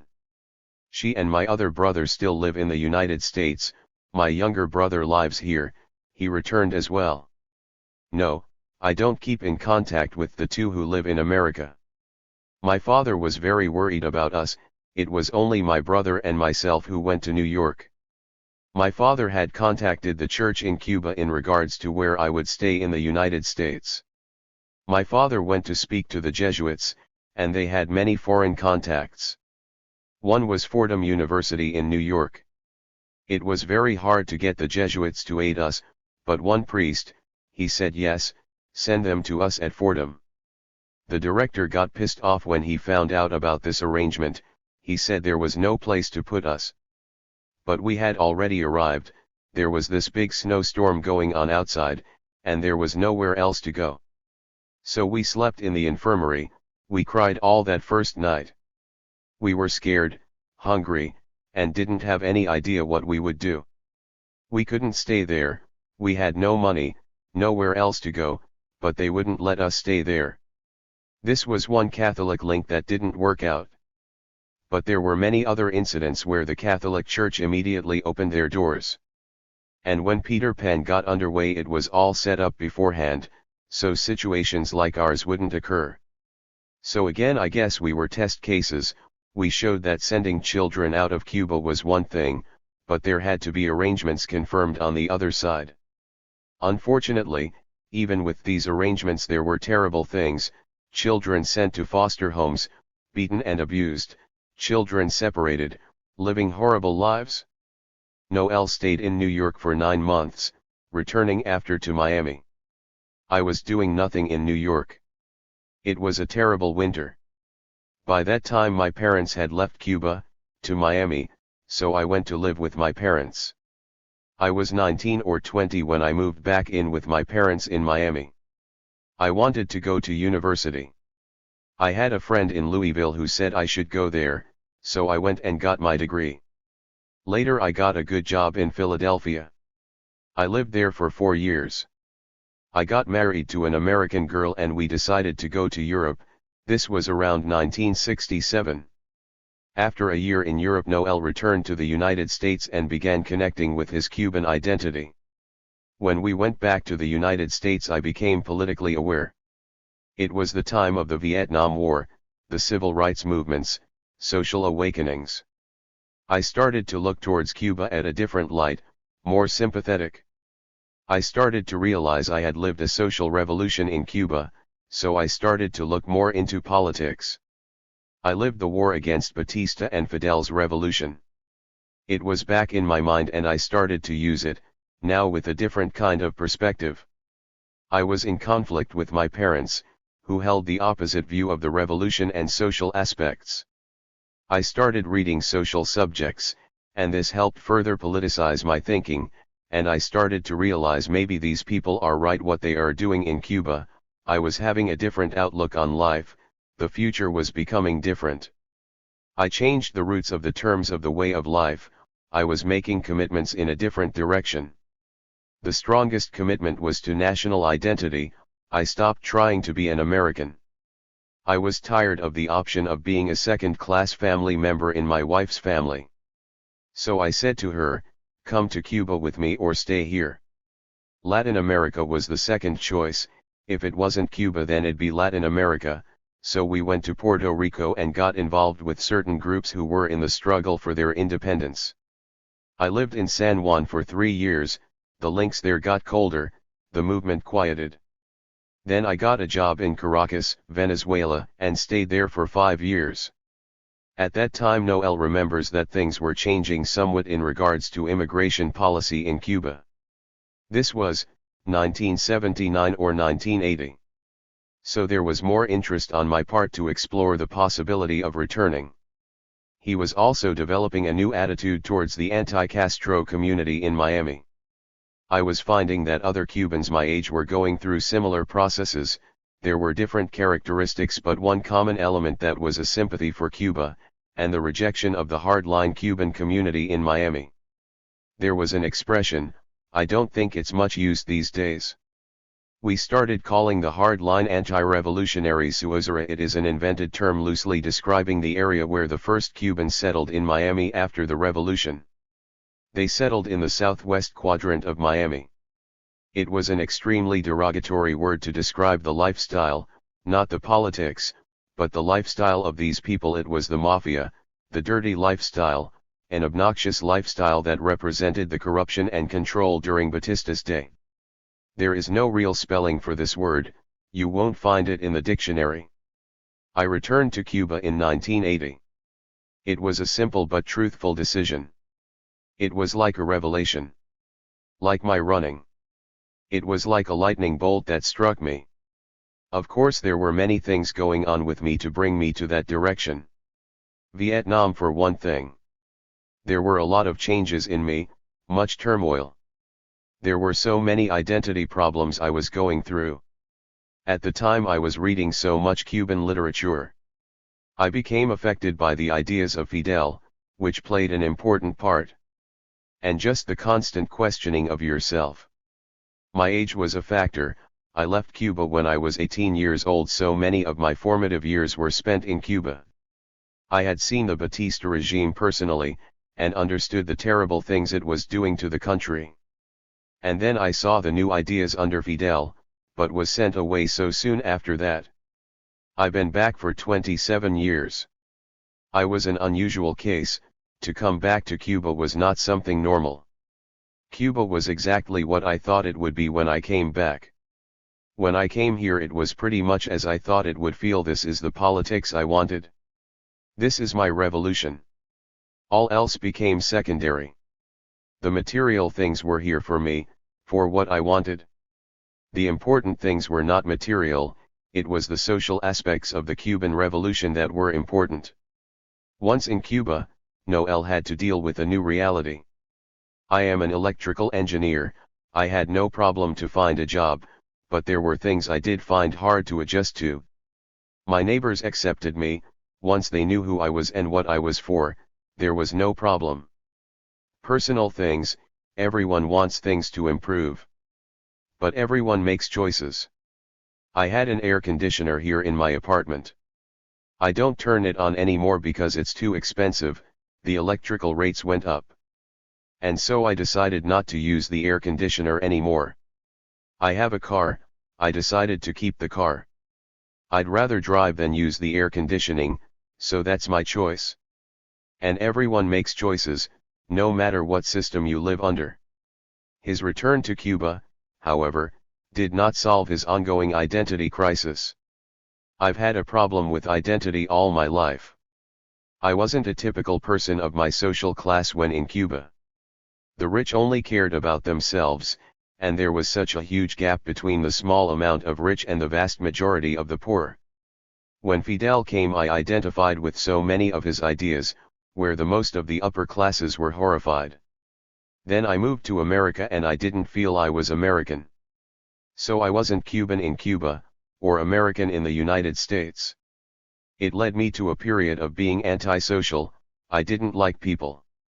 And now, Noel smiles and admits, I am extremely happy to be back in Cuba, the politics, the sense of community here. I love Cuba, love my country. It fills me. I have no regrets. I have everything I want here. You ask about the criticism of the system here, the things the United States government points to as restrictions. Those are not important to me or to many Cubans. What is important is the sense of community support, to working towards something for the good of all, not just for the individual. He pauses momentarily, struggling to find the exact word in English. Waving his hand and rising from the couch, Noel moves quickly to the bedroom. A few seconds pass before he returns, a dictionary in hand. Rapidly the pages flip by. He stops and smiles. The legitimacy, that's the word, the legitimacy of the Cuban Revolution. I found that out to be true soon in this process of my coming back to Cuba. The more I grew into it. The more I saw the revolution, the more I see the legitimacy. I'm proud of it. And this is something the Cuban Americans who are against the revolution will never understand. The legitimacy it has. All this has helped me to develop a social political sense. I see people here in Cuba not supporting the revolution, and they want to go back to before. You are stupid, you are an asshole. That's what I want to tell them. There are many ways to improve things here, of course, but it is so stupid to think to go back to the way they were before the revolution. I lived both sides, I saw what it was like before, I lived that lifestyle. I lived 20 years of the capitalist experience, when I was 20 to 40 years, the most formative time of life. Noel ends the interview with an observation of the near future for Cuba. There are two options: in the next 5 years we might be worse than Iraq regarding a military invasion. Or this is the best moment in our history, that we have made it. I'm very optimistic, we have turned the corner. Both here and in the United States things are just beginning and I want to see what happens. 5. Biological terrorism. Anthrax, dengue, botulism, hepatitis, influenza, typhus, encephalitis, swine fever, avian flu, sugarcane rust, tobacco fungus, potato, rice, corn, cereal pest. The list goes on. The catalogue of biological terrorism that the Cuban government asserts has been inflicted upon the population is impressive. It is also difficult to prove it to an absolute certainty. There is, however, a substantial amount of evidence, circumstantial and otherwise, that has accrued during the past 4+ decades to point to the intentional introduction of a variety of deadly germs, evidence including documentary corroboration, testimonials, scientific expertise, eyewitness verification, and even confessions. And more than 100 dead children. According to the scientists and international health agencies who have studied these occurrences, there is little doubt that the outbreaks of deadly viruses were not natural events. To prove it categorically, however, is where the difficulty arises. While the facts lend themselves to trends and indications, proof is based on negatives and suppositions. The experts have accumulated a body of information that points strongly to the actuality of biological terrorism, but as scientists they hesitate to speak in absolutes. What they can do is present the data and allow others to draw conclusions. Combine the scientific knowledge with known American government involvement in biological experiments, its history of aggression towards Cuba, and with the more than willing anti-revolutionary organizations in Florida, intent moves into the realm of possibility. Unfortunately, while the ends are evident, the means remain speculative. However, in the case of this form of terrorism against Cuba, there is more than just scientific research and evidentiary indicators. There is sworn testimony from Cuban Americans, eyewitness accounts, and even double-agent intrigues. To that end, a number of highly regarded Cuban scientists and experts were brought together to discuss the evidence, as well as to talk about barking dogs and quacking ducks. One of the country's top experts studying the link between the various outbreaks and their intentional introduction is Ariel Alonso Perez, author and historian. There have been a minimum 23 events of biological terrorism against Cuba where there is extensive evidence that shows these viruses and agents were introduced into the country. There are common elements and that help me identify universal characteristics. What are the characteristics? The main one is the appearance of these biological agents not in a natural way. The symptoms show these agents appear in a more aggressive form and are populated faster. Scientifically, there is no justification for these agents to appear prior in natural form, so the logical conclusion is they had to be introduced into the country. Ariel points to a substantial amount of data on the non-scientific side of the issue. You have the sworn confession of Cuban Americans saying they were hired to spray chemical agents in Cuba, to start the biological war. There are documents, newspaper reports, testimony from former CIA agents who outline the meetings that took place specifically to plan how to conduct biological terrorism against Cuba, how to introduce these organisms into our country. There is no doubt this was biological terrorism. In January 1977 Newsday, followed by The Washington Post, Le Monde, The Guardian, and others, published interviews with a former CIA agent who confessed he was part of the operation to introduce swine fever to Cuba in the early 1970s. The agent, not named but suspected to be Philip Agee, claimed the fever was introduced from the Guantanamo naval base at the southern end of Cuba. Evidence was also presented that at Fort Golic in Panama, a CIA agent handed over a vial of biological microorganisms to pass on to Cuban-American groups with the intent to introduce them to Cuba. 1. An extensive 1982 article from Covert Action outlined the intentional introduction of dengue 2 to Cuba. 2. It has also been well documented that the United States government conducted various research projects into biological warfare, including dengue fever in 1959 at Fort Derrick in Maryland, and the Walter Reed Army Institute in Washington. 3. Pentagon officials suggested a chemical and bacterial program to contaminate Cuba's food supplies, and part of the sabotage criteria under Operation Mongoose was to induce failures in food crops. 4. Ariel's written research has uncovered numerous incidents, including the case of the cattle disease brucellosis, where a Cuban official operating a veterinarian lab in Camagüey, Alexis Casal Bravo, confessed he was working with the CIA to alter the results of tests on the cattle. Bravo told authorities he knew the disease had been introduced into Cuba. Brucellosis causes spontaneous abortion in infected animals. 5. There is ample evidence of biological terrorism against Cuba, and when you put it up against how the diseases were spread, how they affected the island, in my opinion there is little doubt as to what happened. Dengue 2 is a perfect example as to how this disease could not have occurred naturally, Ariel states. In agreement is Luis Perez Vicente, Director of Exotic Disease Quarantine, Plants, and Pests, who spoke of the most devastating case of biological terrorism inflicted upon Cuba. Hemorrhagic dengue 2 was not found in other parts of the Caribbean when Cuba was affected by this epidemic in 1981, nor were there any cases in Cuba at the time. There is virtually no way it could have been brought into Cuba accidentally, or naturally. It appeared in Cuba in an unusual form, in 3 different parts of the country at the same time. The 3 areas Havana, Cienfuegos, and Camagüey lie hundreds of miles apart, although within a straight line from one side of the island to the other. Luis Perez continued that once dengue hit, there were interchanges, lectures among the experts, and we spoke to scientists from other parts of the world. There was a tremendous exchange of information. The first stages of the operational mode were to study the event, to study the spread of the disease, once it was determined it was dengue 2, to gain information as to how the disease affected people, and how to treat it. Then we put it in context as to what happened before, aspects such as determining the CIA had special interest in these matters. As well, this is unrelated to dengue. In 1982 the Cuban government knew the CIA had asked one of our double agents what information there was of any problems regarding agriculture in Cuba, and specifically talked about 2 biological agents. A little time after, we detected an epidemic of a bird disease in Santiago and Baracoa. It had never been in that area before.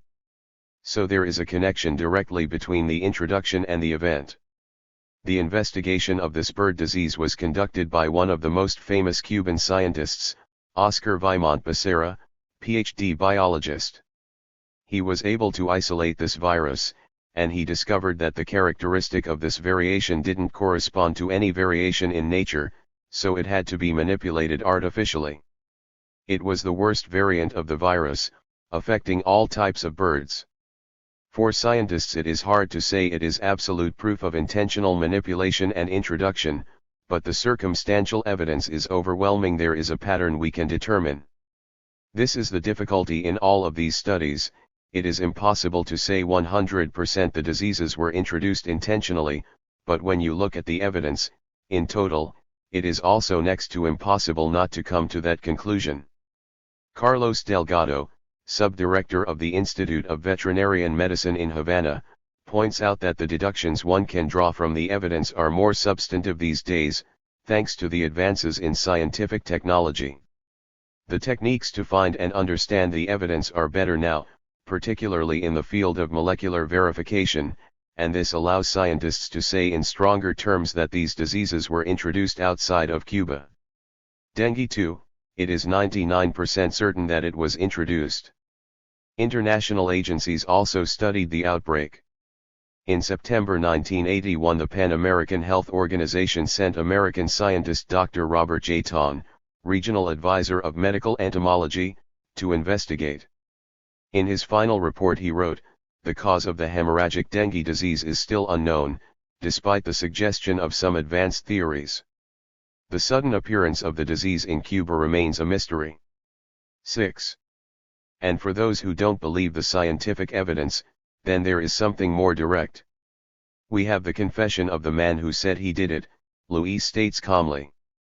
Eduardo Arocena, a Cuban-American connected to Miami-based anti-revolutionary group Omega 7, confessed in 1984 that he had visited Cuba in 1980 in connection with a mission to introduce some germs into the country, as reported by the New York Times. Arocena's testimony came during his trial in New York for his connection with the assassination of Cuban diplomat Felix Garcia in front of the United Nations building in 1980, and with other bombings in the United States against Cuban interests. 7. At his trial he testified, the mission of the group was to obtain certain germs to introduce them to Cuba to start the chemical war in Cuba. One of those was dengue. 2.8. Ariel recounts another incident in October 1996 when a Cubana Fokker airplane flying from Havana to Holguín above the International Air Corridor observed above him a small plane with American markings flying north. At this moment the Cuban pilot Arian Romero Lioth observed a spray of smoke coming from the American plane, which he reported to the control tower. He also contacted directly the American plane and asked if there was any problem. The pilot responded no. I have seen the report from Cubana aviation officials and the dialogue between the pilots. A month later the area below where the plane flew farmers reported the plague Thrips palmi which affects various vegetable products. This was during the special period when the government was experimenting with various forms of increased food production including through agroponics. Switching back to the scientific side, Luis Perez compared the way that scientists look at these issues to the way a detective approaches a murder case. We look for circumstantial evidence. One of the factors is where the disease appears. For example, rice mite, this affected the best rice farms in Cuba, only the best rice farms, so why was that? You look at when and where they hit and where they have had the most impact. Why they affected only certain areas, at certain times, when they were not appearing before or anywhere else. There are many examples of this type. Tobacco blue mold, it did not appear in Cuba until 1979. This is the most devastating type of mold against tobacco. This type of blue mold is only comparable in Australia, so our conclusion was that it had to be the source. While I don't have proof of the connection, it is completely different from any blue mold elsewhere. So how did it come to Cuba? Scientifically there is no evidence that it came to Cuba naturally, so what is the other alternative? It had to be introduced intentionally. He concludes with the legal metaphor, if this was a murder trial, and we brought all this circumstantial evidence, forensic, scientific evidence, an eyewitness account, and motive, I think we'd get a conviction, even if there was no weapon found. While there may not be obvious natural explanations, there are various methods to introduce the disease intentionally. It is easy to bring this virus in, as a tourist, businessman, anyone can do it and it is virtually impossible to detect. Cuba once had an important banana program, now nothing. You have to understand how damaging this can be, to the people, to our economy.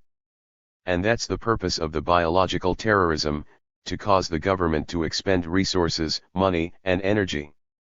And to have a negative effect on the population, Luis Perez says.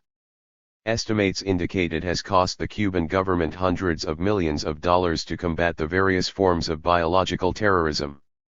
A spraying program continues for the control of dengue too.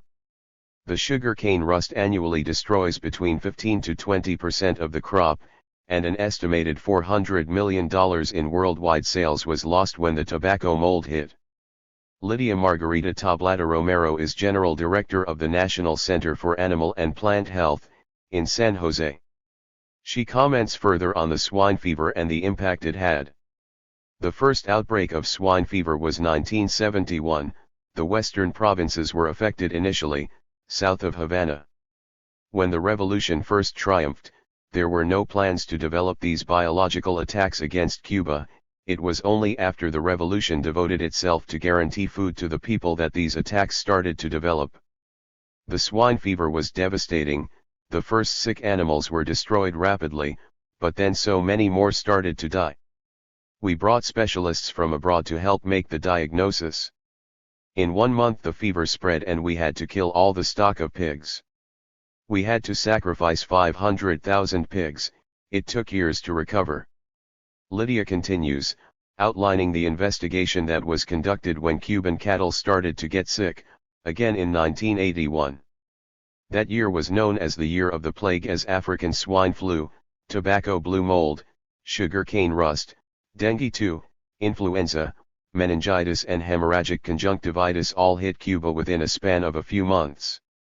The cattle in Villa Clara, in the central province, were affected first.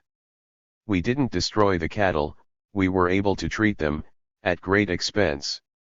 We brought in experts to investigate, because it hit so suddenly. The disease was spread through contact. One French scientist came and he had no explanation as to how it was started. It was determined that it was not possible to have this occur naturally. It had never been in Cuba before, but now it was spreading throughout the country. This caused serious economic problems. We tried to import the chemicals and insecticides to combat this, but it was difficult to do because of the blockade. Lydia comments that there are now substantial resources dedicated to combat the continuing biological warfare against the country. Under the Central Plant Quarantine Program there are 15 provincial labs, 67 plant protection stations, 2,250 professionals working. There is a huge amount of infrastructure and resources dedicated to this. With these new technologies we can determine better if the diseases are similar to other varieties, which gives us more evidence whether it is naturally occurring or intentionally manipulated. While professional ethics would prevent her from signing a sworn affidavit stating unequivocally that these diseases were brought into Cuba, she allows herself to recite an axiom that expresses succinctly her point of view: si camina como un perro, ladra como un perro, y sin rabo de perro, es un perro, which translates, if it runs like a dog, barks like a dog, and has a tail like a dog, it's a dog. The English version simply changes the dog into a duck. If it looks like a duck, walks like a duck, quacks like a duck, it's a duck. Cuba's efforts to bring these biological terrorism attacks to the attention of the international community have included protests to the United Nations. To mixed results, Lydia admits. In the United Nations we spoke of all the biological terrorism directed against Cuba. Some scientists have supported us, especially the ones who have seen all the evidence, and those who have come here as well. But again, it is so hard to come up with absolute irrefutable evidence. Even with the sworn confessions of these pilots, people don't believe us. But the work we and others have done all points to the facts that these diseases were not naturally occurring. You then look at the blockade, the other acts of terrorism that have been committed against our country, the evidence the United States has been involved in biological work. All this points in one direction. But you have to decide yourself. They discovered in bean crops, during the special period, these pests that didn't exist in Cuba previously. How is this possible? It's easy to send a plane from Florida over to Cuba, to spray. It's easy to do this. And there is solid evidence that this has happened before, many times. We've had eyewitnesses say they have seen these planes with spray coming out of them, Planes that are not Cuban, they should not be in the area.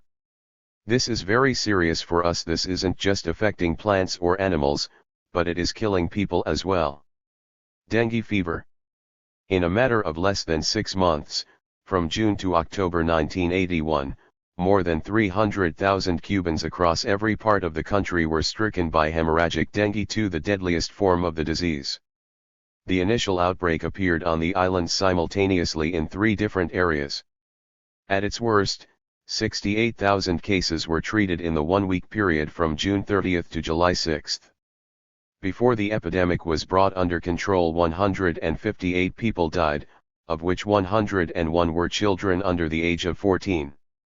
Since those months in 1981, the Cuban government has been forced into an annual spraying campaign to control the dengue-carrying Aedes mosquito, the same one that transmits yellow fever. Estimated cost to the Cuban government to date $100 million, a higher than expected cost due to the blockade. The symptoms of dengue include fever, watery eyes, runny nose, headache, backache, insomnia, lack of appetite and extreme bone pain. Internal bleeding and shock follows. It is particularly virulent in the bodies of young children. The Aedes mosquitoes bite during the day, achieving maximum effect in high-density urban areas. The disease moves rapidly. Scientists have shown it is relatively easy to spread mosquitoes from planes or boats, miles away from the Cuban shorelines, and have the insects reach land with little difficulty on the air currents. Which is exactly what experts suspect happened in 1981 when cases were discovered in 3 different areas: Havana, Cienfuegos, and Camagüey. While hundreds of miles apart, the 3 locations lie within a straight line from one side of the island to the other. The initial cases were examined extensively by the Cuban Ministry of Public Health.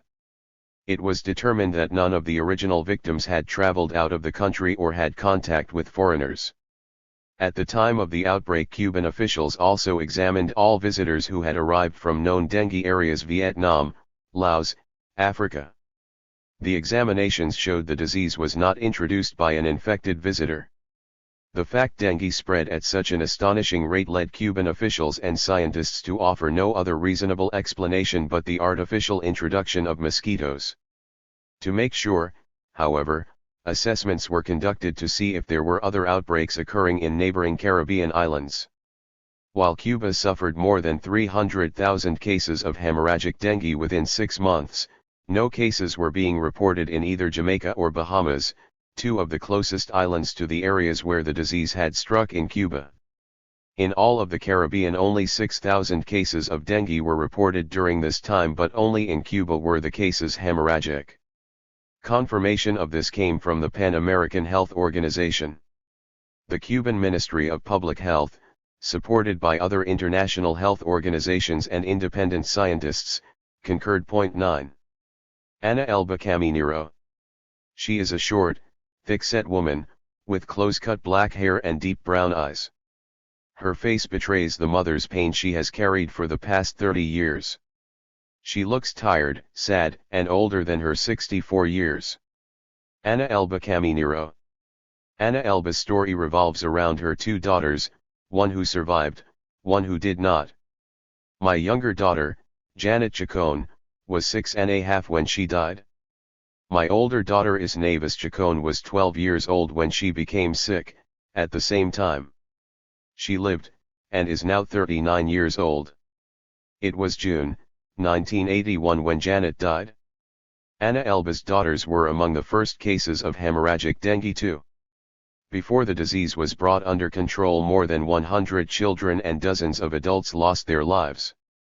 I was the first one who became sick. The disease has different appearances, the 3 of us had different symptoms, but we were all affected. I had red spots on my arms, lot of fever, pain all over my body, with a lot of pain in my head. In June I was sick almost the whole month. On June 7 my younger daughter felt bad, then the older one got sick. They both had pain in the stomach, fever, vomited blood. I didn't go to the hospital right away. Yes, I thought it was serious, but I didn't go to the doctor. I just gave myself aspirin and I did get better. I just thought it was the flu or something. No one knew what was going on at that time.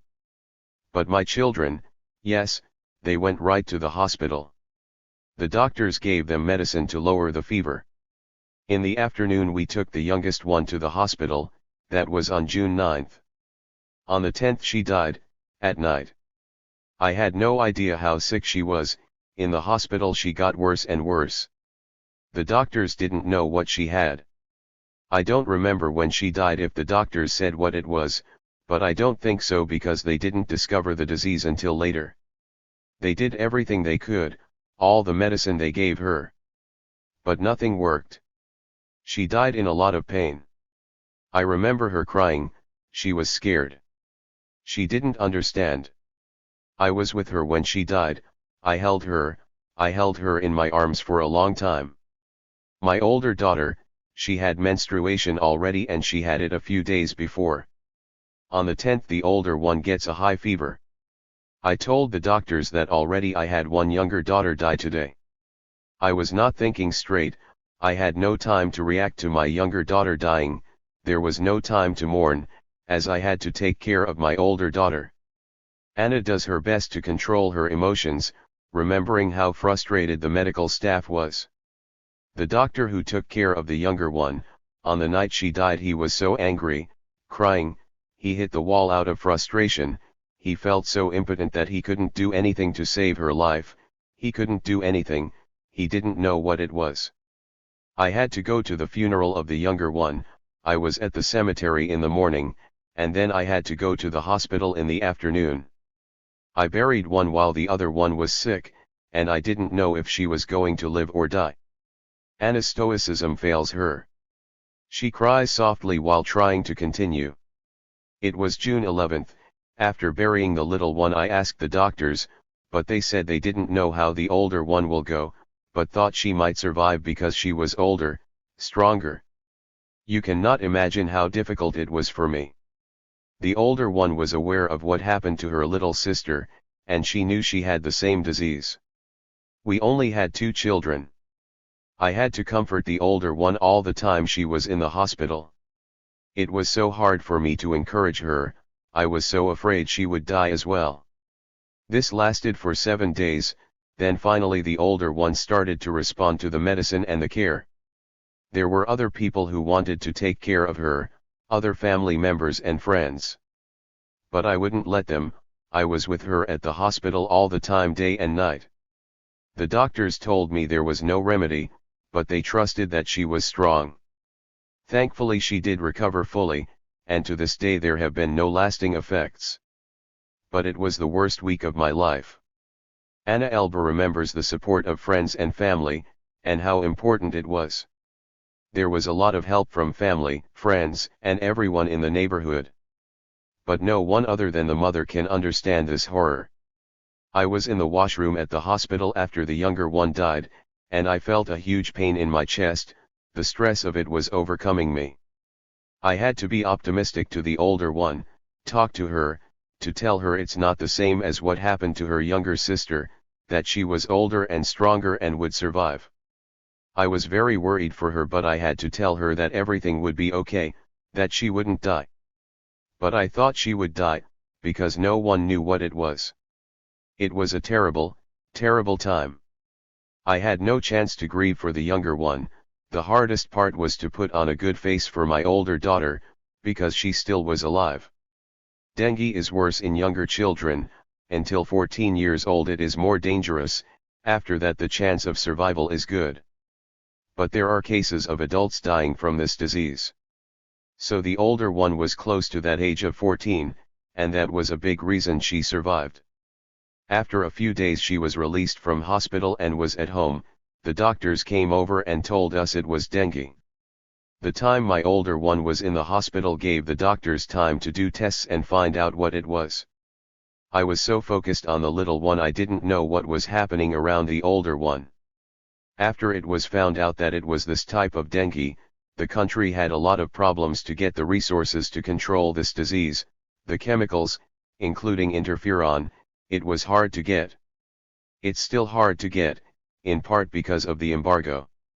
I think many more lives could have been saved if not for the difficulties in getting these substances. Ana Elba lets herself smile just a little as she relates her direct involvement in helping control the disease. When they spray my house, I'm most attentive to what they are doing. And I'm very active in my neighborhood to make sure every house gets sprayed. There are some people who don't want their house sprayed. When I find that out, I go over and talk to them, to make sure they understand how important the spraying is. She quietly reflects on how dengue too arrived to Cuba. This is an act of terrorism that continues to this day. We did not have this disease before. An investigation showed that it was introduced.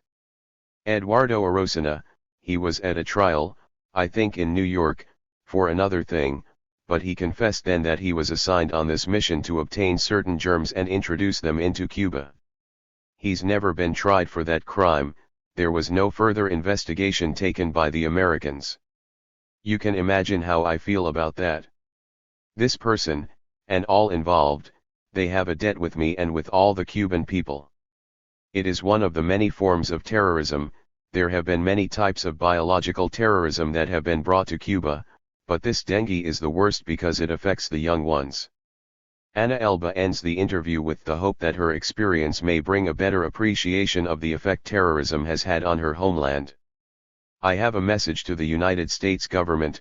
I don't know the exact words, but my desire to express, that the entire world knows about these things against Cuba, these acts of terrorism.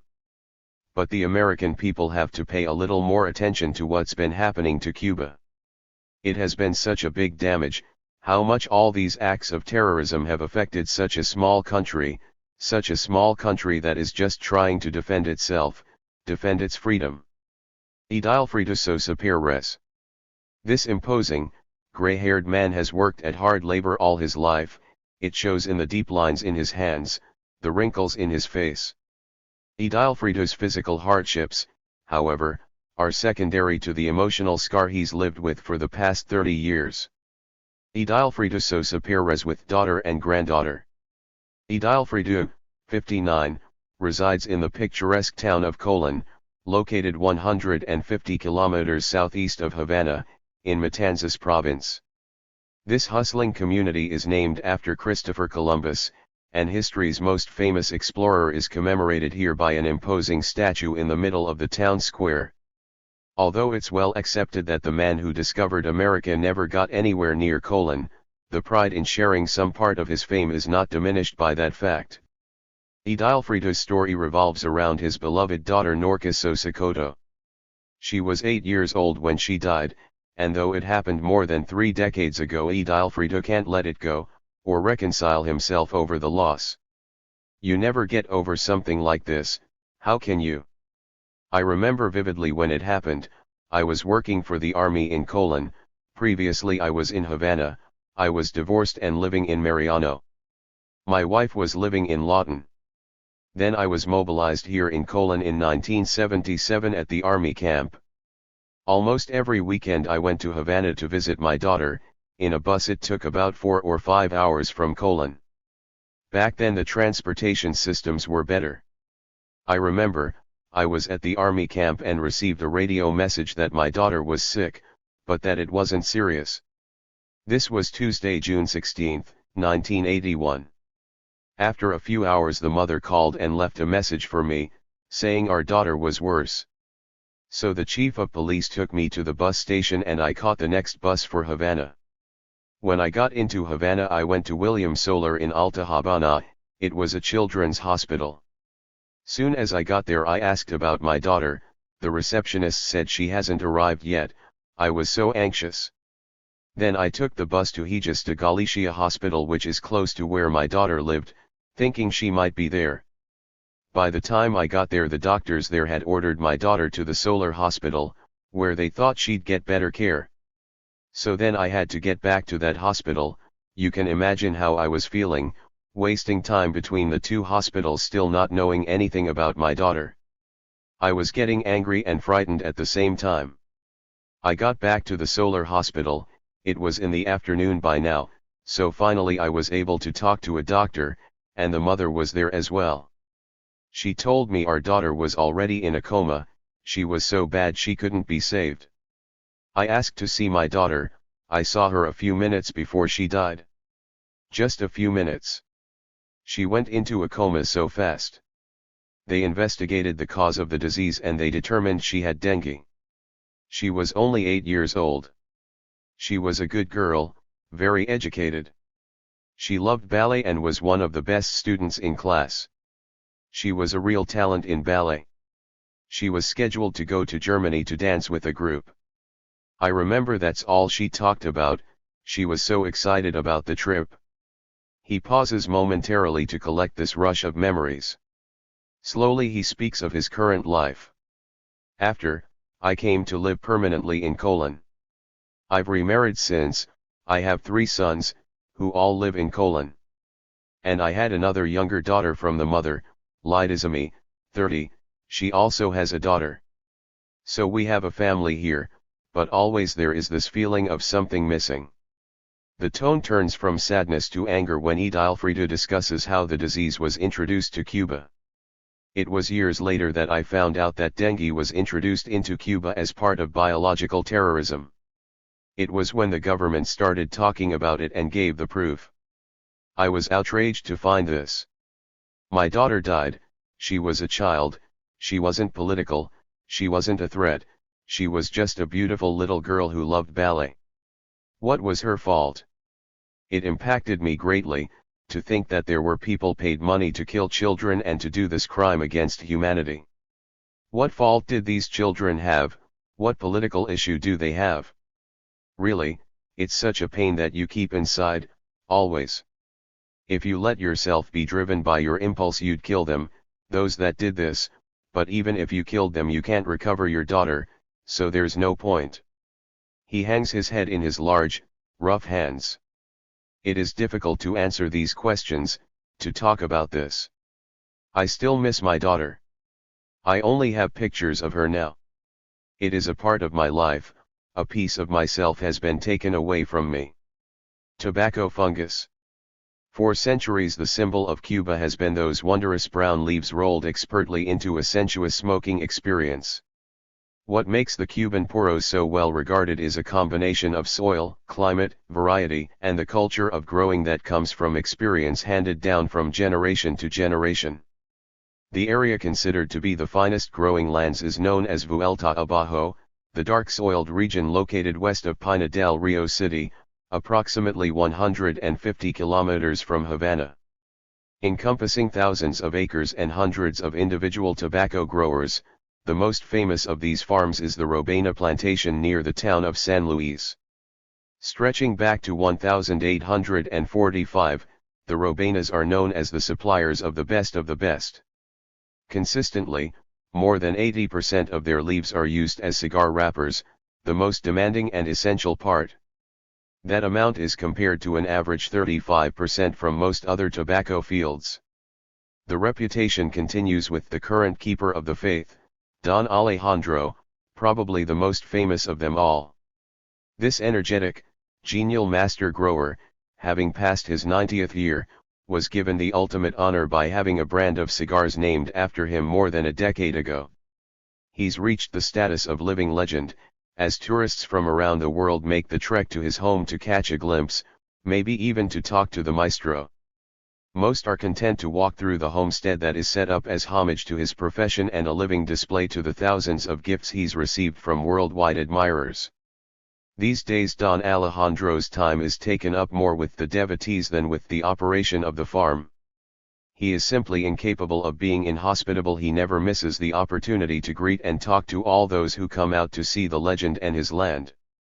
While his expertise is in the growth of the tobacco leaf, he also has intimate knowledge of the time when the harvests were being destroyed by a tobacco fungus blamed on Cuban-American pilots from Florida. The attack in the late 1970s devastated the crop and to this day continues to cost the Cuban government millions in control measures. A second attempt to wipe out his crop took place in 1999. His farm was specifically targeted for the spraying of a biochemical chemical that would have destroyed his produce, his livelihood, and maybe his life. If not for a quick-thinking counteragent, the plan would have succeeded. Don Alejandro Robena. Despite his age, Don Alejandro Robena has conceded little. He still wakes up early in the morning, makes sure all is running smoothly on the finca, doles out responsibilities, meets and greets dozens of tourists, expends all sorts of energy without stop, and still enjoys close to a dozen cigars, often with fine Cuban rum, daily. Don Alejandro Robena. The one compromise he does allow: I don't work as hard as before, I have my grandson running the place on a daily basis now, so I don't do nearly as much as before. Don Alejandro is the latest in the long line of the Robena legacy that dates back to 1845. He greets his visitors with a large grin and firm handshake, showing them into a secluded salon set up for his favorite pastime, which he shortly indulges in, as he pulls an Esplendido-sized puro from his shirt, sits down on the plush leather chair, and expertly puts flame to leaf. Before a question is asked, Don Alejandro grabs a plastic-framed photo from the bar. There are 3 men in the picture, a crop duster plane in the background, and a signed note on the upper left corner. It is proof, he says, of the chemical warfare against Cuban tobacco production, and the series of coincidences that saved his crop. You know who this is? He points to the large smiling man with the baseball cap. This is Jose Basulto, of the Brothers to the Rescue. Basulto headed the organization that in the mid-1990s conducted a series of rescue operations to pick up Cuban rafters in the Florida Straits. The operation turned into illegal overflights into Cuban airspace, including a number of incursions above Havana. In all, more than 12 incidents were documented by the Cuban government, each one protested to American and international aviation authorities. United States officials did nothing to curtail the flights.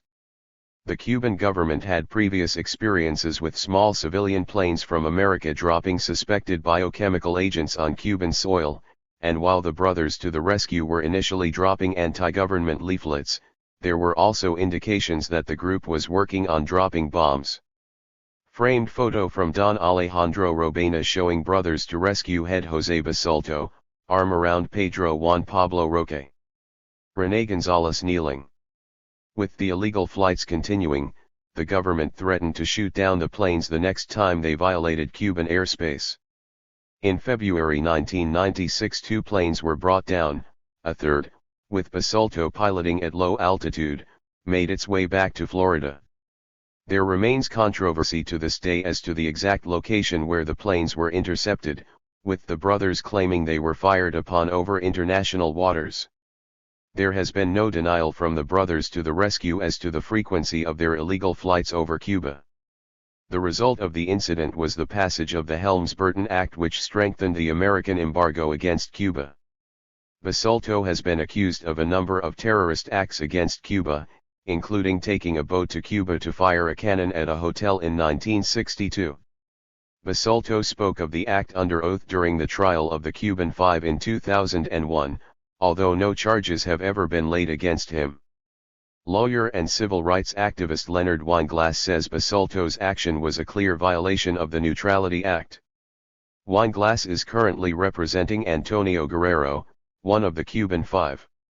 The photo in Don Alejandro's possession shows Basulto with his arm around Pedro Juan Pablo Roque, a Cuban-American who turned out to be a double agent. Also in the picture is René Gonzalez, a Cuban arrested for infiltrating anti-Castro organizations in Miami. He is one of the Cuban Five currently serving long jail sentences. Behind the 3 is a small crop duster. According to Don Alejandro, Pedro was considered as a son to Basulto. The 2 also worked together, and one of the assignments Pedro was given was to spray the tobacco crops of Robena. What Basulto didn't know, however, was that Pedro was a close friend of Robena, as well as a double agent. Pedro worked here on the farm when he was younger. He was like most young Cubans, they had time to work in the country for a few weeks in the summer. Pedro was a very good person, he worked hard and I got to know him well. What I didn't know was later he went to Miami to infiltrate these Cuban-American terrorist organizations in order to prevent terrorist attacks against us. Pedro took his order from Basulto, flew the plane over Cuban airspace and sprayed Robaina's crop. The spray, however, was not the deadly thrips palmi which quickly destroys the crop, but a harmless chemical Pedro substituted. He returned to Basalto to report on the success. Shortly after, he was forced to flee Miami when his Cuban compatriots, including René González, were taken into custody by American government officials. So there is proof that these terrorists did try to destroy my crops, Robaina says. They didn't succeed because of the luck of having Pedro, but in so many other areas they did spread the disease and devastated such an important economic industry in Cuba. While that attempt failed, Cuba tobacco did suffer devastating attacks years earlier. It was in around 1979 to 1980. Almost all the tobacco fields in Pinar del Rio province were destroyed. This is the most important area for tobacco in Cuba. Approximately 90% of the total crop was affected by a fungus never before seen in Cuba. People who had late plantings escaped the worst of it, but that was only a few farmers. The rest had their crops destroyed. Robaina takes a long, deep pull on his cigar, the smoke rising slowly from the perfectly shaped ash-white tip.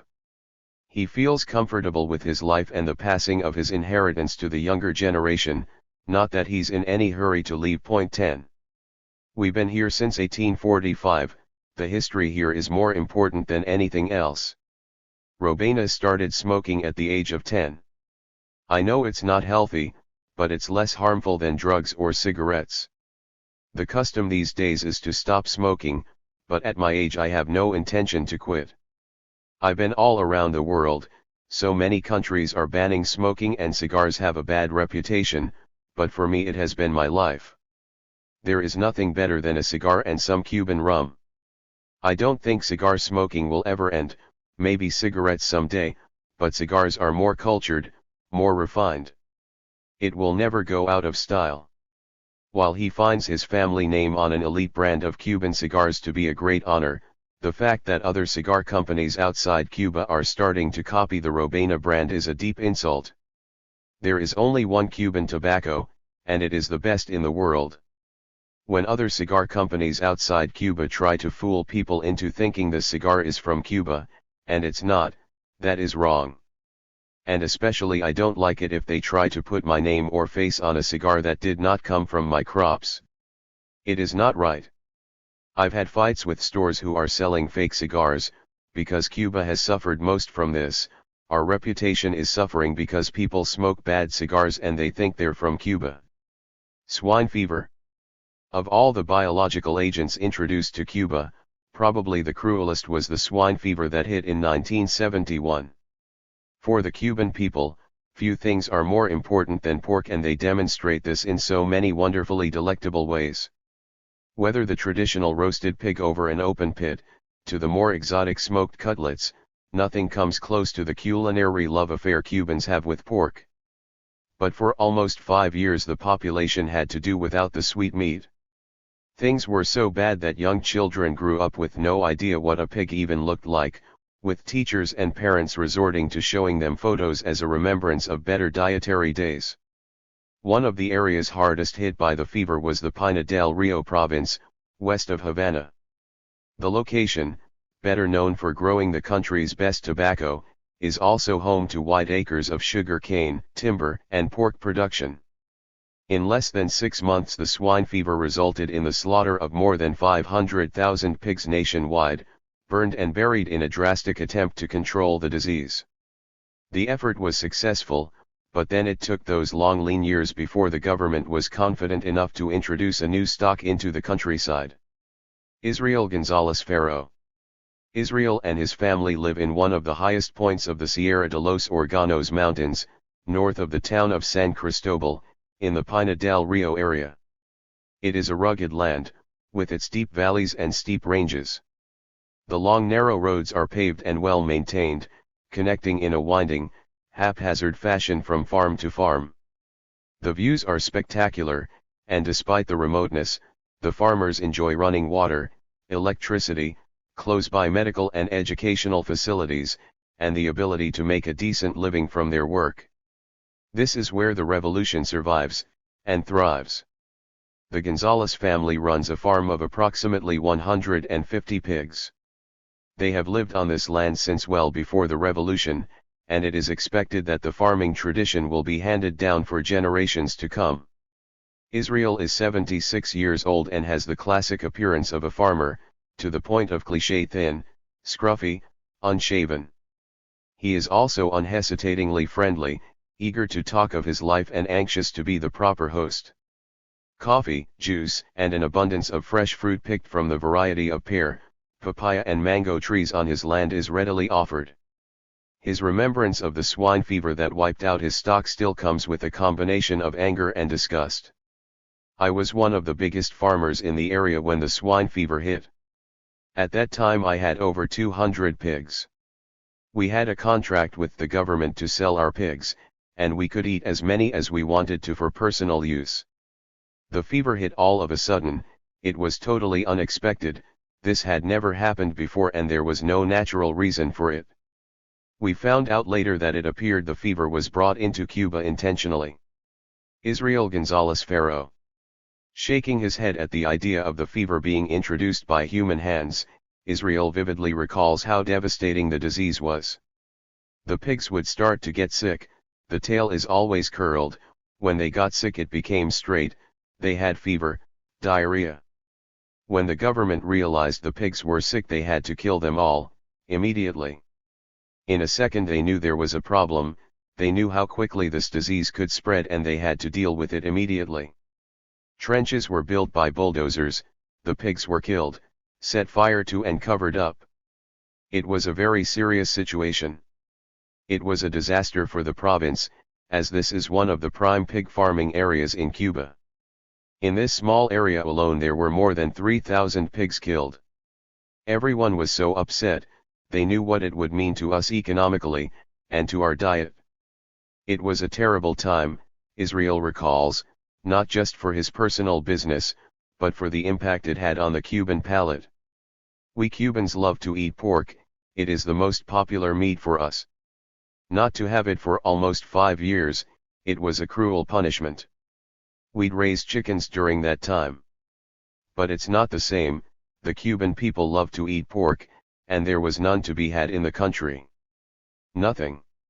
So finally, after they thought it was safe, we started bringing pigs in from Canada, various breeds.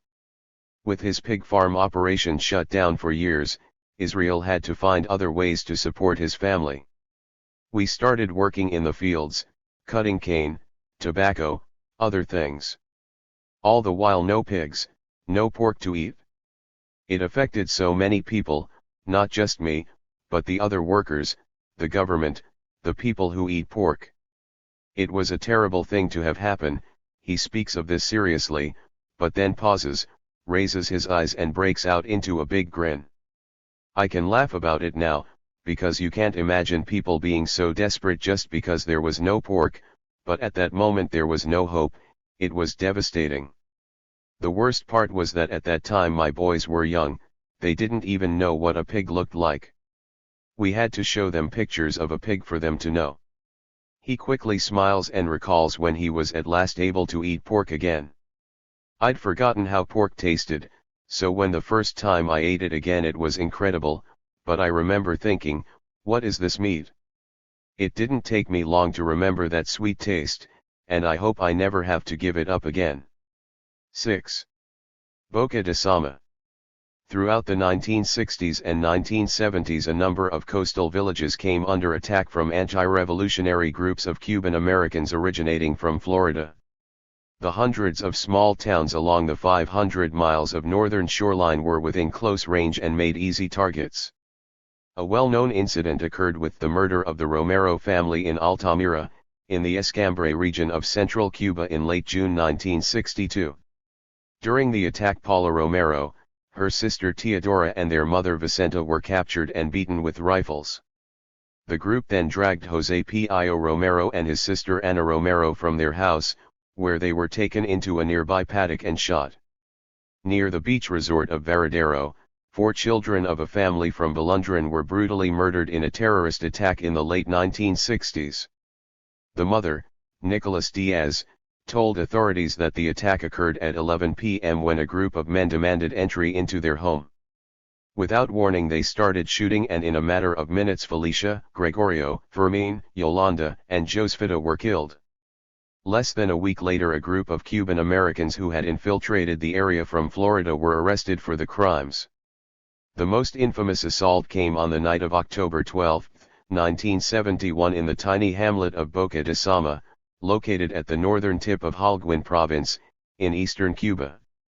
Centered in the province is the capital city of Holguin, the second most populated in the country. The city is famous for the 450 steps that lead to the spectacular view on the top of the Loma de la Cruz, site of the annual May pilgrimage in honor of its construction in 1950. Holguin, founded in 1545, is a vibrant municipality quite unlike Havana. Known as the City of Parks, its streets are well laid out in squares, thanks to the military influence of the urban planners. The streets are clean and well maintained, and there is ample evidence that the city is going through an economic resurgence, including the opening of a 3-block pedestrian mall, lined with restaurants, shops, clothing stores, bars, and hotels. Holguin is less than an hour south of Boca de Sama, and all routes to Boca lead through the city. The village is in a spectacular picturesque location, nestled between the wide mouth of the Sama River and surrounded by lush green hills. It is idyllic, tranquil, and most of the time, safe. The town of 60 men, women, and children was no more than a collection of a dozen small wooden homes, a store and a school when it was attacked by a group of approximately 15 men who left evidence pointing to the anti-Castro terrorist group Alpha 66.1. The organization had a long history of activities against Cuban targets. Originated in the early 1960s as part of an invasion against Cuba, Alpha 66 has been tied to a variety of violent acts in America and Cuba. They continue to operate in the Miami area to this day. Its own website states, Alpha 66 was created with the intention of making commando-type attacks on Cuba to maintain the fighting spirit of the Cuban people after the failure of the Bay of Pigs invasion too. Boca de Sama was a prime target not only for its remoteness but for the numerous caves that dot the shoreline, ideal for storing weapons and supplies. Prior to the revolution, the area was the site of a number of banana plantations owned by the United Fruit Company, the same corporation that was implicated in the 1954 overthrow of Guatemala President Jacobo Arbenz. The villagers claim that many who took part in the attack were former employees of the company who fled after the revolution. These days Boca is still a sleepy little village. The shop that was the center of much of the fighting during the attack has been torn down, and a museum built in its place. The wooden homes are all but gone as well, replaced with new concrete structures. Besides the sale of locally caught fish, the residents of Boca make a living working the land and raising livestock. On rare occasions a few tourists venture their way into town, coming from the nearby resorts at Cuernavaca. The assault on Boca de Sama was coordinated at night, with 2 boatloads of terrorists landing on the west shore, closest to the village. They were immediately detected, fought their way into the store, all the while spraying bullets into the homes, school, and anything else they could hit. In the process 2 residents were killed. After a fierce gun battle at the school, the attackers retreated back to their landing crafts, making their way to the mothership, which was stationed less than a kilometer away. It all took less than an hour. Nancy Pavon. Nancy Pavon's story is well known in Cuba. She's the 15-year-old girl who survived a harrowing night of terror during the attack on Boca de Sama. With her right foot almost completely shot off, and her younger sister badly injured by the same bullet, Nancy and her family struggled to escape with their lives. It's a saga that happened more than 30 years ago. Nancy, now in her early 50s, copes with a different kind of horror these days. It is the reality of having to deal with the loss of her foot, the endless physiotherapy, and the understanding that the older she gets, the more she'll have to endure. Nancy has told her story many times, and has appeared often on Cuban radio and television, gaining a small measure of celebrity.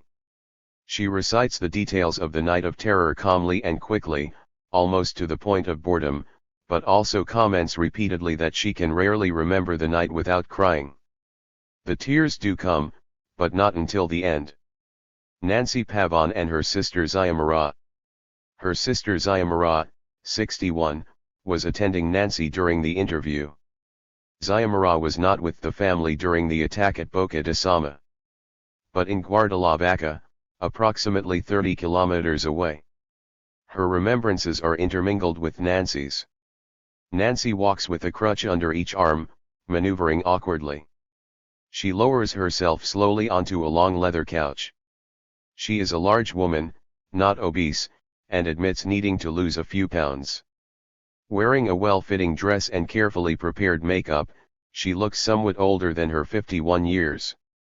She rubs her right leg immediately upon sitting, quickly removes her prosthesis and shows, with a strange sense of pride bordering on smugness, the stump of flesh at the end of her leg. Nancy's right foot was almost completely torn off during the attack. But she now complains good-heartedly about waiting for something she can't do without. I've been expecting a new prosthesis for my foot. It takes longer than usual because it's hard to get the materials. The embargo makes it more difficult to get things, even things like this. With a sigh and a smile she starts to recount the details of that night in 1971, starting with the portion that always excites her to anger. The bandits who attacked boasted of what they did. They were treated like heroes in Miami, and when they got back they told everyone they killed lots of people, destroyed the town, all sorts of things that weren't true. They attacked, but didn't do as much damage as they claimed. I was born in Boca. I had just turned 15 a few months before the attack, in July 1971. The 15th birthday is a big celebration for Cuban girls. It is a celebration for them turning into a woman. My mother had a sick and so we didn't celebrate my 15th in July. We were making plans to do something, but nothing happened.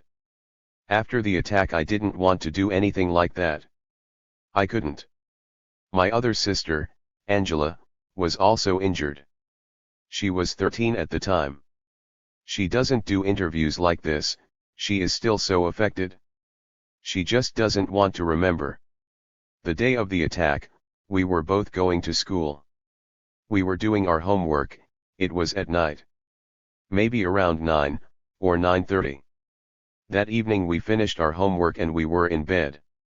My father, Bienvenido, was going to bed early. He had a toothache. He was part of the Cuban Frontier Guard, a civil group that helped keep watch on the coast. When he got up to take something for his toothache, he heard machine gun fire. He went out to go to the little village.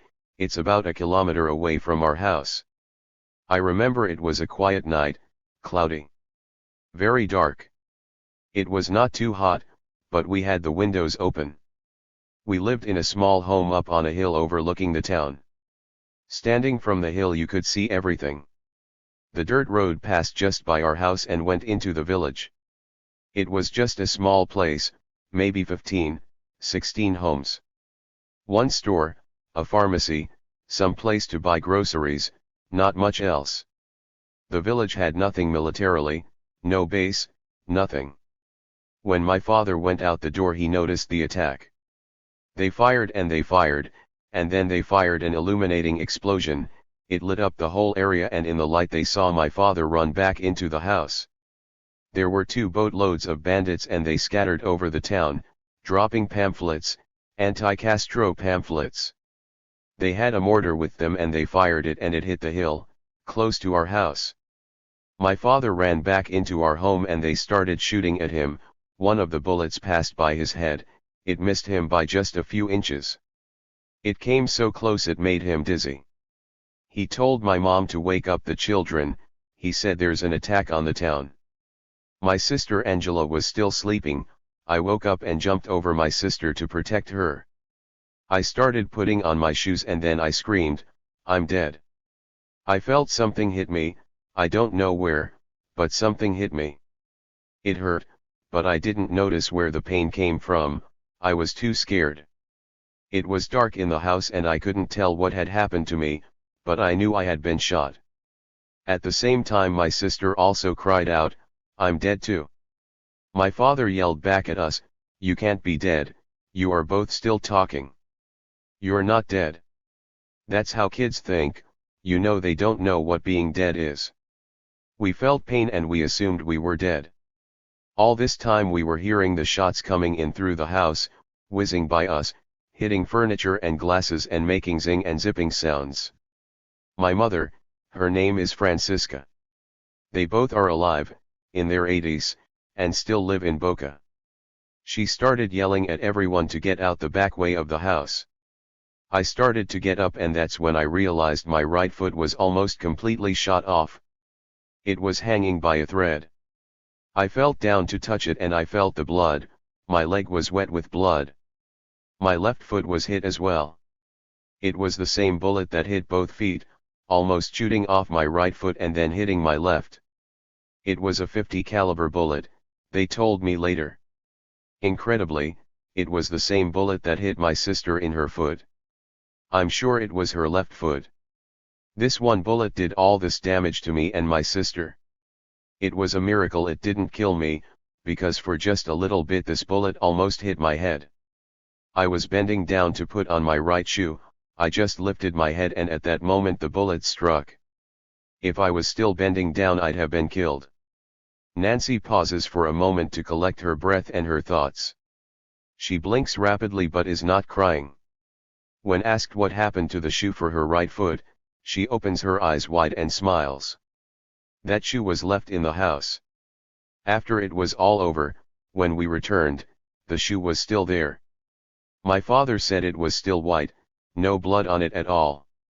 The rest of the house, it was terrible, so many bullet holes in it, so many things broken. So much blood on the floor and the walls. There was the skin of both mine and my sister's foot stuck to the mosquito nets. They counted 25 bullets. One of the bullets went through a can of kerosene we had in the house.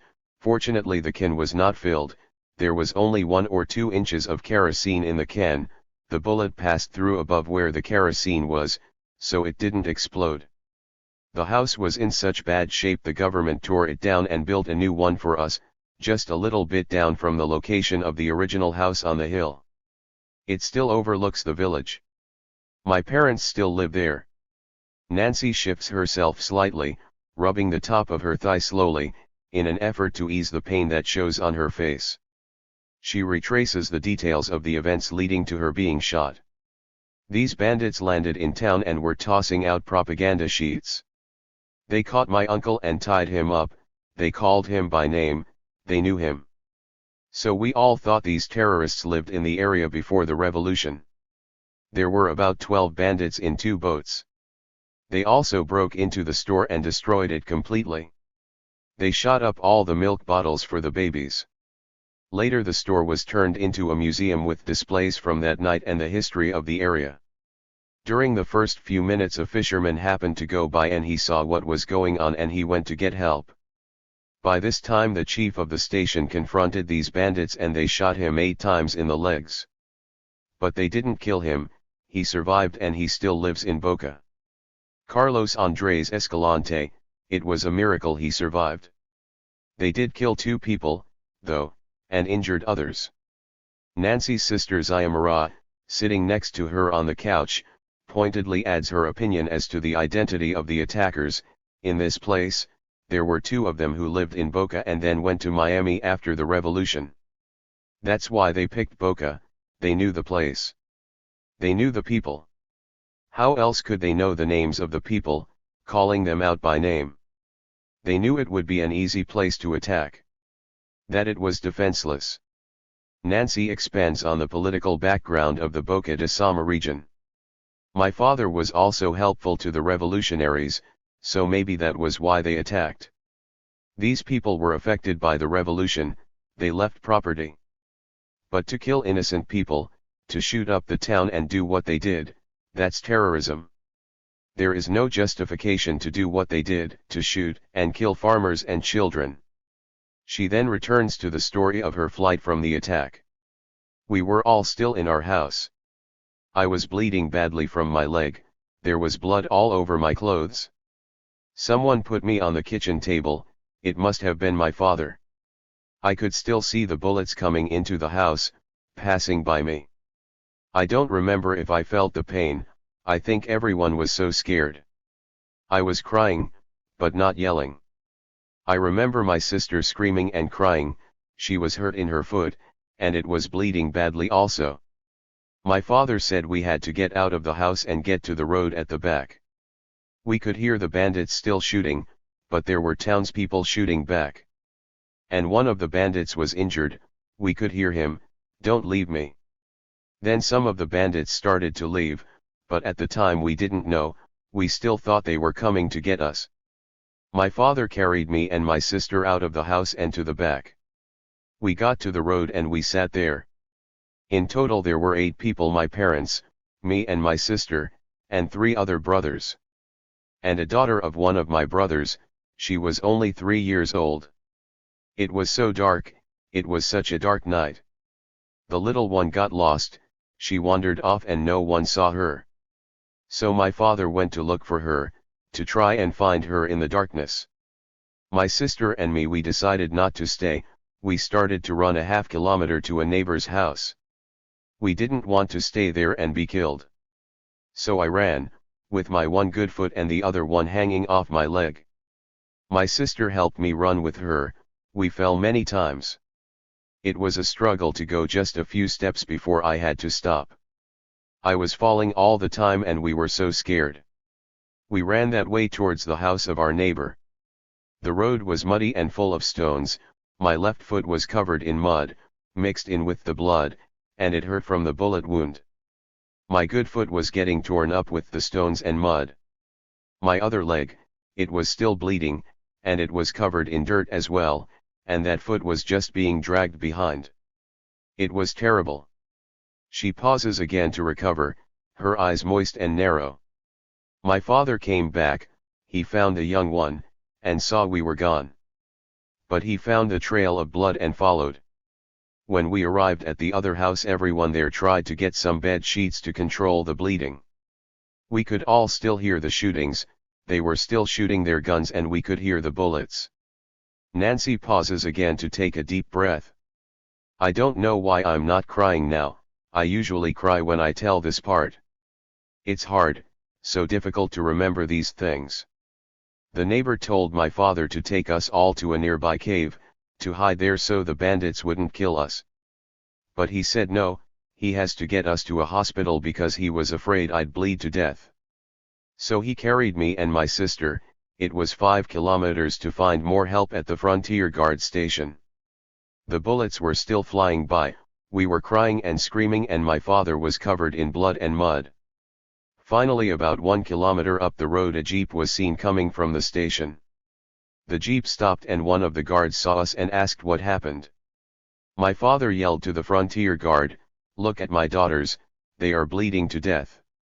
Help my daughters, they are going to die." The men in the jeep said we had to go to the closest hospital, in Baines, which was 38 kilometers away. We got to the Baines hospital and afterwards my father told me that when the doctors saw him they thought he was covered in mud, but it wasn't mud, it was blood, my blood. It was there. They took my foot off, they just cut the last piece of flesh still attached. They operated on me twice, the first time there was some problem, with the skin graft. So they had to do another operation. My younger sister was more nervous than me, she was afraid she was going to lose her foot. I think it was about 2 hours from the time we left our house to the time we got to the hospital. I knew they couldn't save my foot. They told me my foot was removed and at that time I was just happy to be alive, I didn't realize how it would affect the rest of my life. There were problems when I was in the hospital, I had convulsions during the blood transfusion. The next day they collected me and took me to an ambulance where they transported me to Santiago.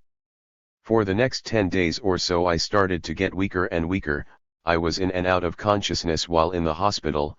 The problem was my reaction to the blood transfusions.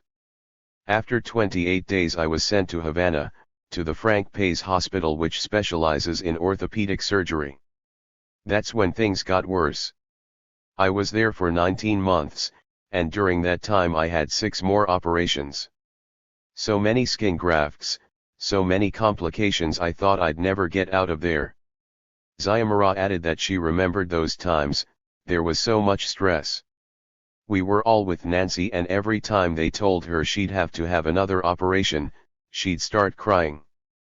I couldn't stay in the same room, I couldn't stand to see her cry. Xiomara continues. Nancy's other foot was sliced open, the tendons were exposed. Luckily they were able to save that one. For 10 days Nancy was in intensive care. The other sister, yes, she was recovering well. In Santiago. When the other sister finally got in to see Nancy, she was so scared she hid her face under the bed sheets, she didn't want to see her sister in that condition. She couldn't speak to her. It was so close, Nancy was so close to death for so long. At this time, Nancy can no longer contain her emotions. It is the impact of her sister's remembrances that causes her to start crying softly, steadily, looking down at the floor. Her sister reaches over and gives her a hug. Nancy picks up the conversation. They operated on my leg as well, they did 2 operations at one time, skin transplants. After they sent me back home, then 1 month later I had to return to the hospital for more operations. It was difficult, very difficult. There was only one doctor there in Havana who said, "I'll get you to walk," everyone else thought it would be impossible. But I knew I'd walk again. Despite that strength of character, Nancy admits it has been a long, hard road she's traveled since that horrible night. Physically it has taken so much from me, the operations, I have trouble with my leg as well. And now I'm getting infections, so I have to be in the hospital for that. How many operations have I had? I don't know, maybe 15, 20. But mentally it has been just as difficult. I've missed out on so many things. My teenage years were spent mostly in hospitals, and I was never able to do things that others were able to. Nancy stresses that she can walk on her own, without the use of the crutches. However, she does rely on them extensively, and admits it's getting harder to walk unassisted, due to the weight she's put on. I'm a bit overweight, but after all I've been through I'm entitled to, it is said with a smile, and a small sense of embarrassment. I promised myself that I would lose a few pounds. Now, every 6 months I have to change the prosthesis, but it is so hard to get new ones because of the blockade. I have had infection problems lately, the prosthesis rubs against my leg, and the older I get the harder it is. But I know that this is something I will have to live with for the rest of my life. Nancy, who is divorced with 3 children and 1 grandchild, sadly reflects on how her life was forever altered in a span of a few seconds.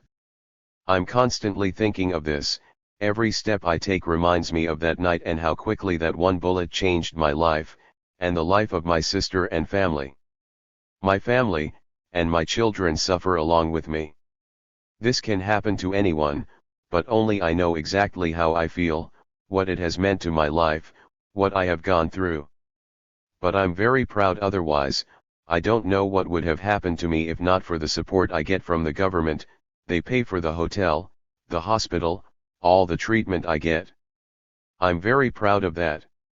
Despite the hard times, she is far from pessimistic. When I lost my foot and came back to my house in Boca, in 1973 or 1974, I registered at the Frontier Guard. I climbed the old wooden watchtower, I could see boats way off in the distance. I thought about whether they were more terrorists or not.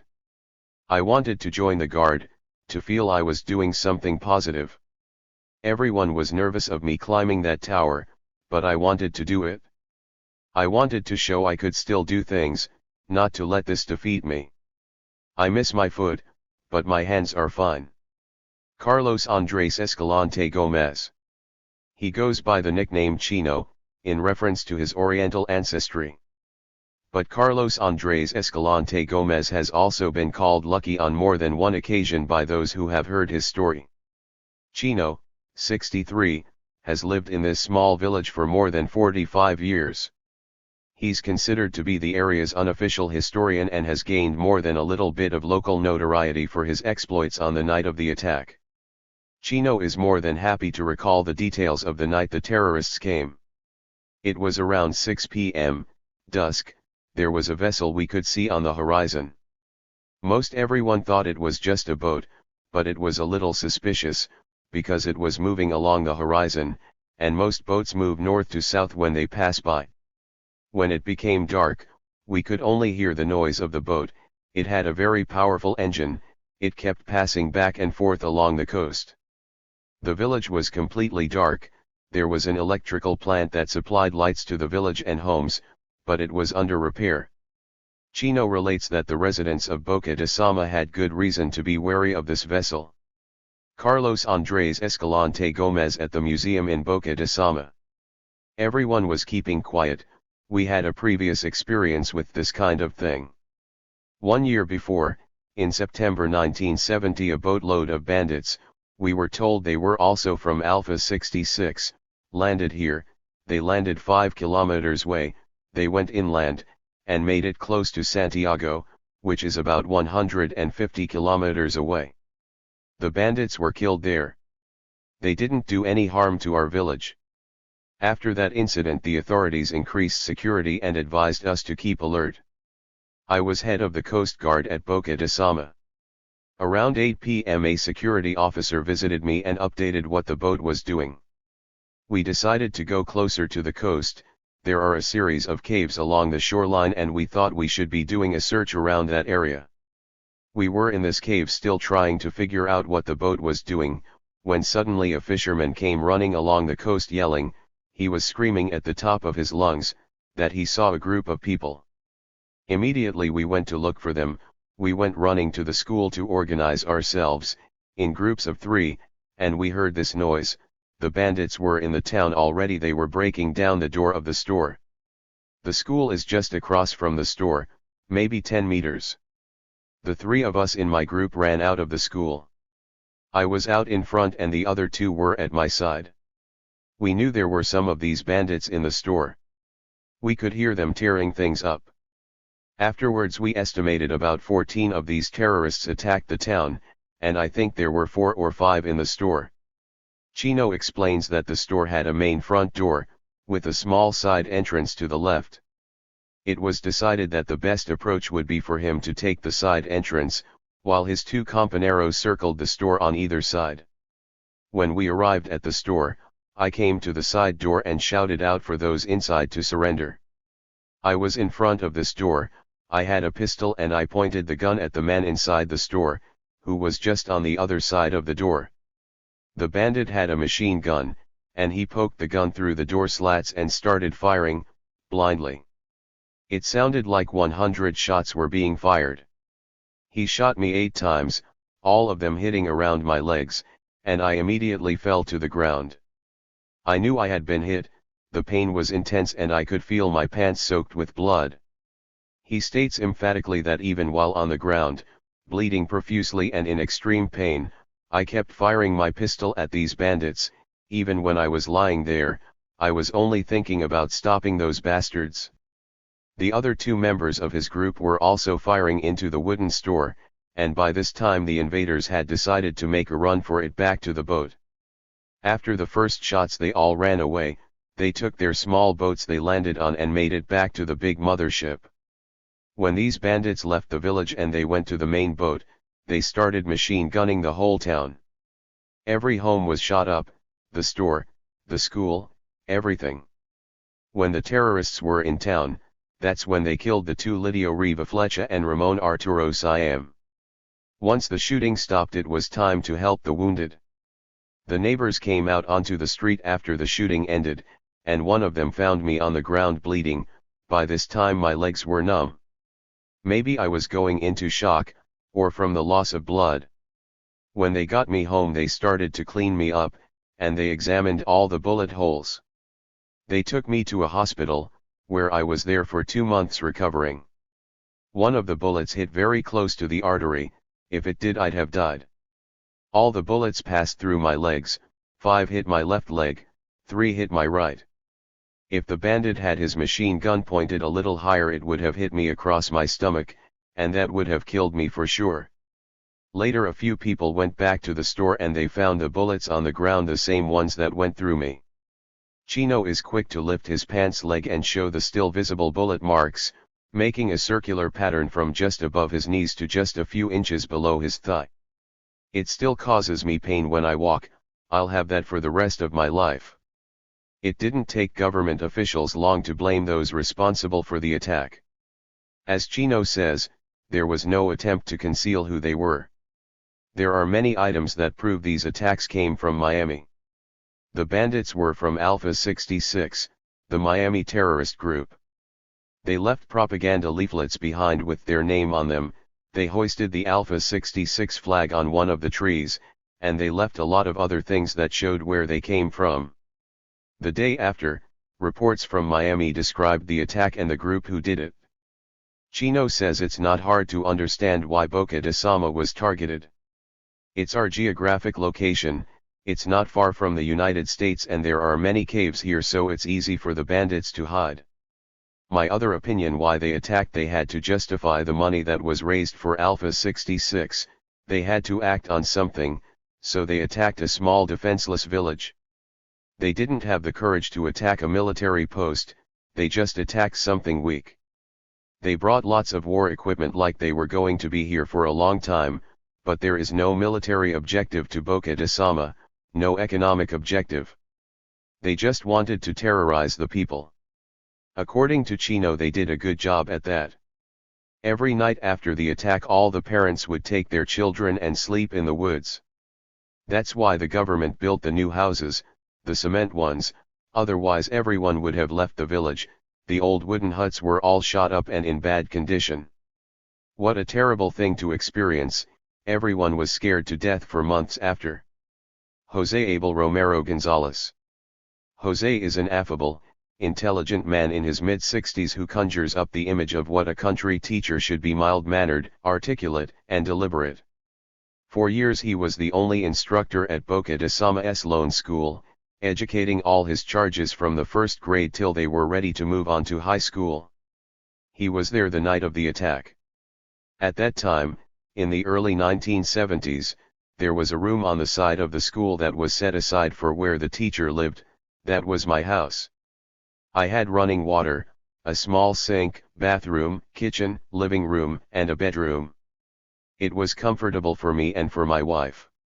Jose recalls how he came to be assigned to the tiny village of Boca de Sama. I graduated in Havana as a teacher in 1969, I was newlywed and there was a person in charge who gave me the assignment here. I had another job proposal to stay in Havana, but I came here happy. My wife wanted to come here as well. We both knew where Boca de Sama was, and we both liked living in the country. So we moved here on January 16, 1971. And we've been here ever since. The night of the attack it was very dark. One of Nancy's brothers was here with us at the school.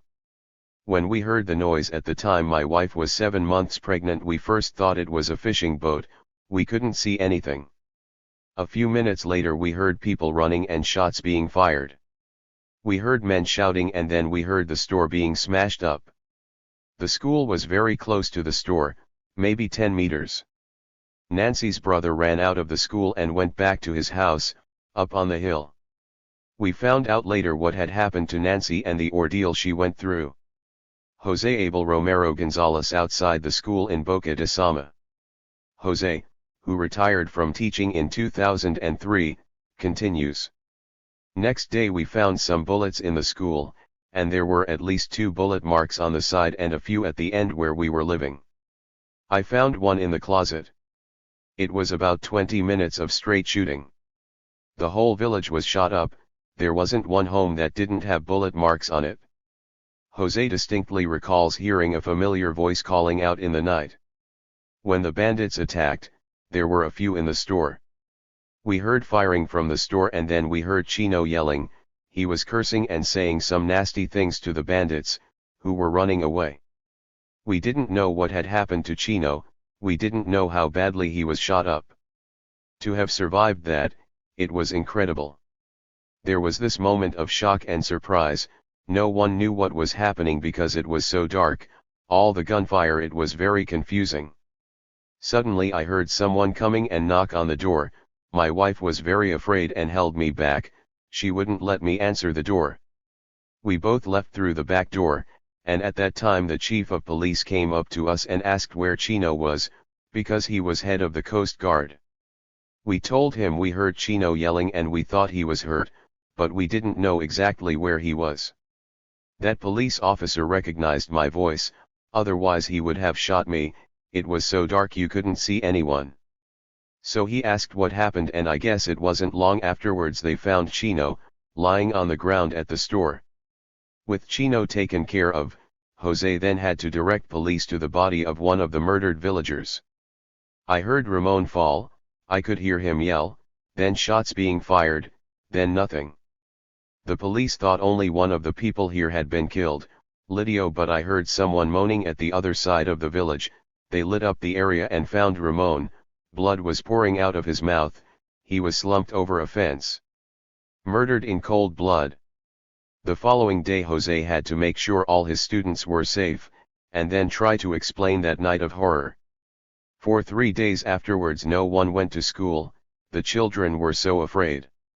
I remember speaking to the children, trying to help them understand what had happened, why these men came here to shoot up the village and to kill people.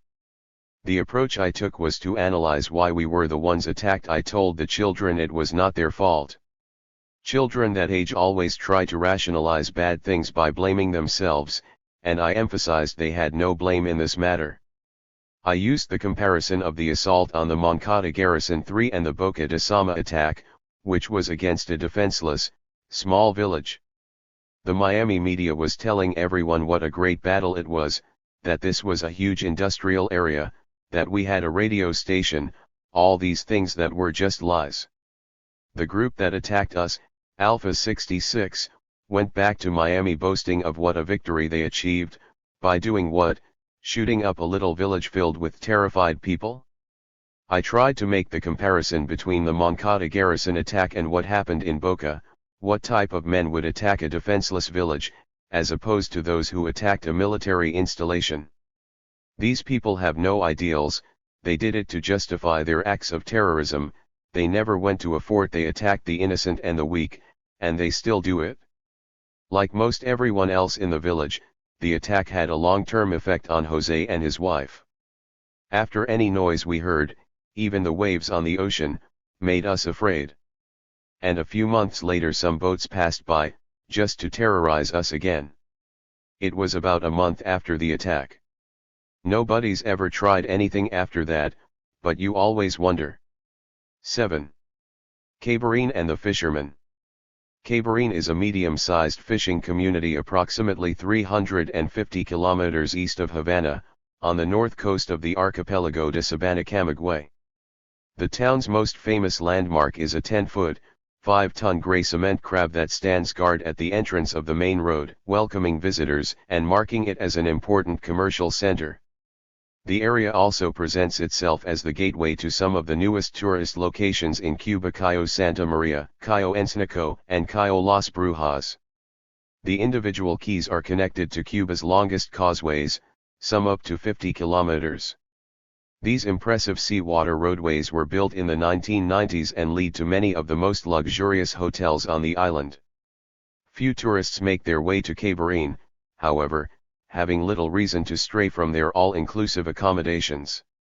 The town of 80,000 was founded in the early 19th century and many of the thin wooden row homes date back to that era. The government built a number of concrete residences approximately 20 years ago, specifically to house the more than 150 fishing families. Cabarine was founded on the fishing industry, and now contains the largest lobster factory in Cuba, helped financially by a number of Japanese enterprises. Transportation down the narrow streets is accomplished almost exclusively by bicycles or horse. Even the taxis use non-gasoline power to maneuver around the dilapidated avenues.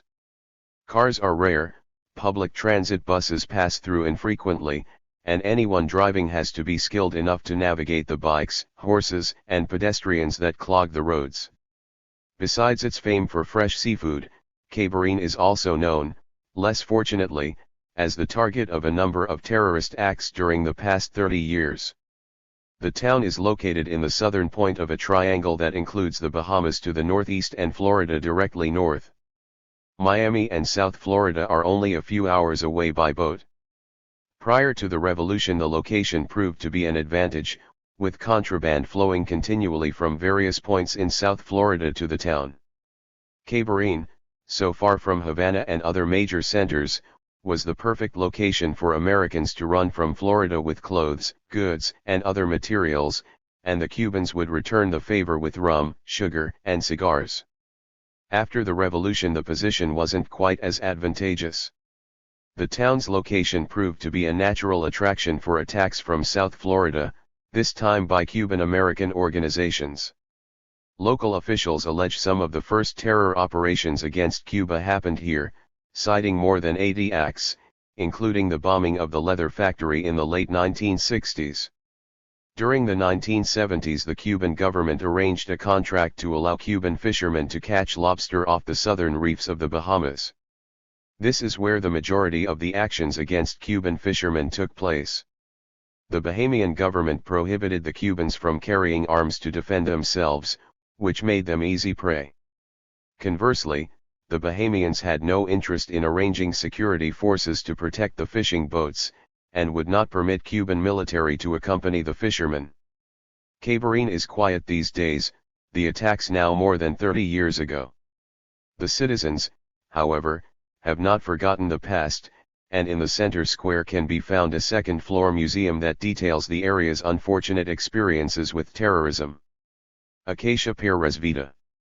Acacia Perez-Vita has lived all her 70 years in town, and has the typical comportment of those who have been raised in the country, straightforward and dignified. She's had a hard existence that shows in the deep lines that surround her dark eyes, and in her numerous missing teeth. Honest and unemotional, Acacia tells her story as one part of her life, possibly the defining moment, but still just another mark on her journey that is not yet over. Acacia Perez-Vita at the museum in Cabarine. For a number of years, Cuban fishermen were captured, kidnapped, and tortured. The only one killed by terrorists was Acacia's husband. There is a small memorial to her husband at the town's museum, where his picture and story are displayed in a simple, nondescript manner. His name was Roberto Torna Mirabal. It happened October 4, 1973. He was in the Bahamas area fishing for lobster, under the contract of the Cuban government. I don't know why the Bahamas didn't do it themselves, they were not catching lobster. It was a long distance away, so these fishermen would go out for 10 days at a time. There were usually 11 fishermen on the big ship, and then they'd have 2 or 3 smaller boats for the individual men to go out and collect the lobsters. My husband was there for 6 days and he was coming back. They had fished as much as they could and he was returning when he met another boat, going to the Bahamas. One of his friends in the boat going to the Bahamas asked my husband to come with them, as my husband had just been in that zone and knew the area, knew where to catch the lobster. This was October 3 when he met his friend. So my husband decided to go back to the Bahamas. The other fishermen, the ones on my husband's boat, they all returned to Cuba. Nothing happened to them. They came home safely. At 1 a.m. on October 4, Roberto met a white boat. According to one of the other fishermen, someone told me the story when they all got back. This white boat, they came up to the fishing boat, and they asked for sugar, rum, cigars. My husband gave these guys some rum and sugar and they asked my husband what he wants in return. Roberto said nothing. The boat then left and no one thought anything more. They didn't identify themselves but they seemed to be Cuban. They spoke Spanish and it's easy to tell a Cuban when they talk. She flashes a grin, slowly. She asserts that one Cuban will quickly determine another through speech. There's a lot of dicos the Cubans have, their accent. It's easy to know if the person is Cuban or not. Acacia continues the story by laying the background on how she was told of her husband's unscheduled return to the Bahamas. On October 3rd at night the manager of the fishing bay came by to let me know that my husband went back to the Bahamas. This was the first time that had happened, but when you're a wife of a fisherman you expect things, and my husband was so helpful a person. When I was told he stayed I just thought that's something he would do. That same day a merchant ship in the Gulf of Mexico was attacked. There were other attacks on fishermen going on around this time, so every time he went out I worried. We knew there were some terrorist attacks on fishermen, but the fishermen were not allowed to go armed. It was a treaty with the Bahamas government. Acacia stops for a moment and taps her fingers on the table. She then suddenly blurts out that it wasn't the first time something happened to him. At the time of the Bay of Pigs he was kidnapped, in 1961. In the northern coast he was kidnapped and held on a boat for 2 days, no food, no water. The boat engine he was forced onto broke down. The terrorists were bringing weapons to Cuba when they captured Roberto. These terrorists were coming to Cuba and their boat died. They came upon my husband's boat and they kidnapped him. They fixed their own boat after 2 days and they let him go. But he was never afraid. That didn't stop him and he didn't worry about what might happen. But he got back here in bad condition. He came back on April 16 and the Bay of Pigs invasion was April 17. She then returns to the details of her husband's death.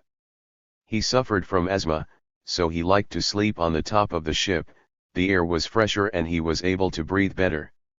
In the middle of the night, this was after the white boat had gone, he heard the sound of an engine, so he got up and started to walk towards where he thought the boat was. He didn't have time to say anything, to shout out, they just started firing. He was the only one on top. They shot him dead. He never had a chance. Someone said it was 3 or 4 in the morning, maybe later. They were all sure it was the same white boat that came back, the one that was there before.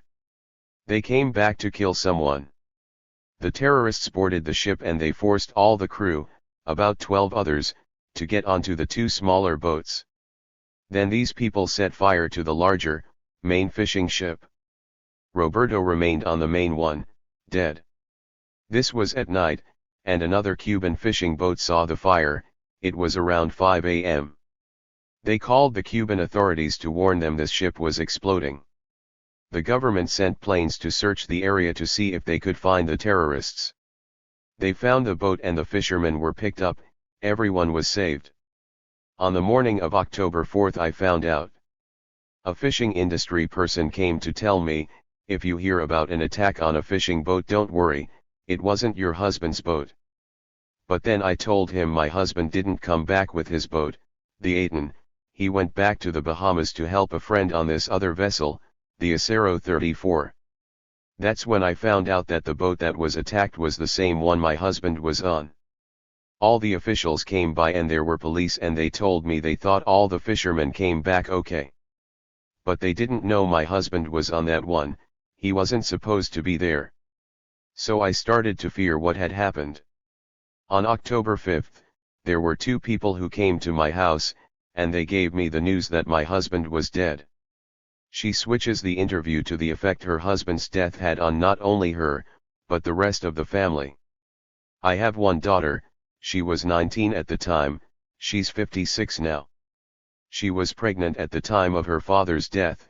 She was coming home from the hospital to our house here. She didn't know anything. Someone she knew came up to her and told her that her father had been killed. Just like that, no warning, no easy way to tell her. She couldn't handle the shock, she fainted. She was 8 months pregnant and had to stay in hospital until she gave birth. My daughter's name is Rita Maria and her child is now 33 years old, Hector is his name. But he never had the chance to know his grandfather. This was the last assault on the fishing boats as the Cuban side soon after ended the contract with the Bahamas. Roberto was such a kind person, he had so many good friends. He loved to play dominoes, he was friends with his co-workers, they didn't just work together, they were friends. And he was willing to help anyone. If he wasn't that type of person he may not have gone back to the Bahamas with his friend in the other boat, but he would never turn a friend down. Amado Jimenez Rodriguez. Amado is a slender man with a classic countenance, strong, deep lines, intense blue-green eyes. It is the face of a person who has spent his life on the sea. He has a half smile and a low voice. If you look hard enough you can still see a thin black line that stretches crookedly from the middle of his neck on the right side, then takes a long L-shaped upward turn. Amado Jimenez Rodriguez. From the first impression it is apparent he's uncomfortable discussing his near-fatal experience, none of the easy welcoming nature that is such a constant characteristic of the average Cuban is forthcoming. He comments a number of times on how hard it is for him to remember that day. He also claims he's been ill for the past week, but later some of his closest acquaintances assert he has a good reputation for liking his drink, and suggest that may be the reason for his hesitancy. Amado is 64 years old. He was 29 when his throat was cut. I've been retired for years, I always seem to have a cold or not feel well. I started working on the boats with my father when I was 7 or 8 years old. This was before the revolution. Children that age were expected to work, to earn money for the family. Now, all the kids go to school. It's better. I helped my father who was also a fisherman, and I've always lived in Cabarine. I guess I'll die here too. We started fishing lobster in the Bahamas and the day it happened, it was October 12, 1972. We were on our way back to Cuba, we had finished our job. We were resting somewhere because there was bad weather, so it was decided to go into shallow water where the storm wasn't so bad, to protect the boat. Normally we'd go out for 10 days, with about 12 or 13 fishermen. The boats were called Cayo Largo, they were big, maybe 60 feet long. Then there were a number of smaller boats that we'd go out in, 10 or 11 feet. These small vessels were normally just for 1 or 2 people, to collect the lobsters in the traps. The big ship was to hold them until we got back to Cuba. So around 11 p.m. that day, these funny guys came around the boat. We were told later they were members of Alpha 66, but to us they were just regular guys. I was asleep, everyone was asleep at that time, there were a few who were sleeping on the top of the boat, it was cooler, and there were others below. These guys came onto our ship, and one of them comes to me, I'm asleep, and he cuts my throat. Just like that. That's what wakes me up. Amado recalls it with no change of expression, like he's reading the weather report for the day. In fact, most Cubans react stronger when reading the weather. I started bleeding, all night long I was bleeding. I woke up screaming, covered in blood. They grabbed me and told me to shut up or they'd kill me. I thought I was dying. By this time all the other fishermen were awake and trying to understand what was happening. The terrorists had weapons and they pointed them and told everyone to stay calm. These guys were on our boat from 11 p.m. till 6 a.m. I was told by one of the other fishermen they were trying to go back towards Florida. But they weren't making much headway, so around 6 a.m. they decided to burn our ship. They took me onto their boat and I think they wanted to take me as a hostage back to Miami. I was in and out of consciousness, I knew I was losing a lot of blood and was very weak, so I didn't really understand what was happening. The others were very upset. I was there with my 3 brothers and my older one starting fighting with these guys. He didn't want them to take me. My brother who started to fight was Juan, my other brothers on the boat were Roque and Placido. Slowly, he continues. So my older brother was fighting them and finally they gave up and tossed me back to the others. They put us all onto the smaller boats, the one we used to go out and collect the lobsters in. These boats are about 11 feet long and are designed for 1 or 2 people to work in. But they put us all in 2 or 3, maybe more, all 11 of us, and they put me in one of them alone. I was laid down flat so I could rest, and then the other ones, 10, they were in 2 or 3 other of these little boats. His memory is a little uncertain, but it is finally determined that there were 3 of the small individual boats, 1 for him, the other 2 for 5 fishermen each. He clarifies things further later. You have to know I was not conscious all the time, it's hard for me to remember everything. I was still injured, bleeding, so I don't remember too much of what was happening.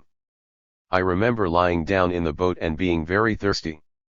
It didn't hurt too much, it was like a bee sting, but they said I lost a lot of blood and I was weak.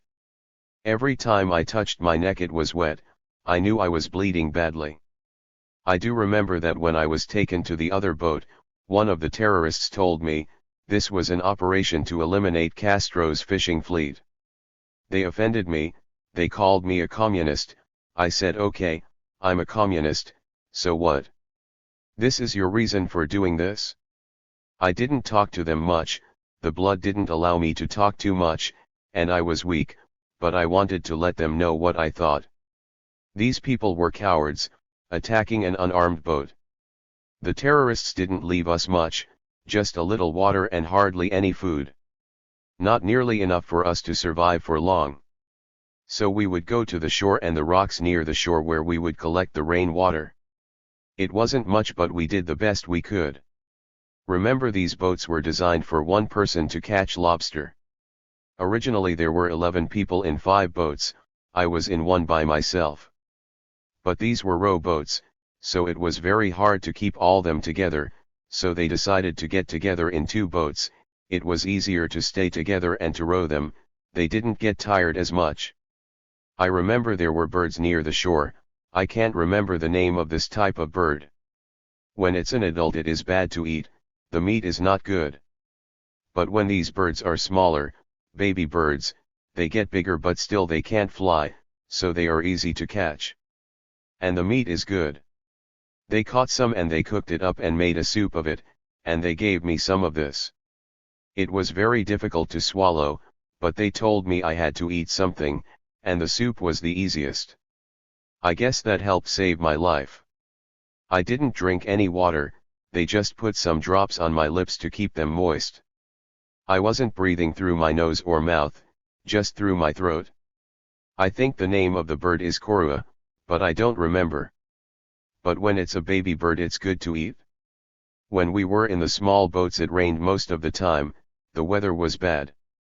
But I remember I liked the rain splashing on my face. The government knew we were missing, so they sent out a helicopter to look for us. Another Cuban boat saw ours being burnt, and they informed the authorities. At the same time there was a plane that found us, it was looking for something else, another plane that went down in the area. The plane got help for us, they called back to Nassau and sent a helicopter out and dropped some food and water. This helicopter rescued us and I was taken to Bahamas to be operated on. After they let me out of the hospital I returned here and I went out to harvest sugar cane, to recover a bit more. Then after that, I don't know, maybe a few months, all the other fishermen I worked with asked me to come back, to be a fisherman again. My friends didn't want me to retire, and I didn't want to quit fishing. It's in my blood, even if they tried to take my blood out of me, I still had enough to want me to continue to be a fisherman. It's the only time he allows himself an honest smile during the interview. I never had any fear of going back, to go back to the same area, they can't make me afraid to stop being a fisherman. His thoughts move away from the attack and turn to his family. I was about 27, 28 years old at the time. I was married, I still am, with 4 children, my wife is still living here, Adelia Cordoba. My children's names are Ramona, Nancy, Amadita, Ecobedo, and Roberto. Oh, I have 5 children, he recovers with a short grin, this one of embarrassment. His wife, who had been listening in the other room, comes over and scolds him for forgetting the number of children he has. He looks down at the floor, sheepishly. And I have 12 grandchildren, and 2 great-grandchildren. I don't want to name them all, I can't name them all. Amado allows himself to reflect on that night he almost lost his life, and the effect it still has on him. These people are terrorists, as far as I know they have never been caught, never been punished for what they did to me. I have no idea why they did what they did, I can't imagine a person doing that. You ask me something I cannot answer. We were just workers, just doing our job, not bothering anyone. I can't think of the type of person to be able to do that. But it still weighs on me, every day I think of it and try to understand.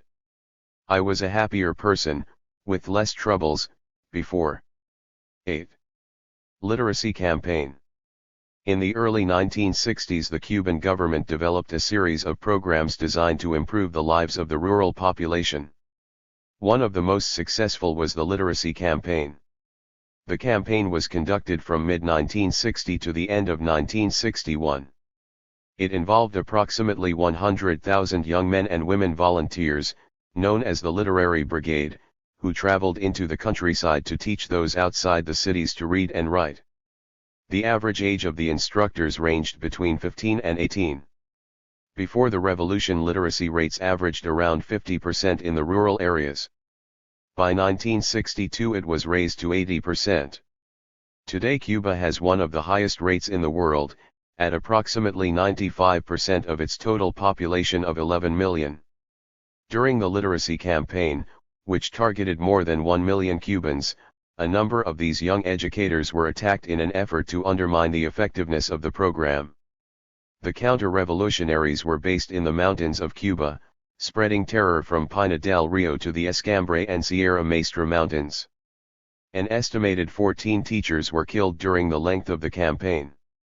Two of the most gruesome incidents included the deaths of Conrado Benitez and Heliodoro Rodriguez. Conrado, 18, was in the Escambre Mountains of the south-central provinces. He was kidnapped on January 5, 1961 along with his student, the adult farmer Rodriguez. The two were captured, tortured, and killed. A few days after the incident, local military forces rounded up a group of Cuban Americans who confessed they had come from Florida with the intent of spreading terror among the farmers. They knew of the literacy campaign and by coincidence came upon Conrado Benitez and his student.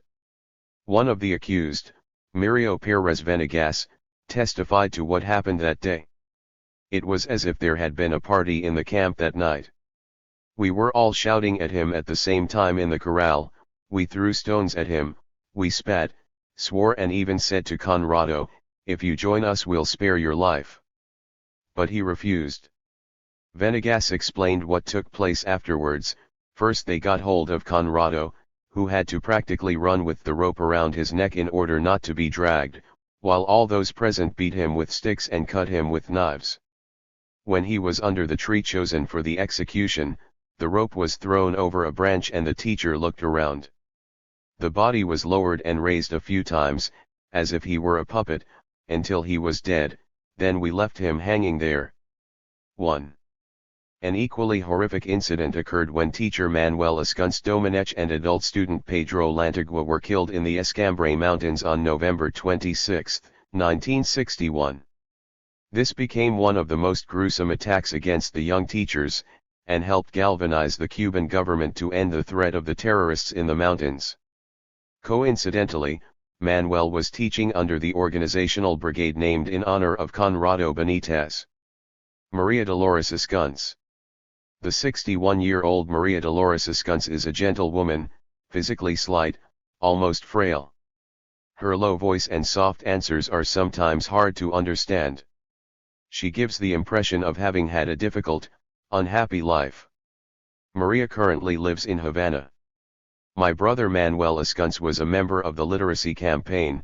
The name of the brigade he worked under was Conrado Benitez, who was another teacher murdered in January 1961. My brother was killed November that year. My brother was 16 years old. This was in 1961. I was 14 at the time. The campaign was set up by the government. Fidel Castro asked the youth of the country to join these brigades.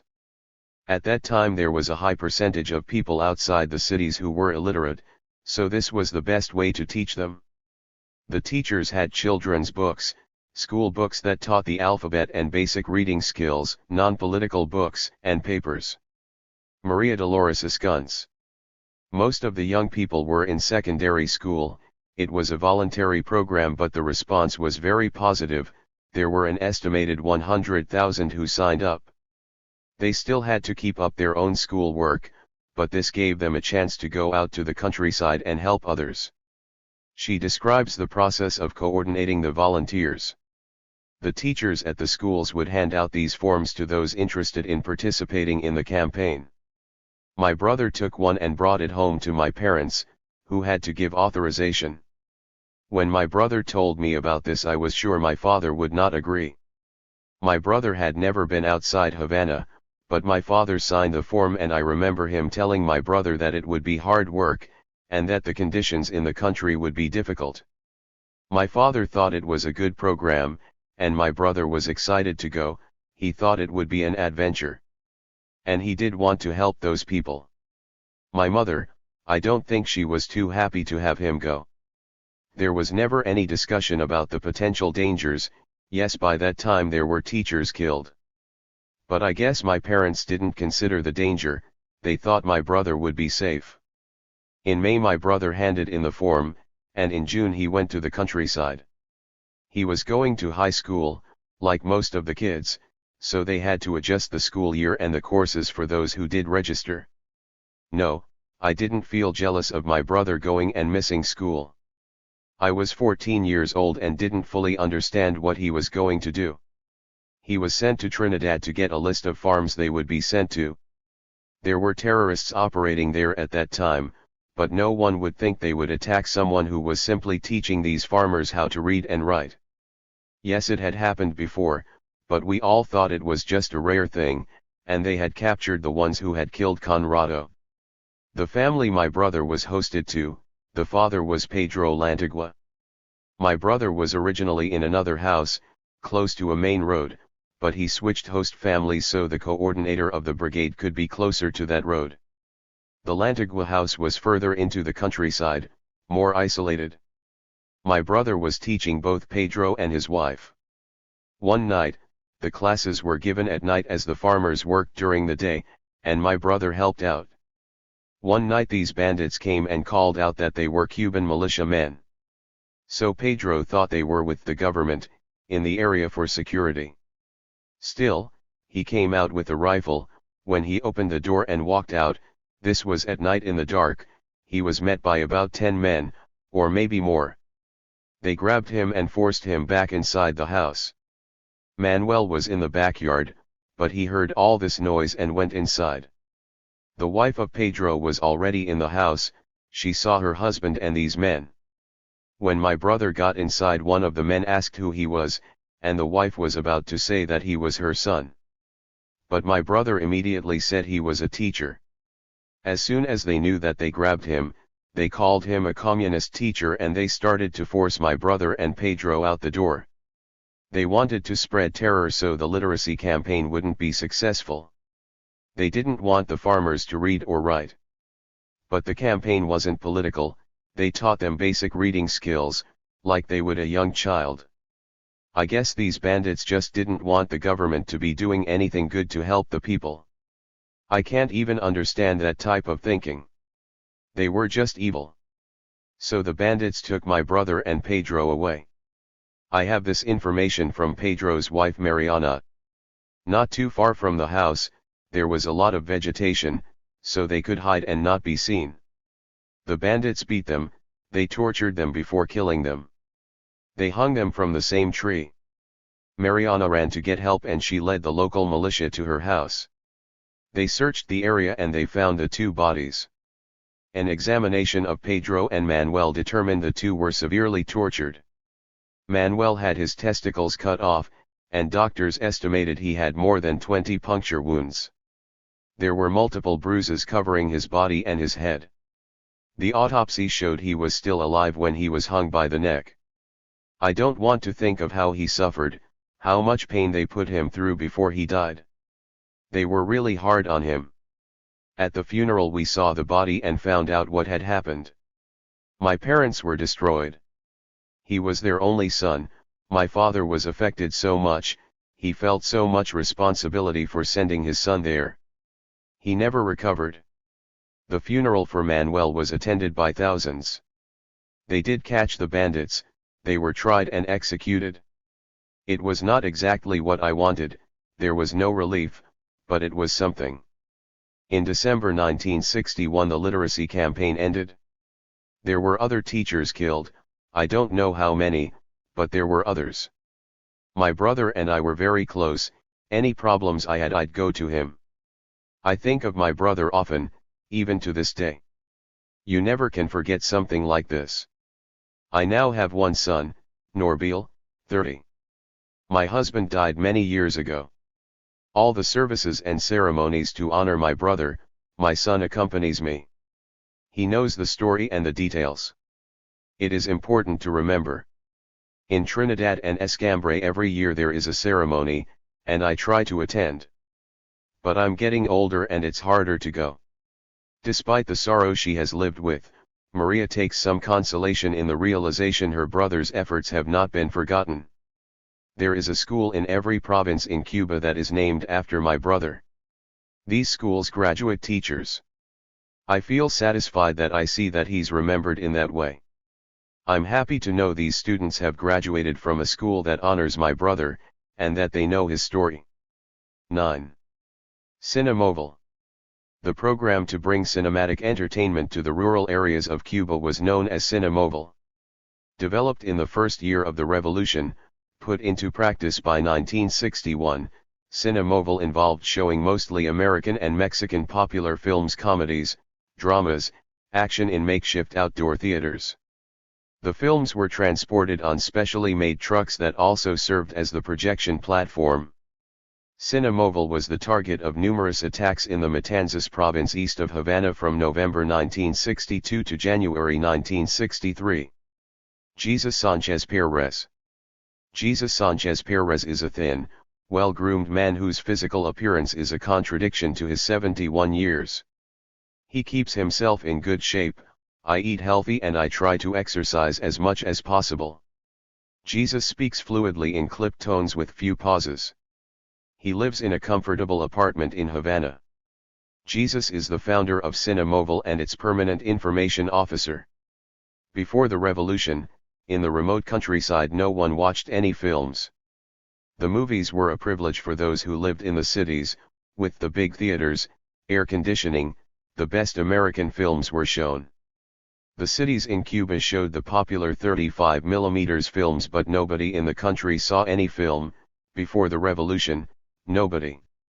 The Cuban Institute of Arts and Cinematography was founded in March 1959, 2 months after the revolution. So the will was there to take all these films to the countryside. We had so many people who later asked us if these films were Russian. No, he makes the point forcefully, almost shouting. This was developed well before the Soviets came to Cuba. So these were not political films. We showed Charlie Chaplin, Orson Welles, Italian and Spanish and Mexican commercial films. The Russians had no influence in Cuba at that time. Jesus Sanchez Perez. The only possibility to bring these films to the country was to have them shown in 16mm format, so they were portable. We had some American projectors, Bell and Howell. But we were missing a lot of parts. Other problems had to be overcome in order to bring the films to the rural parts of Cuba. There were a lot of things we had to solve. First, we had to get trucks, and that was extremely difficult. There was not one screw left in Cuba. We had to build the trucks that were capable of projecting films. We made 30 such trucks, and then we had to get the drivers, the projectionists, all the people that were needed. And we had to teach them how to run the projectors. Once up and running, the program was a huge success. Everywhere we went, the people would welcome this as a blessing. The whole town would turn out and go to their neighbors to bring them to see the films. How do we explain to them the type of films we would show? So we brought Cuban filmmakers and they would talk about the films to the people. You can't imagine how it felt to take art, culture to these people. We'd stay in each place depending on the size of the town. Maybe we'd be there one day, maybe 1 week. We would show the films in front of 10 people or in front of 1,000. Most of them had never seen a film before, especially the older ones, 70 or 80 years old, had never seen anything like it. Jesus fondly recalls some of the most natural, and humorous reactions from the first-time audiences. I remember one incident in Camagüey. In this region there were plantations. We were showing Modern Times, the Charlie Chaplin film. There is a moment in the film where a policeman is hitting Charlie Chaplin with a stick. One farmer started to attack the screen with a machete to protect Chaplin. People reacted naturally to these films. They forgot it was a film. Seeing is believing, and what they saw they believed. Santiago Alvarez was a famous Cuban filmmaker by that time, the early 1960s. In those days there were planes coming from the US bombing sugarcane fields, and Alvarez made a documentary film about these incidents, and we were showing it one time.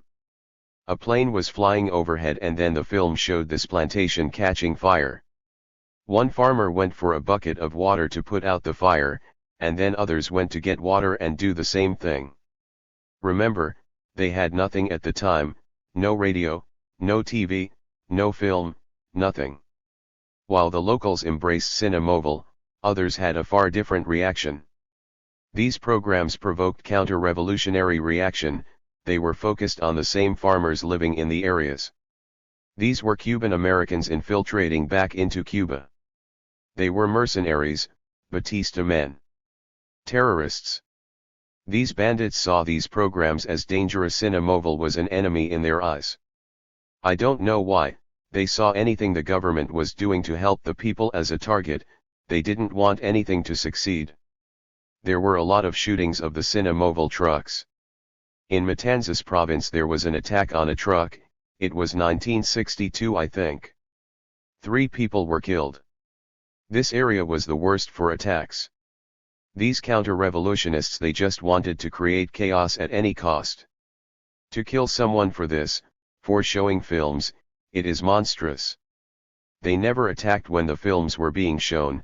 They only ambushed the trucks with only 1 or 2 people there. They were cowards. They wouldn't dare attack when the whole town was out watching. They'd be caught and torn apart. So they waited till we left the town. When there were only the few people in the truck, that's when they'd attack, kill them and destroy the truck and equipment. Ireta Gonzalez Fagandu. Ireta's brother Lazaro was killed during an ambush just outside Jaguay Grande, a small town southeast of Havana, in Matanzas province. Lazaro was the driver of a jeep as part of the Cinemobile program. Ireta was interviewed in a local government office in Jaguay Grande, along with her older brother Israel and sister Hilda. Despite the years that have passed since the incident, all 3 spoke emotionally of what happened to their brother. "I've lived here all my life," 60-year-old Ireta commented. "It was my brother who was killed." Lazaro. November 30, 1962. He was 26 years old. He was the driver of the Jeep of the revolutionary organization in charge of civilian property at the municipal level here, so it was not uncommon for him to be doing that job. The local officials would make programs to put into different areas, and Cinemobile was one of those programs. It was organized here in town. All the logistics came from Jaguay Grande. Ireta Gonzalez Fagandu. Ireta explains why Cinemobile was so important. There was no electricity in the countryside. This was the first time these people would have the chance to see a film. I remember that my brother talked to me about this. He was very excited. Around 6 p.m. he left.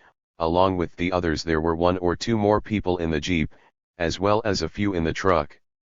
This truck had the projection equipment and the film. The town they were going to was Quemado Grande.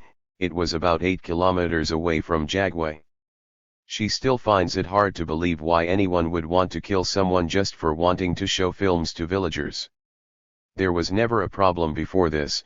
We all knew there were bandits in the area, but no one was afraid and no one really thought that anyone would be attacked for just showing some films.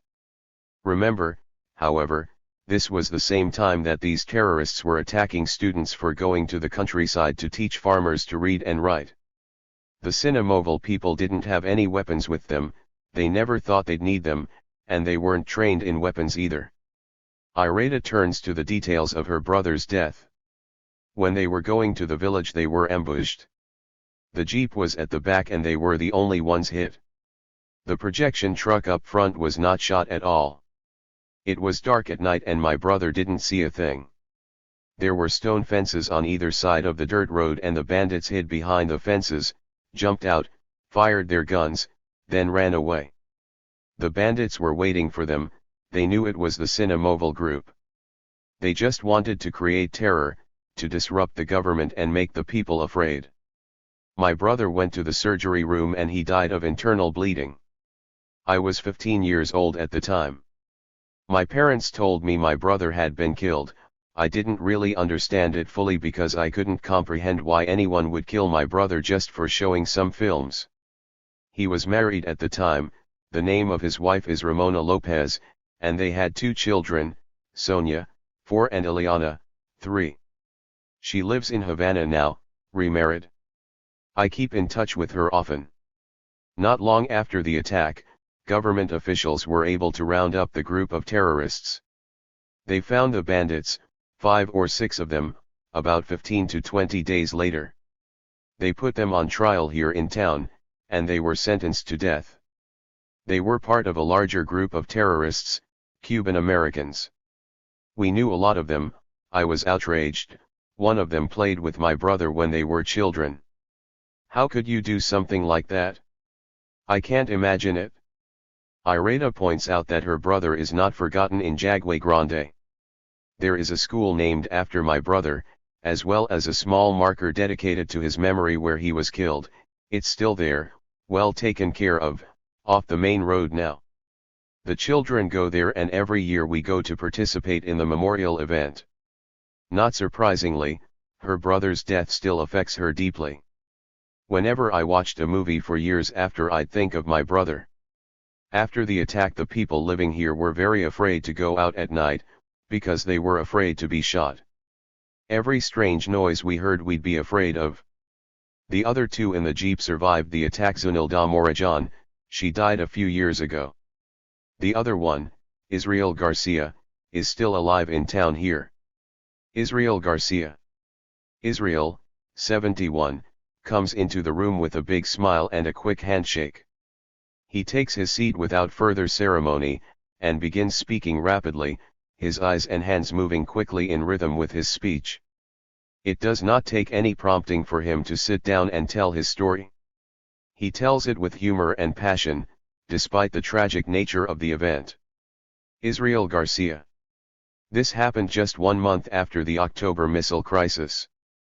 That time it was a terrible time with bandits. Before the Bay of Pigs it wasn't so bad, but after that it was terrible. Before that the Escambray Mountains was the center for counter-revolutionaries. All these activities here in Jaguay Grande occurred after Bay of Pigs. At one time 200 to 300 meters from the town someone was killed. Before and after the Cinemovil incident others had been killed. So we were aware of the terrorists in the area, but no one thought they'd bother Cinemovil. 2 or 3 trucks were used for the program. We'd look for small towns in the area to take the films to show. They were not political films, only cultural ones. We'd show a lot of American films like Charlie Chaplin. The farmers loved that, they'd laugh and have a great time. Lazaro was the driver of the Jeep. I didn't know him too well. But I knew the type of person he was. He went to the Bay of Pigs to fight off the invasion. He was a good person. He drove because I didn't have a license. This happened on a Friday. On the Wednesday before we went up to the town to promote Cinemovil coming, we'd use loudspeakers to tell the people, so I'm sure the bandits knew about this. We were expecting about 200 people to attend the filming. I think this was my first time at Cinemovil. I don't remember doing it before that. There were only 3 or 4 trucks in the province of Matanzas that had these projectors set up. There was always a demand for showing these films, so we had to coordinate when we could use them. I don't think the bandits wanted to attack the Jeep, which we were in, but to hit the truck that had the projector. So if we hadn't gone, I'm sure the truck would have been attacked. We were in the back and the truck was in the front. We left around 7:20 p.m. It was very cold that night.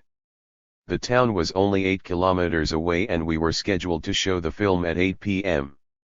The road was narrow and dirt, so we had to go very slow to the town, around 15 to 20 kilometers an hour. There were stone fences on both sides of the road, so it was easy for the gunmen to hide. Israel then tries to explain the positions of those in the jeep. A piece of paper is produced and he starts drawing a crude layout of the jeep showing Lazaro in the driver's seat on the left side, another man, Aurelio in the middle and the woman Zunilda Rodriguez Morajan on the right side, and Israel on the back seat directly behind the driver. My right arm was hit. I don't know why I wasn't killed. When I heard the bullets I moved my arm instinctively and the shot hit my arm. The bandits used a shotgun and the shot sprayed all over my arm, and that's what hit Lazaro. When I was hit I yelled out, "We're being shot," and I could hear the bullets. Afterwards we were told they used a 16-gauge shotgun, but apparently they put nails in as well. They also had some rifles. When I heard the first shot Aurelio screamed out that Lazaro had been hit, and I yelled out me too. They shot up the jeep as well. It was badly damaged. My first thought was to get out of the jeep. Remember, it was completely dark by this time, there were no lights on this little dirt road. So I tried to jump out of the jeep. But the lower part of my pants got stuck on some part of the jeep and I went head down and I fractured my arm when I hit the jeep. It was total confusion. I am trying to jump out of the jeep, then I get stuck. Lazaro had been hit bad by then, and was bleeding to death. Aurelio was screaming on the other side, "I don't think he was hit." Israel pauses and breaks out in a grin. He's been telling this part of the story with a great deal of arm waving and facial gestures. He pauses, to reflect both on the absurdity and the terror of the incident. I guess it sounds a little funny to describe it this way. This is the first time I've told this story in years. I had to give a description to the officials after the incident, but I've never told it since.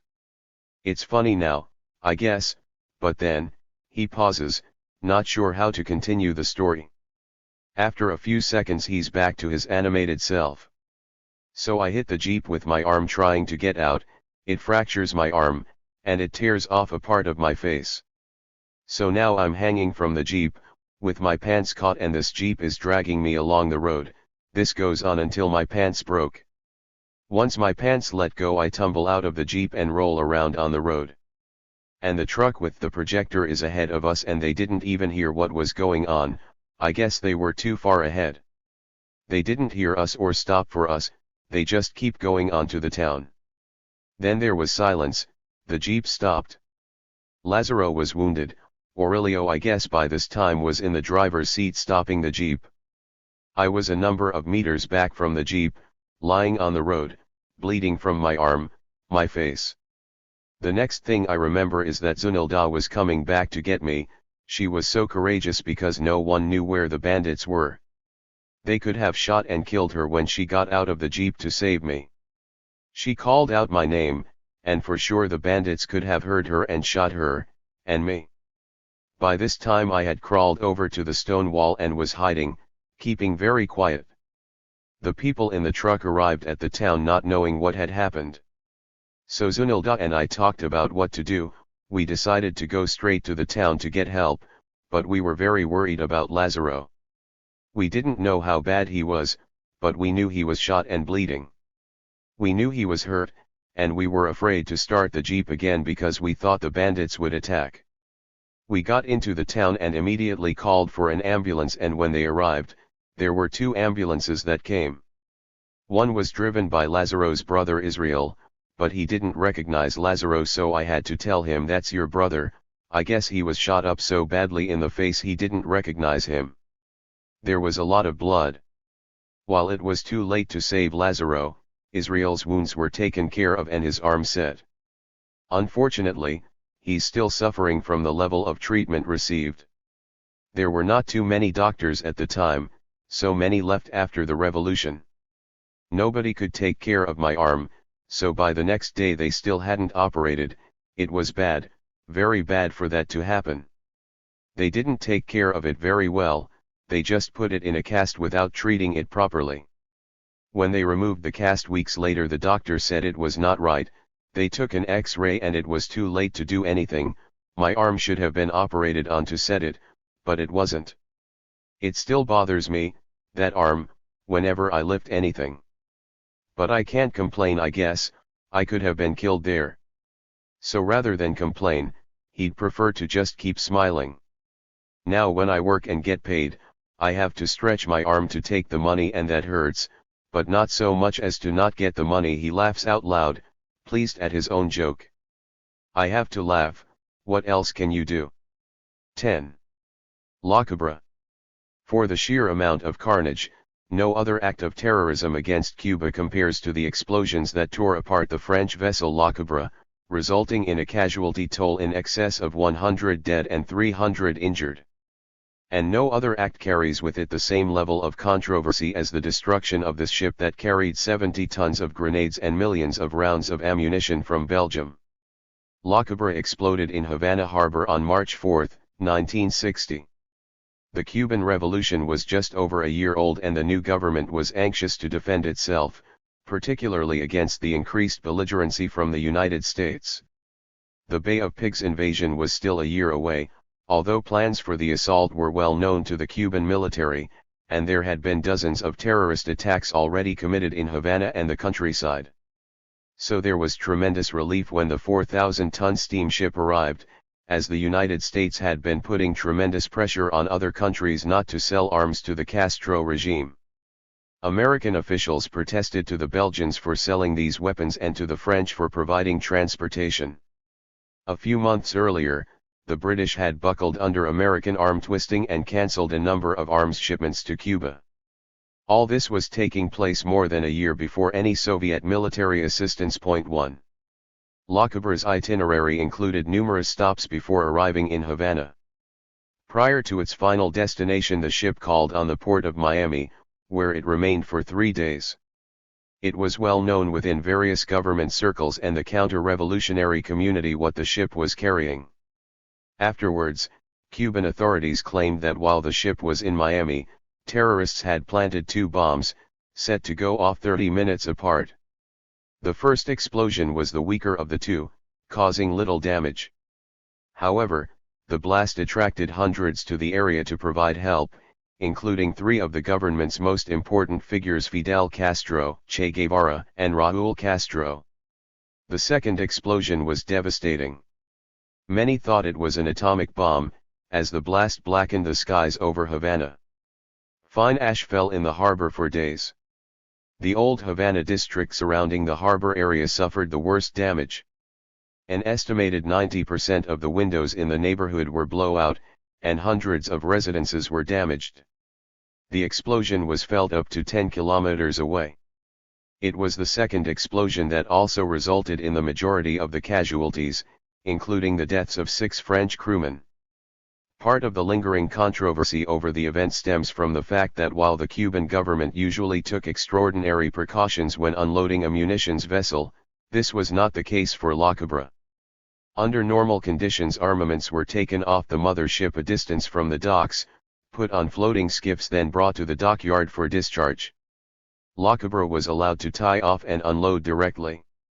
Following the incident, the Cuban government conducted an extensive investigation, coming to the conclusion the blasts could not have been accidental. Cuban coverage of the La Cubra explosion. Investigators interviewed hundreds of dock workers and eyewitnesses, and conducted tests to demonstrate that no amount of force used on the crates during the unloading process could have caused them to explode. They even went so far as to drop the crates from great heights to see if the grenades or armaments would detonate. They did not. Testimony from Estanislao Figueroa del Pozo, one of the workers unloading the munitions, outlined the extensive safety measures taken when unloading a ship with such dangerous cargo and gave his opinion as to the cause. Experts put the charges in place in the cargo hold. There is no doubt about that. There was no time or opportunity to do that in Havana, on account of the security measures. The explosions were caused by the deliberate placing of explosive devices. We had handled large quantities of munitions before. Besides, those grenades had 2 types of safety devices, one for transportation purposes and another, which was secured during the voyage. Huge mechanical efforts would have been required to detonate one of these grenades. Also, given the way in which they had been packaged, in wooden crates, in a zinc container and inside a cardboard case, a fall or something similar could not have been accidental. Following the explosion, an order was given at the highest levels to throw these types of crates from a plane at high altitude and they did not explode. In other words, there is no possibility whatsoever of an accident during the process of unloading the ship's cargo. 2. The only conclusion authorities could come to was that the explosions were a deliberate act. The investigation deduced that the two bombs were hidden deep on a stack of boxes loaded with hand grenades. Neither the French nor Belgium governments conducted investigations, but both stated at the time that the ship was safely loaded and there would have been a minuscule chance that the explosions would have been caused by an accident. On the American side, reports indicated that CIA agent Colonel J.C. King as well as Miami counter-revolutionary leader Rolando Masferrer Rojas were aware of La Cubra and the various ports at which it would dock. Colonel King was later involved in Operation Pluto, one of a number of covert actions against Cuba implemented in 1960.3. To this day neither the CIA nor the U.S. State Department has declassified any documents concerning the sabotage of the French cargo boat. 4. The following interviews were conducted at the magnificent Dulce Maria Loinas Museum in Havana. The museum is dedicated to the renowned Cuban poet who lived in the classic Spanish mansion with her upper-class family. Dulce Maria died a few years after the revolution and willed the estate to the government, who turned it into a cultural center and museum. Juan Luis Rodriguez Infante. Juan is a heavily built man, outgoing by nature and anxious to show off his artificial leg the moment he walks into the salon. He removes the prosthesis in one easy motion, proudly propping it up beside his real right leg, a wide grin on his face. The fake appendage covers from the knee down, complete with leather shoe and a black woolen sock. It is a badge of honor for Juan, proof of his dedication and commitment to his country. I was the captain of a police station outside of Havana. I came to the city to do some work. I was next to Carlos Tercero Ave, near the harbor, when I heard the first explosion. I had no idea what or where it came from, but I had a feeling it was sabotage. In the months immediately after the triumph of the revolution, Havana was subjected to weekly bombings from counter-revolutionaries. Anyone who heard an explosion during those days would have immediately suspected terrorism. When I ran closer to the explosion, I saw that there was this boat on fire. So I started to work with the firemen and the police. We were helping to tend to the injured. I saw a body a few feet from where I was, so I went over and touched him to see if he was okay, and that's when I noticed he had no head. It was terrible, it was something out of a battle scene. There were bodies all over the ground, limbs and arms and feet all scattered around. So much blood on the streets, and so many people screaming and crying. People were running towards the ship trying to help out. The Cuban people have no fear. If they see something that needs help, they run right to it. About 5 meters from the ship I noticed that there was a truck loaded with hand grenades.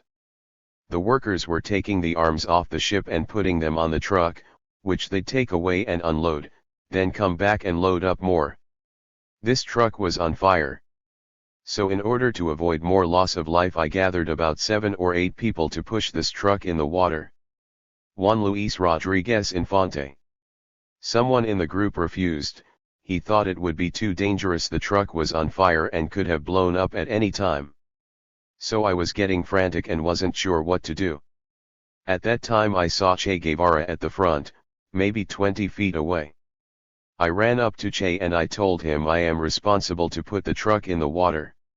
He looked at me and the truck on fire and quickly pointed that the truck should be pushed in the water. He knew if it blew up it would be disastrous.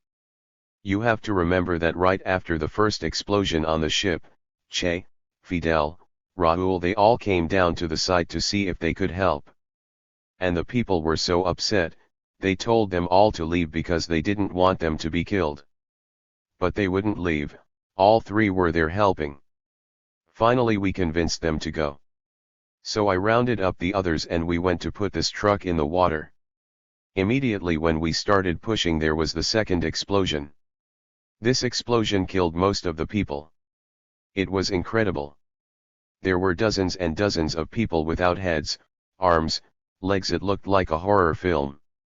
This second explosion was 10 times bigger than the first one. It was time to go off to cause the most destruction. At first I thought it was an atomic bomb. It scared the life out of me. The second explosion hit, and then I see this big mass of debris coming down, right at me. When I saw that I dove under the truck, yes, the same one that was on fire. So I went under the truck. The others were either killed or got out of the way in time. I was under the truck and the blast took my leg off, right under the knee. I felt something. It wasn't a great pain, but I felt something. A big piece of steel tore off my left leg from the knee down. I was always conscious. I knew I was missing my leg. I could feel my leg was gone. It wasn't long before they got me and took me to the hospital. At the hospital there were dozens of others who had been injured in the explosion. The hospital was going crazy with all these people. The next day I was happy to find out that one of my friends survived. He told me that the truck was finally pushed into the water. They had saved the armaments and recovered the truck. The explosion broke all the glass in the windows in Old Havana. This was the second explosion. It was about a half hour between explosions. So these terrorists knew the first explosion would attract more people, and that the second one would cause the most damage. I spent 1 month in hospital. After that I went back to work. It didn't take too long to get used to the artificial leg, and now it's a part of me. I've had it for almost 50 years. The explosion also affected my ear and eye. My right eye is very bad and I lost hearing in the one ear. Juan Luis remembers vividly the type of day. It was on March 4, 1960. It was a nice day, a winter day. Very cool and sunny. After the explosion the sky darkened. There was so much ash and fire in the air. The first explosion was at 3:15 p.m. The second explosion, the worst one, was around 3:45 p.m. This explosion of La Cabra, I have never in my life seen so much damage, but still the people came to help. I feel sorry for the Cuban dead, but also for the French and the Spanish people who were killed. I have felt fear more than once in my life, but when you have to face it you become morally stronger. But I wouldn't want anyone to go through what I did that day. Rosario Olegario Velasco Gomez. When requested to spell her full name, Rosario responds in halting English. Asked if she understands the language, she replies coolly, "Yes, but I refuse to speak it because I hate the Americans for what they did." She says it with an angry stare that augments the impression she gives of strength and formality. Rosario is reminded that not all English-speaking people are Americans, and not all Americans are similar. She smiles, somewhat condescendingly, and says in Spanish, "Yo no voy a hablar English, I'm not going to speak English." Rosario's gruff exterior is a facade, however, betrayed throughout the interview by the overwhelming emotions these memories still invoke deep within her. My husband was killed at La Cabra. My husband's father and brother also worked at the shipyards. His brother Miguel was working in the other section of the harbor, and he started looking for my husband after the first blast, 77-year-old Rosario says. My husband was 33 years old when the ship exploded. Of course it was an act of terrorism, there is no doubt. His name was Arturo Garcia Vargas, but he had a nickname Mandule. At 3 p.m. he always came home to have lunch. But that day, March 4, 1960, he told me he wouldn't be coming home at that time because he'd have to work all day helping to unload this special ship. Rosario Olegario Velasco Gomez. We were preparing to go out on my birthday on March 6 and I was at the beauty salon when I heard the explosion. It was about 10 kilometers away but I felt it. When I heard the first explosion I left to go to my house because I had a little child. I had to make sure all was fine. On the street I heard people say the explosion is at the harbor. People were yelling, it was crazy.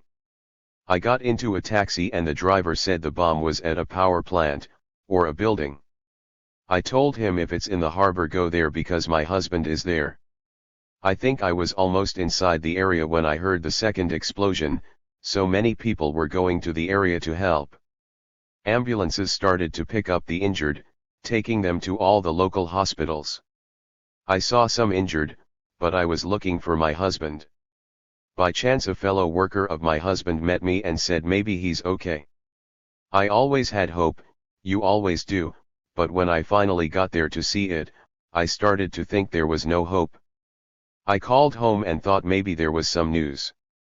But there was nothing, so I went to a local hospital and I knew someone there. She knew something but she couldn't say anything. She said I should go home. I called again and my mother was there and she wanted me to come home. They knew he was dead. But my mother couldn't tell me over the phone. So then I went home and was told he was killed. It hit me like a rock, I was numb. Rosario then describes the even greater shock she received when the family arrived at the hospital, expecting to have to identify her husband's body. We all went to the hospital and that's when we found out that he wasn't dead. He was there in the hospital, barely alive. He was burned totally, his whole body was burned. When I first saw him I said that's not him. He was covered in bandages, head to foot. But when he heard my voice, he moved a bit, just a little bit, to my direction and I realized it was my husband. It was too painful to see him like that, it was. Her strength and demeanor have left her as she starts to weep deeply. I couldn't stand seeing him like that, knowing how much pain he was in. I felt dizzy, I fainted. It was too much emotion. I had prepared myself to see his body at the hospital, then to find out he was alive, then to see him in that condition, totally wrapped in bandages and burned from head to toe, to imagine the pain he was going through. It was too much. She stops for a moment to collect herself, trying to control her tears. The others in the room are also sobbing. When I recovered from the faint, I went close to him and I told him it would be okay. I will never forget this. I told him he'd recover. I know I did not believe it, but I had to tell him that. The hospital gave him superb attention, whatever he needed they took care of him. I stayed by his side constantly, for those 9 days he was there. He survived in that condition for 9 days, can you imagine that? After a few days he started to speak a bit. He told me that he had been working at the warehouse when the first explosion took place. He spoke slowly, softly, but I think he knew I was with him and he wanted to tell me what happened. At the end he couldn't speak much, only to look at me. I'd talk to him but he didn't respond much. The last day, he hadn't spoken for 2 or 3 days before, but that last day he asked about our son. He was 4 years old then, Miguel Angel. I didn't want to bring him to see his father, because he was in such bad shape. Every day after the explosion, when my husband was in the hospital, and afterwards, I was told that my son would start running around the house, at around 5 p.m. This was the same time his father would come home. He was very close to his father, and later when I told this to a psychiatrist he explained it was just a way for the boy to deal with what had happened. He knew his father was sick, but we didn't tell him everything, he was so young he wouldn't have understood. My husband, all he said was that he wanted to see his son. It was his last wish. So I decided to bring our son to the hospital. We took him into the room and when he saw his father he didn't want to accept it. My son had this terrible, twisted expression on his face. Immediately he started screaming, "What happened to my father?" No one in the hospital room said anything, it was terrible. You can never forget something like that. When he passed away the doctors removed the bandages and dressed him. They showed me the X-rays, it was awful to see him. When they removed the bandages his back was filled with metal particles and he was burned all over. There were holes all over his back from where these small pieces of metal buried into him from the explosion. I don't know how he survived those 9 days, the pain he was suffering no one could survive it. His whole body was impacted. His back was like a cheese grater, he had all the holes. Rosario can no longer continue with the description. Instead, she turns to the type of man her husband was. He was a humble person. Baseball was his favorite sport. I met him at the Havana Carnival. My family didn't like him at first, that's the way it always is, maybe because I was young, I was a student and he was a worker. But afterwards, my family accepted and loved him. We were married 8 years, and we only had the one son. I've never remarried. All these years have passed, but it is still so hard for me to talk about it. No one had the right to kill this person. He was doing an honest day's work to help the Cuban people. I was waiting for my birthday party, to go to a dance. Instead I had to go to the hospital and watch and wait for him to die. Alberto Solis Sotolongo.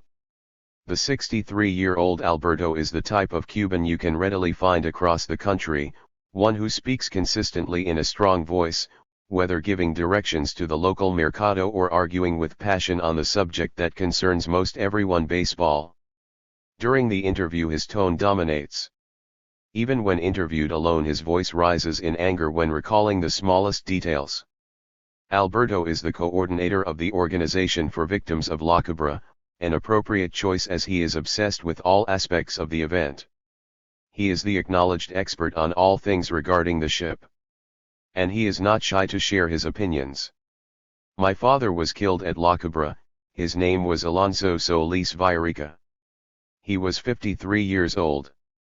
He was a dockman, taking cargo off the boat and putting it on the trucks. He worked at the docks for 10 years. This boat, La Cubra, was filled with ammunition. Normally they would take the ammunition off the main boat and put it on smaller skiffs to bring it to the harbor. This time, with La Cubra, they were unloading it directly at the docks. I don't know why they did that. I think they wanted to get it off as soon as possible. There was a lot of tension regarding military things in those days. Lots of terrorist activity in the city. It was a very difficult time because the United States was pressuring countries not to sell arms to Cuba. The United States did not want the Cuban government to have any means to defend itself. This was just a few months after the revolution and already there was this force against us. Alberto Solis Sotolongo. How do I know it was sabotage?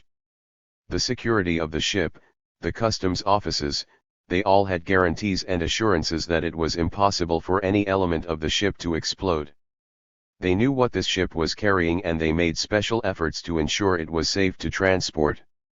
The Cuban government tested the ammunition afterwards, and they showed the munitions could not explode on their own, that it was no accident. There was no mechanical malfunction of the ship. It was shown that there was a box on board, there was a device that when it was lifted it produced the explosion. The box was put on a stack of grenades. These explosions were timed to go off 30 minutes from one another. There was a complete investigation. This ship made several stops, and the last one was in Miami. It stayed in Miami for a few days and it would be very easy for someone to come on board and plant those bombs. Alberto turns his memory to the day of the explosion. I was at home at 3 in the afternoon and I felt the first blast. I lived in Havana not close to the harbor, but when I heard the explosion I ran to the area. I wasn't allowed to pass. There were police and military there and they weren't allowing anyone to go through. Then a short while later there was the second explosion. I was maybe 100 meters from the ship.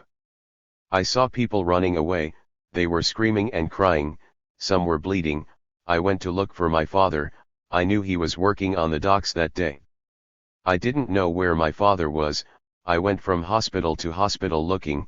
The hospitals were being filled up with the injured people. It was hard to get anyone to talk to you. I went to the coroner's office, but I don't want to remember. There were all these containers of bodies, no heads, no arms or legs, bodies burnt by the flames, and no one able to identify them. It seemed they had never recovered the body of my father. Several times I opened the boxes that contained the bodies of the dead. On the third day I found a survivor who worked with my father. He told me that my father could be found in box drawer number 85. The body was so badly damaged I couldn't tell who it was. I asked for fingerprints. This body had lost its face, arms, and was burnt completely. But then, I looked closer and I saw the clothes of my father. It was very, very hard to accept that, to look at this burnt mess and know it was my father. I was 15 years old, the government took care of all the families, and they are still taking care of us. But I also had to look after my family. I was the man of the house now and I was still just a kid. My mother had to go to start working at that time, but later she had to quit. She got sick and never recovered. It was very different after that. I had to work. I worked in a mechanical shop, worked in different factories. I became a leader of a trade association. I'm still working with the National Syndicate of Tradesmen.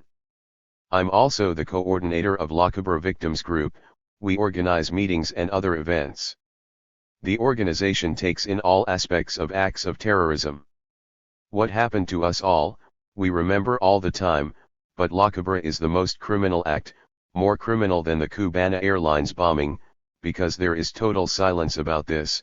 The truth has been hidden, but there is so much proof that this was an act of terrorism. 11. Department stores. From December 1960 to April 1961, a number of famous department stores in Havana were the targets of terrorist bombings. La Época, El Encanto, Flogger and even the American Woolworth were damaged in the series of attacks. The stores were all located on Havana's most famous commercial street, Ave d'Italia, known more familiarly as Galeano. The worst incident was the fire at El Encanto on April 13, 1961, which completely destroyed the landmark edifice. Of all the department stores, El Encanto was considered to be the finest, offering exclusive lines in clothes and attracting the majority of high-end shoppers.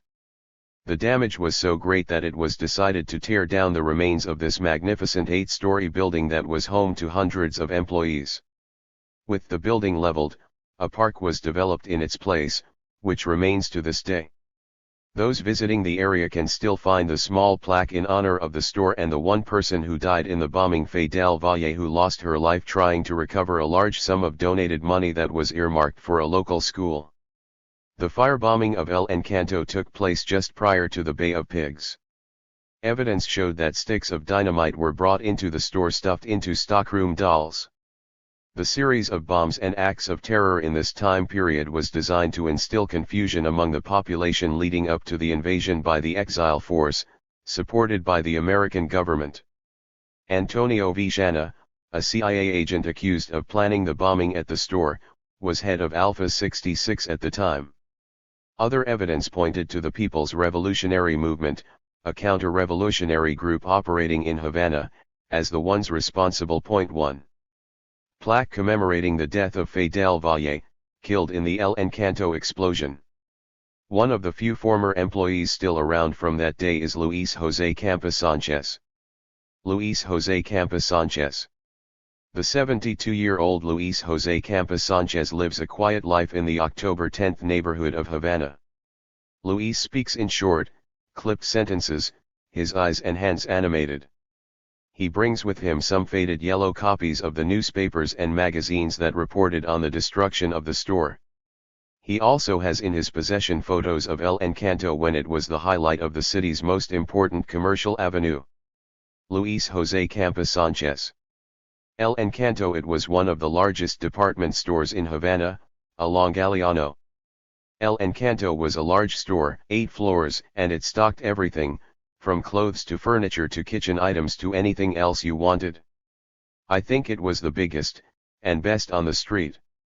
There were other department stores along with El Encanto, La Época and the 10 cents were the others close by on the same street. All three were subject to terrorist attacks, but only El Encanto was destroyed completely. I was a clerk at El Encanto department store. I entered as a salesboy in the store. It was in 1953. I was 18 years old at the time. I worked in the store before and after the revolution. There was not a lot of difference, the pay was about the same, so were the working conditions.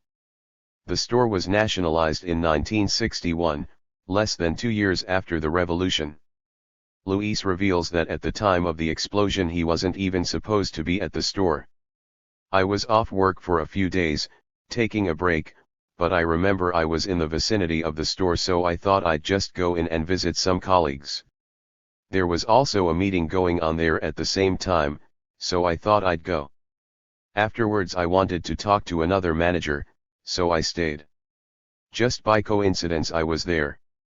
The fire took place April 13, 1961. This was 2 days before the Bay of Pigs invasion, and there were lots of acts of terrorism before the invasion. La Época was bombed before the invasion. It was a terrible time. All sorts of bombs were going off before the Bay of Pigs. There was a wave of terrorism. Everyone was scared to go out. At every store there were a number of workers watching, because they all knew there was this possibility of bombs. We tried to be ready. The day of the fire, I remember I was on the 3rd or 4th floor, and the phone rang.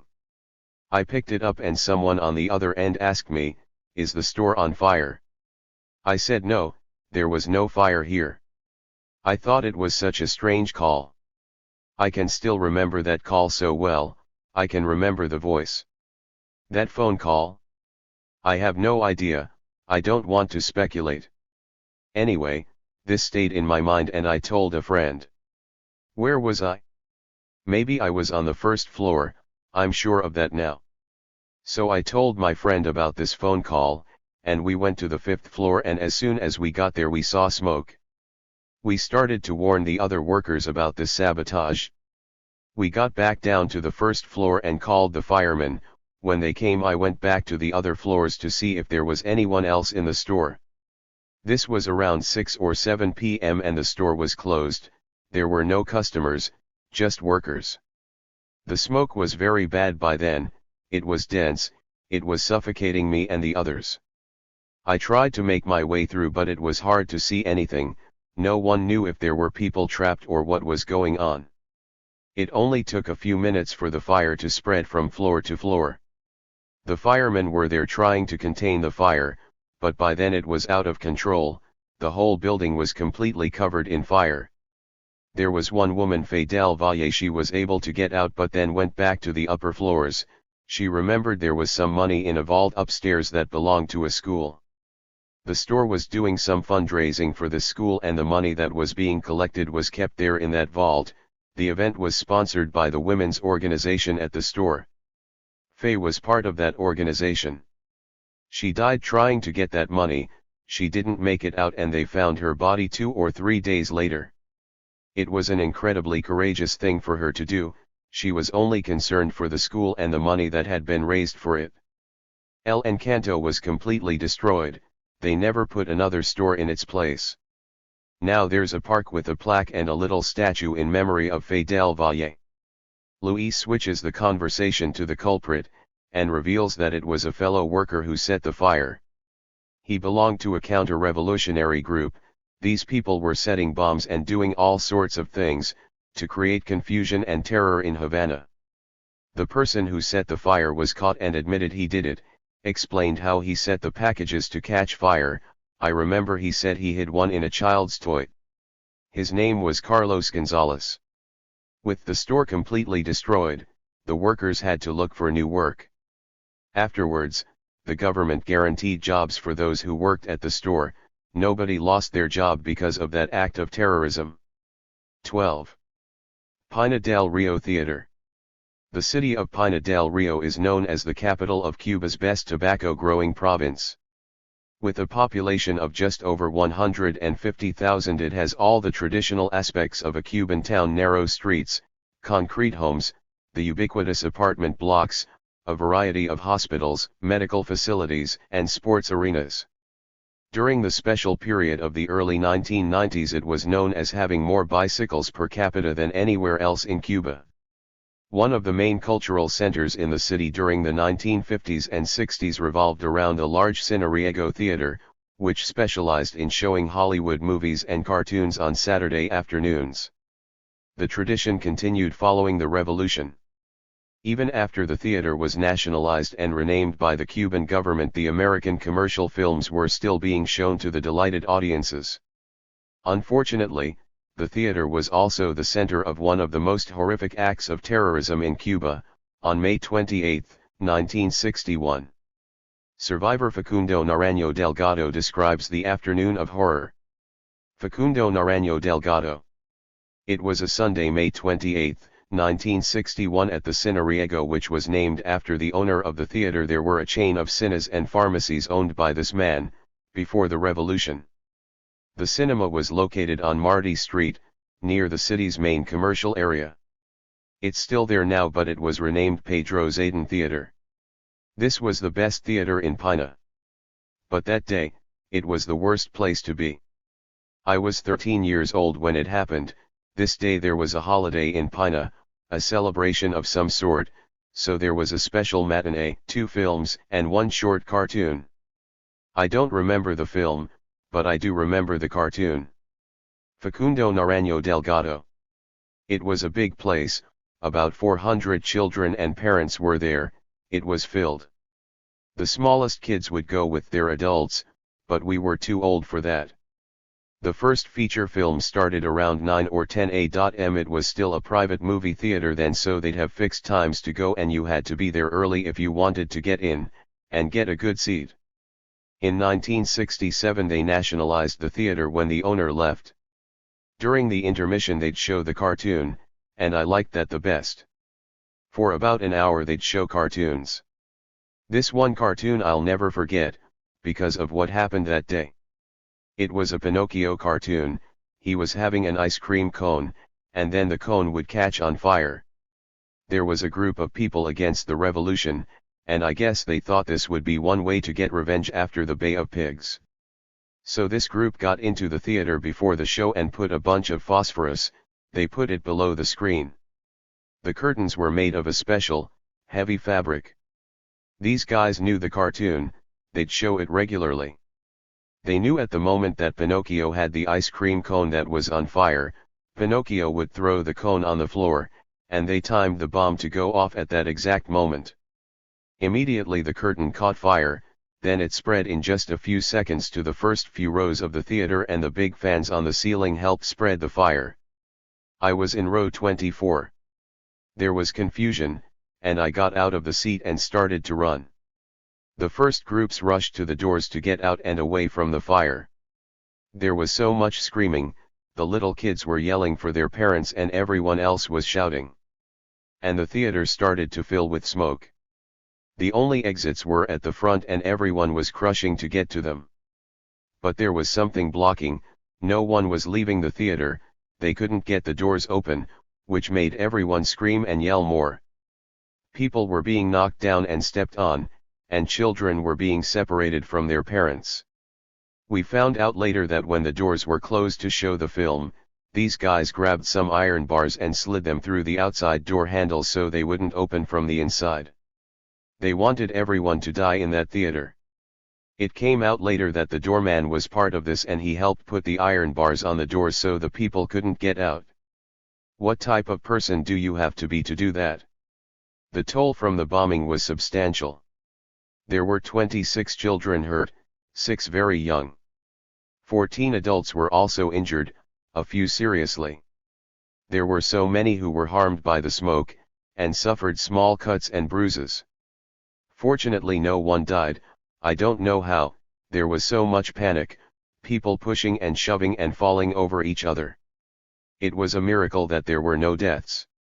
The miracle came in the form of a marching band.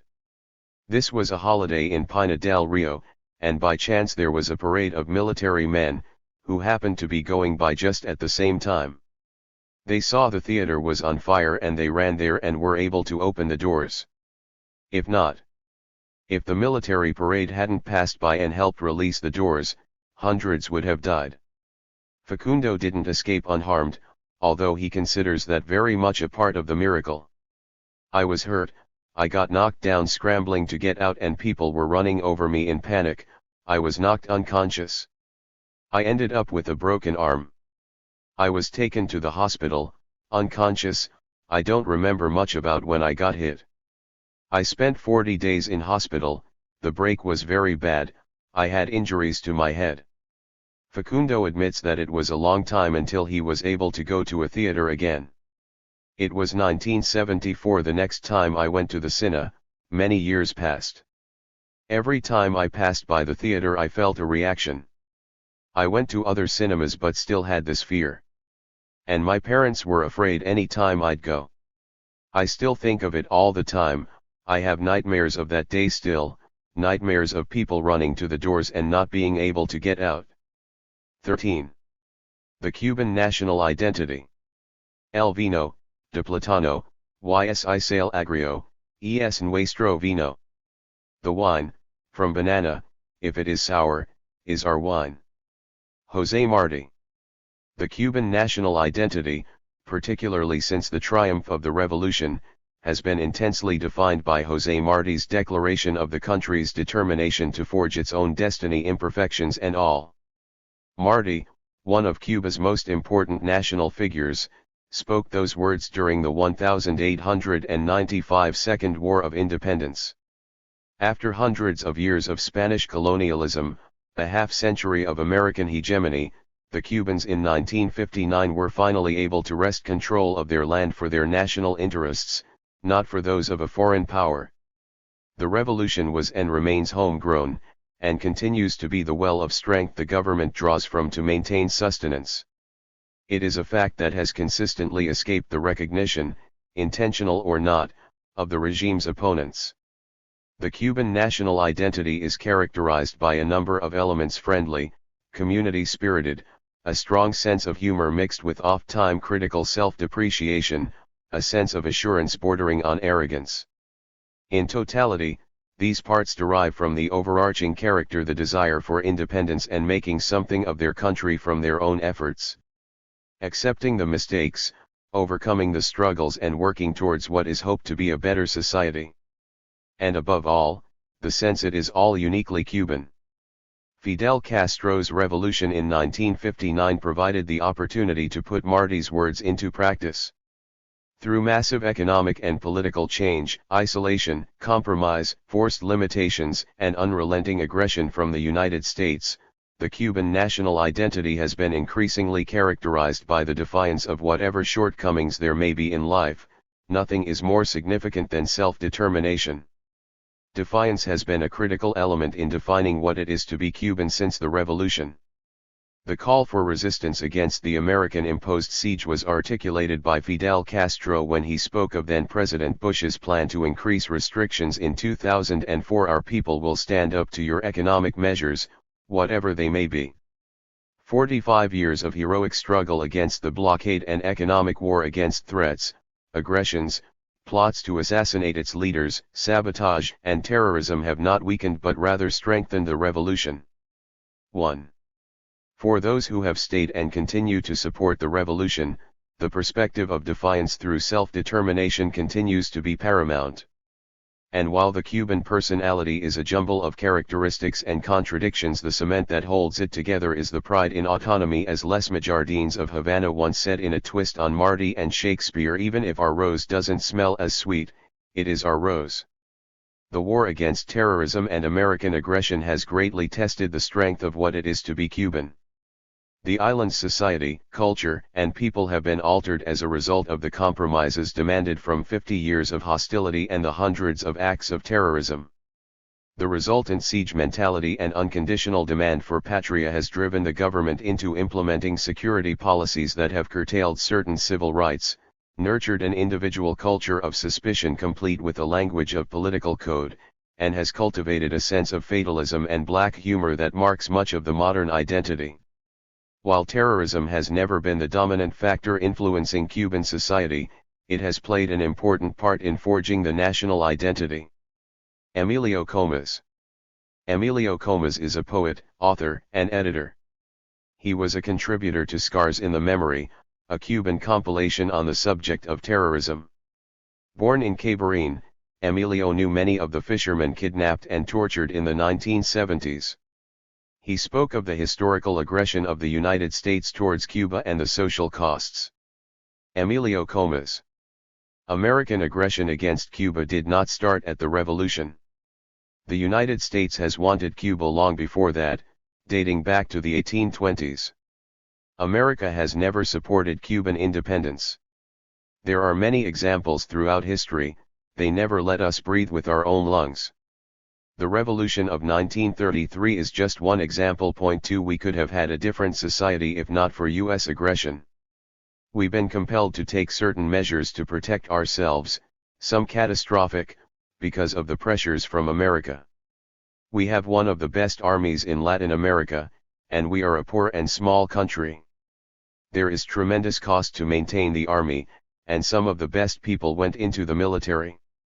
Cuba has one of the best intelligence services, and that costs millions to maintain. If we had normal relations with the United States, we could have used those resources, those people, to better our society. We could have put more resources in products, to increase the material needs to make life easier for everyone. While material limitations have been a fact of life within the revolution, Cuban culture has flourished, he says. José Martí said, in order to be free you have to have culture. One of the greatest things the revolution did was to provide everyone with the possibility of accessing culture and education. I have 5 children. My parents were humble, poor, uneducated. Thanks to the revolution I'm an intellectual today and all my children are university graduates. Education has to be the underlining of liberty, human rights, but people also need food, housing, medicine in order to develop a cultural society. The revolution has given us the basic human needs, and helped advance culture and society. But it has not been easy, under the terrorism, the blockade. Like many in Cuba, Emilio is aware of what the opponents say. The Cuban government is criticized for many things, civil rights, press restrictions, treatment of dissidents. But try and imagine a person on the floor and he has a boot on his neck and you ask him to smile. They cannot ask the Cuban government to provide full political civil liberties under these conditions of aggression, of all the years of terrorism, with these Cuban American groups in Miami still plotting. Security of the nation is more important. Once the terrorism and the blockade ends, then we can breathe and find out what we want from our society. Americans and the dissidents confuse concepts of liberty and concepts of democracy regarding human rights. What government would allow a demonstration that has been supported by a foreign government, one that publicly says it wants to overthrow our system? Would the United States allow an opposition movement inside the US that was financed and supported by Al-Qaeda? You can't permit this under the history of terrorism and aggression we've gone through. That does not mean the revolution doesn't have defects, we've screwed up things for sure, but let us find our own way without the threat of terrorism and the economic blockade. Cuban society has also been under enormous stress since the special period following the fall of the Soviet Union, when more than 40% of GDP was lost between 1990 and 1994. After the special period there has been a decline of some of our values. The revolution was based on the needs of the community being more important than individual needs, and that is being challenged in some ways now. One aspect of that is a part of society has accepted foreign money, and is finding another way of living. Some of these people are dangerous because our system has to be based on support and unity, and there are certain ideological aspects being manifested now that are having a negative effect on society, creating divisions between those who have access to foreign money and those that do not. Our unity and community are being tested. Emilio describes the typical Cuban as friendly, sincere, spontaneous, generous. What happens to my neighbor is my problem. Our sense of community extends beyond the immediate family, further than most cultures. And that is a product of the level of education we have, hasta las prostitutas. The flip side of that personality is, we are very heroic but not stable. People will go out to help in hurricanes without question, then complain when the government doesn't resolve things immediately. Cubans like to complain about everything and they expect everything, but I think that's the fault of the system here, it's very paternalistic. People who see the defects of socialism don't have any reference, so they blame socialism but they don't understand what they have here compared to other developing countries. They try and compare us to the United States and that's impossible. For me, all I want is for our country to be able to show America what we can do in peace. Hamel Espinoza Gomez. Brotherhood is the dominant Cuban trait, says Hamel Espinoza, daughter of Cubana Airlines co-pilot Miguel. After my father died in the Cubana Airlines bombing in 1976, we had so many people come over, not only friends but people we never knew, come by and share our suffering. It gave me and my mother so much support, strength to carry on. We have a spirit of brotherhood in this country. Something that upsets the Cuban people or hurt us, we respond. This happens naturally, this is part of us. Who does not have a friend, a brother or relative that has not been affected by terrorism? It helps us all overcome these tragedies. She feels this brotherhood comes from a sense of justice, heightened as a result of the war against terrorism. The Cuban people have long been attacked, and we have learned how to defend ourselves. Anything that we thought was done unfairly to us, we want to reclaim it. We demonstrate with marches in front of the United States Interests section. In the 1970s when the fishermen were captured, I remember going to the street to protest these acts. Then I'd march along the same street to defend my cause. Terrorism has also forced us to organize. We've had to create forms to defend our country. Cubans are active politically, for good or bad. The best thing to be is organized. We can mobilize in a short period of time. Groups like the Cuban Women's Federation, the Young Pioneers, UJC, CDR, these are the groups of the masses, and transcends the political. 3. For Hamel, the typical Cuban is someone who is happy, educated, cultured, nationalistic and very sensitive.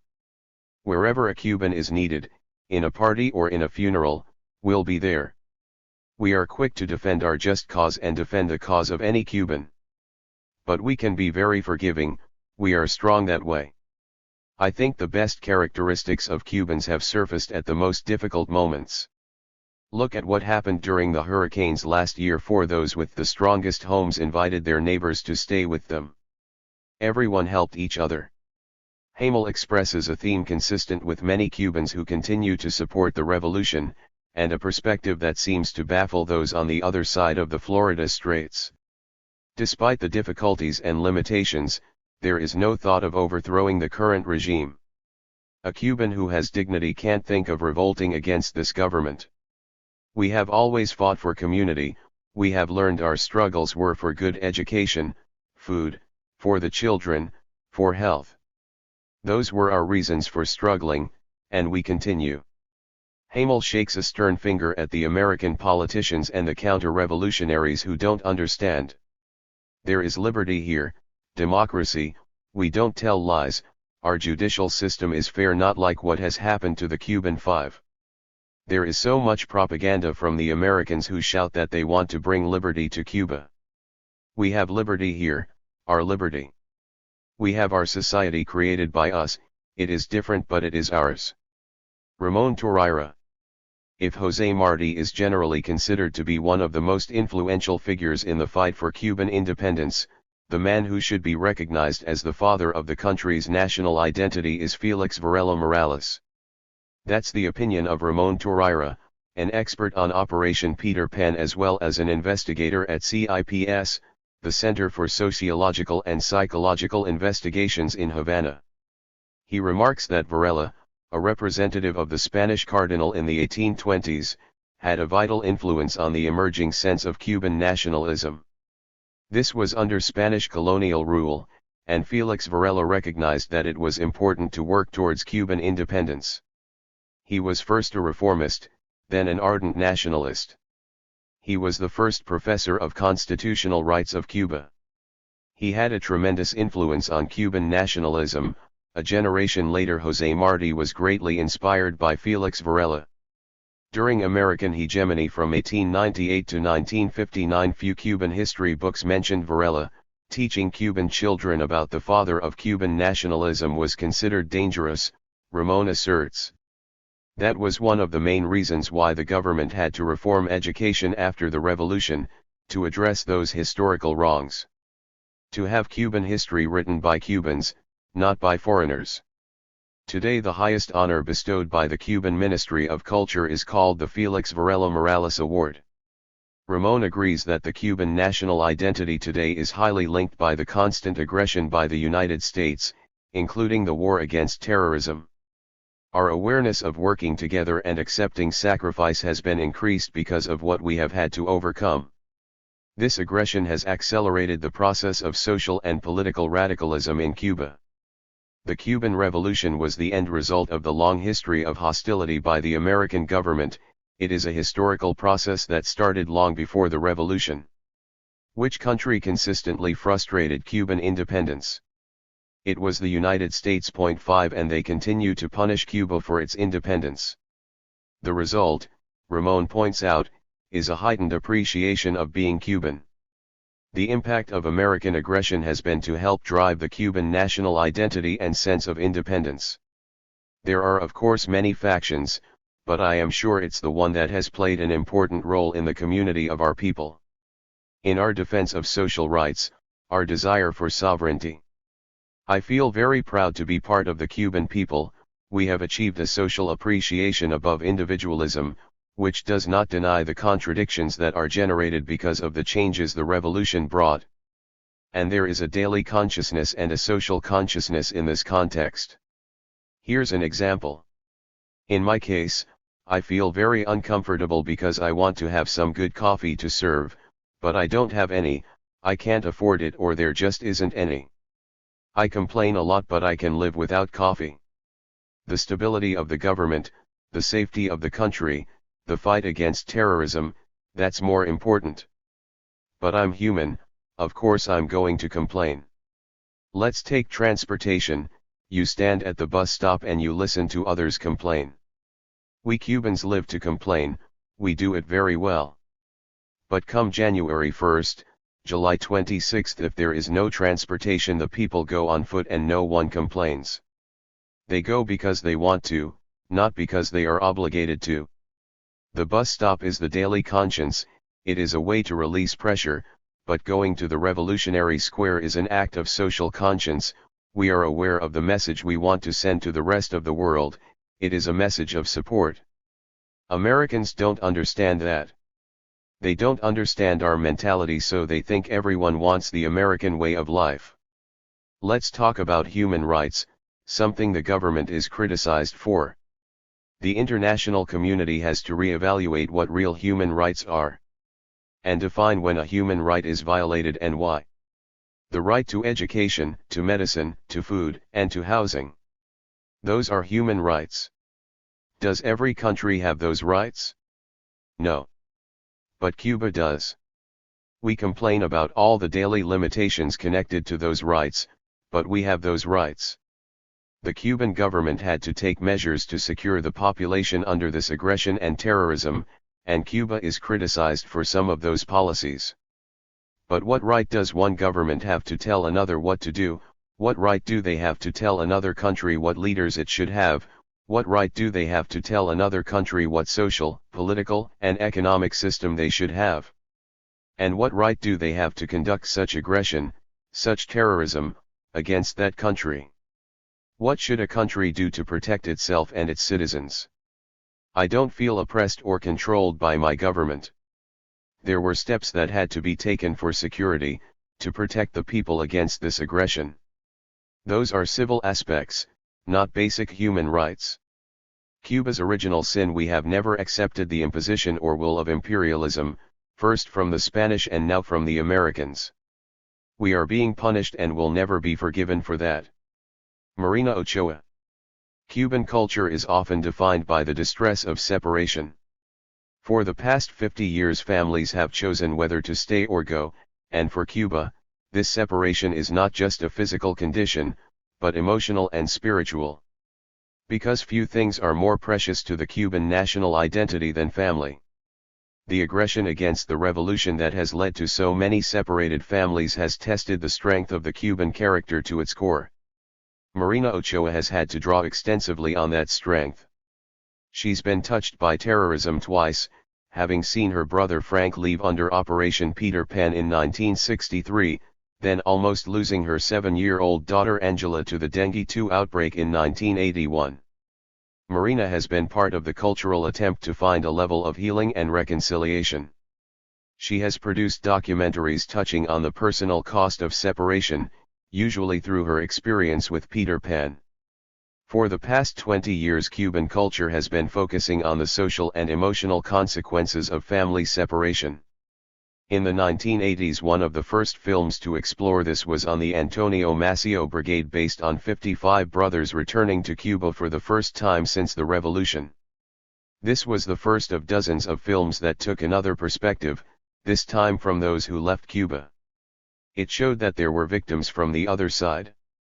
These were films that showed that the Cubans who stayed here were not the only victims of terrorism and aggression against our country. Particularly in the case of Peter Pan, for those children who left so young and alone, they were victims as well. Marina suggests the various aspects of the Cuban identity have been vital in overcoming the years of aggression and terrorism. Terrorist activities come in many forms, as does the aggression. One type of terrorism is the physical. There is a violent reaction, it's immediate, and the natural response is anger. These acts of terrorism, they would provoke anger in any population. But it is the characteristic of the Cuban people, the anger was addressed to those responsible, to those people who carried out the acts, and to the politicians who supported them. Cubans always knew where to address their anger. We never felt anger against the people of the United States, just the politicians, the government that would allow this, and those who did it. But we didn't hate the American people, or those who were not involved. This was a result of our culture, our ideology, and the tremendous amount of information we have. That's important because when people are well informed, they can act in a more rational way. The Cuban identity has always been idiosyncratic. We have very high human values, morals, ethics. All these are aspects of the revolutionary ideals. It is based on these aspects, and that is what makes up the Cuban mentality. This pueblo, it is fundamentally humane by essence. The consequence of terrorism is that it agitates the whole population. A bomb has a direct immediate effect, but other aggressions against Cuba have had a deeper, longer impact. The embargo, it has worked against Cuba for so many years. It has developed in the Cuban personality a war resistance mentality. It has made them determined not to give up. It is our siege that we live with daily. The blockade, the terrorist acts, have all been designed to make things so bad that the Cuban people will rise up and overthrow the government. This is the justification from the other side. This is science fiction. It exists only in the minds of the American politicians and those Cuban Americans who support these policies. Here is an example. President Clinton, after the Soviets collapsed, in order to achieve American policy success in Cuba, he made a bit of a bluff. He allowed new policies against Cuba, Torricelli Act and Helms-Burton 6. It was thought those would finally bring down the Cuban government. This was through the influence of the hard-right Cuban Americans. Cuba was totally vulnerable at this time. People were demoralized with the Soviet collapse and our special period. It was a run-for-your-life period, where solving your own problems became more important than anything else. We were overwhelmed. The United States made this worse. Clinton could have lifted the blockade, ended the travel restrictions. What would have happened if the blockade and aggression ended? The Cuban government would have had two choices: say no to the American tourists, continue not to trade with US. The other choice would have been to accept normalization. Either way would have had an important impact on Cuba. But the American politicians don't even follow their own principles, and that is scary. I support the government, but I also criticize. That's another propaganda myth the other side tries to promote. People criticize what is happening here and nothing happens to them. I criticize, but I'm a social optimist. Once you learn those roots, you never change. Ariel Alonso Perez. For Ariel Alonso Perez, the two most important factors in the Cuban national identity are determination and a good sense of humor. Cuba has always had determination, to suffer and survive whatever is needed. During the Second Independence War of 1898, the Spanish General Valeriano Weyler put hundreds of thousands of Cubans in reconcentration camps so that the farmers couldn't provide food or help to the rebels. Thousands died in these camps, under terrible conditions. However, the Cubans continued to resist and we were winning the war against Spain. It's similar today, we are fighting an economic war, a war against terrorism. There is so much against us but we continue to struggle and fight. During the Dengue 2 outbreak we had to buy equipment to spray, to control the mosquitoes. When we were trying to buy this equipment, the American government put pressure on countries not to sell it to us, so we had to eventually buy it from Japan, very quickly and secretly before the Americans found out. It cost us much more than if we were able to purchase this equipment from countries closer to us, but we couldn't. That's the effect of the blockade, of American aggression. And that's just one example. So after 50 years, should we give up? KVA. There is an old slogan: Cuba neither gives up nor sells itself. The Cuban people are born to win and not to be beaten. This sense is still prevalent today, even in the younger generation.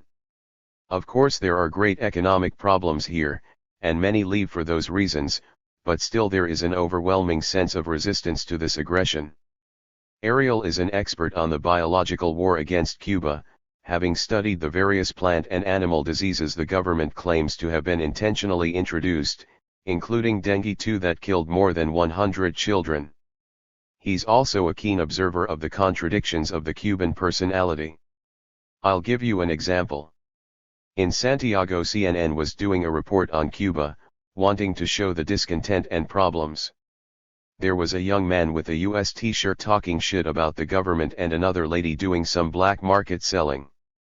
So they wanted to talk to these people, but then it turned into a revolutionary meeting. Everyone was eager to talk about the problems they were facing, but they all supported the government and no one wanted to have the Americans come back and take over. That's the way it is, but the American politicians don't understand that. Here's a joke to explain it better. The United States sends a group of social psychologists to Cuba to do research. They walk on the street to find out why this revolution has not been defeated, despite all the hardship. So they go back to America and meet with the president. They say it will be very difficult to defeat the revolution. The Cubans don't work, but they fulfill all the plans of production. They fulfill all the plans of production, but they have nothing. They have nothing, but they resolve everything. They resolve everything, but they are all unhappy. They are all unhappy, but they all love Fidel. How do you defeat that? This is the contradictions of life in Cuba, of the Cuban personality. It is our conviction that we have to be free. The Americans say they want to free us. Don't bother, we are free because we have our own country. Manuel Calvino. The psychological effects of terrorism are of particular interest to one of the most respected and popular personalities on Cuban television, Manuel Calvino. For years this professor of psychology at the University of Havana has entertained millions of viewers with his energetic, disarming and engaging style. The key to his success is that he is able to speak to the people, not over them. Currently Calvino has a 15-minute show on Friday nights at 10 p.m. on Cuba Vision called Vale La Pena. The show reflects on the trials and tribulations of daily life. Previously he hosted Contacto, a 2-hour show that responded directly to call-in questions. Calvino, 57, considers the Cuban character an essential part in how the nation has been able to survive 50 years of terrorism. Terrorism has a direct psychological effect. Not just for the short term but middle and long term. The notion of terrorism has to do with the psychological impact, fear, and this intensity level can do plenty of damage to the person. When you say terrorism, it has a very important psychological impact. That means the person is under a condition out of himself. The person's natural behavior is being inhibited by this fear and stress. The normal movement of life is being inhibited, his projection of his future. The terrorist seeks to provoke the most irrational affects on a person, to unleash the most basic emotions and reactions of the person, to break the normal union of the person. To alter the victim's way of life. A person is recognized as a person when he owns his own life, when he is able to react rationally. So the terrorist tries to make this person react irrationally. Manuel Calvino. For 50 years and beyond, the Cuban population has had to deal with the conflict between rational actions and the emotional upheaval brought on by terrorism. Since 1959, the way in which the opposition has tried to stop the revolution was with tools of terrorism. Now go back to the dictator Batista. He repressed his enemies in practice but also repressed everyone else to create an atmosphere of fear. This phenomenon repeated itself after he was ousted and the revolution triumphed. The counter-revolutionaries were mostly those who had backed the Batista regime, and they used those same methods Batista did, terror, for the purpose of paralyzing the revolution and those who supported it. At the start of the revolution, terrorism was supported and developed by a foreign government, the United States of America, which was also a world military power. In Cuba, the psychological point of view is that this terrorism is predominantly external, it's not internal, and that creates this deep sense of helplessness, of fear, and of a siege mentality. And so the government creates policies to deal with the siege. They have to take steps to secure the nation and its people. Some of these policies are restrictive, and they are criticized for them. But it had to be done. Terrorism against Cuba, Calvino notes, tries to accomplish something that is impossible. In order to understand the impact of terrorism, you have to understand each person here is born with a Cuban identity. Our society, our psychological makeup is a result of our independence, which has created a Cuban national identity. This started from the wars in the 19th century for independence. To feel Cuban, you were born with feelings of freedom, self-government. Fidel Castro's revolution succeeded because it was made by Cubans for Cubans. Anything that now attempts to go against those feelings, such as terrorism, is an attempt to go against the Cuban identity. The only possible answer is to fight those who want to fight against the Cuban identity. And we can't fight against ourselves, we are who we are. So terrorism will never succeed because we would have to give up our Cuban identity first, and that will never happen. Remember, this is a homegrown revolution. This has been made by Cubans, not imposed by outsiders. Calvino switches to the importance of community as a weapon against terrorism. Terrorism, it's almost impossible to face alone. But when you have a network of people beside you, then the effect is different, not nearly as intense or damaging, because there is support. It's basic psychology. Years ago, when you went to the dentist, it was usually just you and the dentist, and that created tremendous fear. Someone then realized if the patient was in a room with other people waiting for the dentist, then they would all be able to face their fear better. If we didn't have this network of support throughout the country, how could the revolution have survived against the terrorist attacks? It is only through unity. Unity with differences, because there are 11 million people who live in Cuba, and we are all individuals. But unity and independence and the implacable right to do what we want to do, that is how we have survived. That sense of unity is intensified when everyone here knows our history against terrorism, but no one outside Cuba does. He recognizes that American policies have helped accelerate the development of patria within Cuba.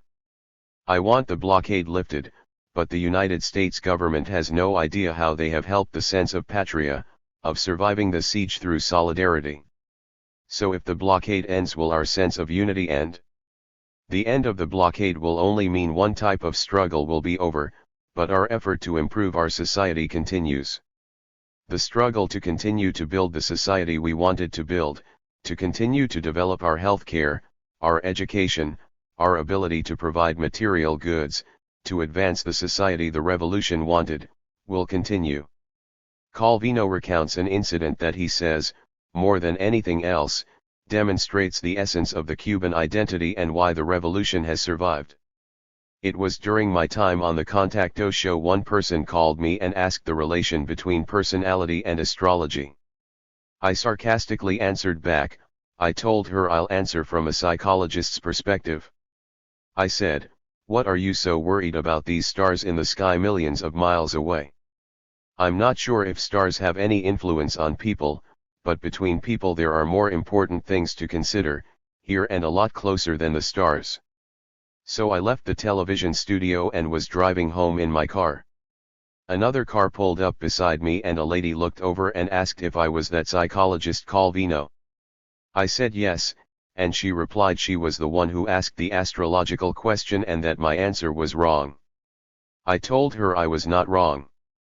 Then she asked me if I was a Leo. I said yes, I was. Why ask? She said that's why you don't like to lose, because you're a Leo. I said yes, I'm a Leo, I was born August 12th. But that's not why I don't like to lose. I don't like to lose because I am Cuban. 14. The Cuban Five. Throughout the long war against terrorism, the Cuban government has taken various measures in an attempt to protect its citizens and to end the attacks. The terror has been basically two-pronged. In the early years of the revolution from 1959 to the Bay of Pigs invasion of 1961, the actions in the majority were conducted by counter-revolutionaries inside Cuba. In reaction, various internal policies were implemented. Measures such as the development of the Committee for Defense of the Revolution were instituted to work as community watch programs in order for neighbors to spot and report any suspected terrorist activities. While the CDR often became politicized, the groups still operate today with the prime function still in place. Other strategies have resulted in certain restrictions of civil rights, particularly in regards to expressions of organized opposition perceived to be in the service of the American government. The Cuban side has determined unity to be a crucial weapon in combating terrorism, subsequently developing a low tolerance for anything that is seen to be jeopardizing strength of patria.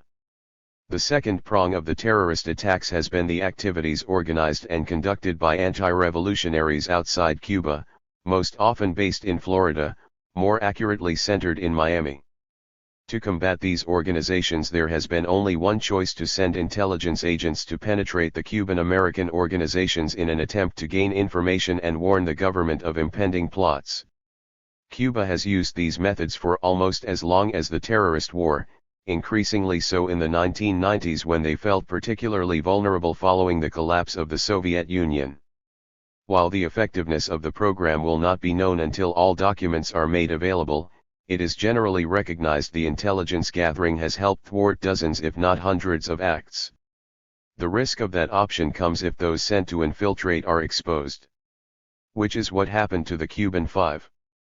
Gerardo Hernandez, René Gonzalez, Ramon Lavanino, Antonio Guerrero and Fernando Gonzalez were arrested, along with 5 other Cubans on September 12, 1998. The others pleaded guilty to charges related to their activities and served as witnesses against the Cuban Five. Those who plea bargained received light sentences and are now living freely in the United States. The Cuban Five refused to admit to anything other than trying to gain information on possible terrorist acts being formulated by these Cuban-American groups. They were all charged with conspiracy to commit espionage, being unregistered agents for a foreign power and holding false documents. They were sentenced on June 8, 2001 for a total of 4 life sentences and 75 years. One of the 5, Gerardo Hernandez, was additionally charged with conspiracy to commit murder. Gerardo's charge was based on the accusation that he was partially responsible for the death of the members of Brothers to the Rescue, whose planes were shot down by the Cuban Air Force. The Miami-based counter-revolutionary group was picking up Cubans during the 1994 Rafters crisis, but then turned to conducting illegal flights over Cuban airspace. After each incursion, the government protested to the United States. Nothing was done to end the flights until 2 of the small planes were shot down, the Cubans claiming within their territorial jurisdiction, the American side saying they were downed over international waters. The intention of Brothers to the Rescue to violate Cuban airspace was well known in the Miami Cuban community, as well as with Federal Aviation Administration officials. Gerardo, who was accused of warning the Cuban side of the flights, was given 2 life sentences plus 15 years. The defense argued that the activities of the brothers was common knowledge to anyone connected with the Cuban community and that Gerardo was in no way responsible for what happened. 1. Following the arrests, the five were put in solitary confinement for more than a year, and are now placed in separate penal institutions across America. Additionally, it has been extremely difficult for family members to visit the five, with visas continually being denied. In an ironic twist, the arrest of the five was made possible partially from the substantial amount of information the Cuban Ministry of Interior gave to a delegation from the FBI on June 1998.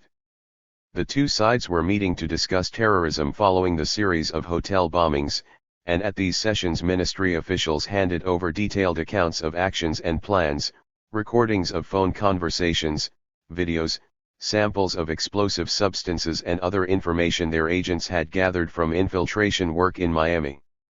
The FBI officials thanked the Cubans, went back home and then used the material to uncover the agents.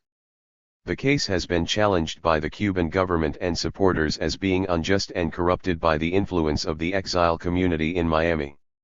A request to move the initial trial away from Miami was refused, and subsequent appeals were also rife with irregularities, according to legal experts. During the trials, a number of American military authorities, including General James Clapper, former head of the intelligence agency of the Defense Department, dismissed the possibility that any of the five had access to secret documents or had compromised American national security.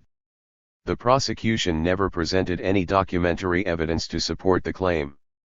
The case has attracted a great deal of international support, including from various Nobel Prize winners and heads of state. Websites such as the National Committee to Free the Cuban Five, www.freethefive.org, continue to champion their cause.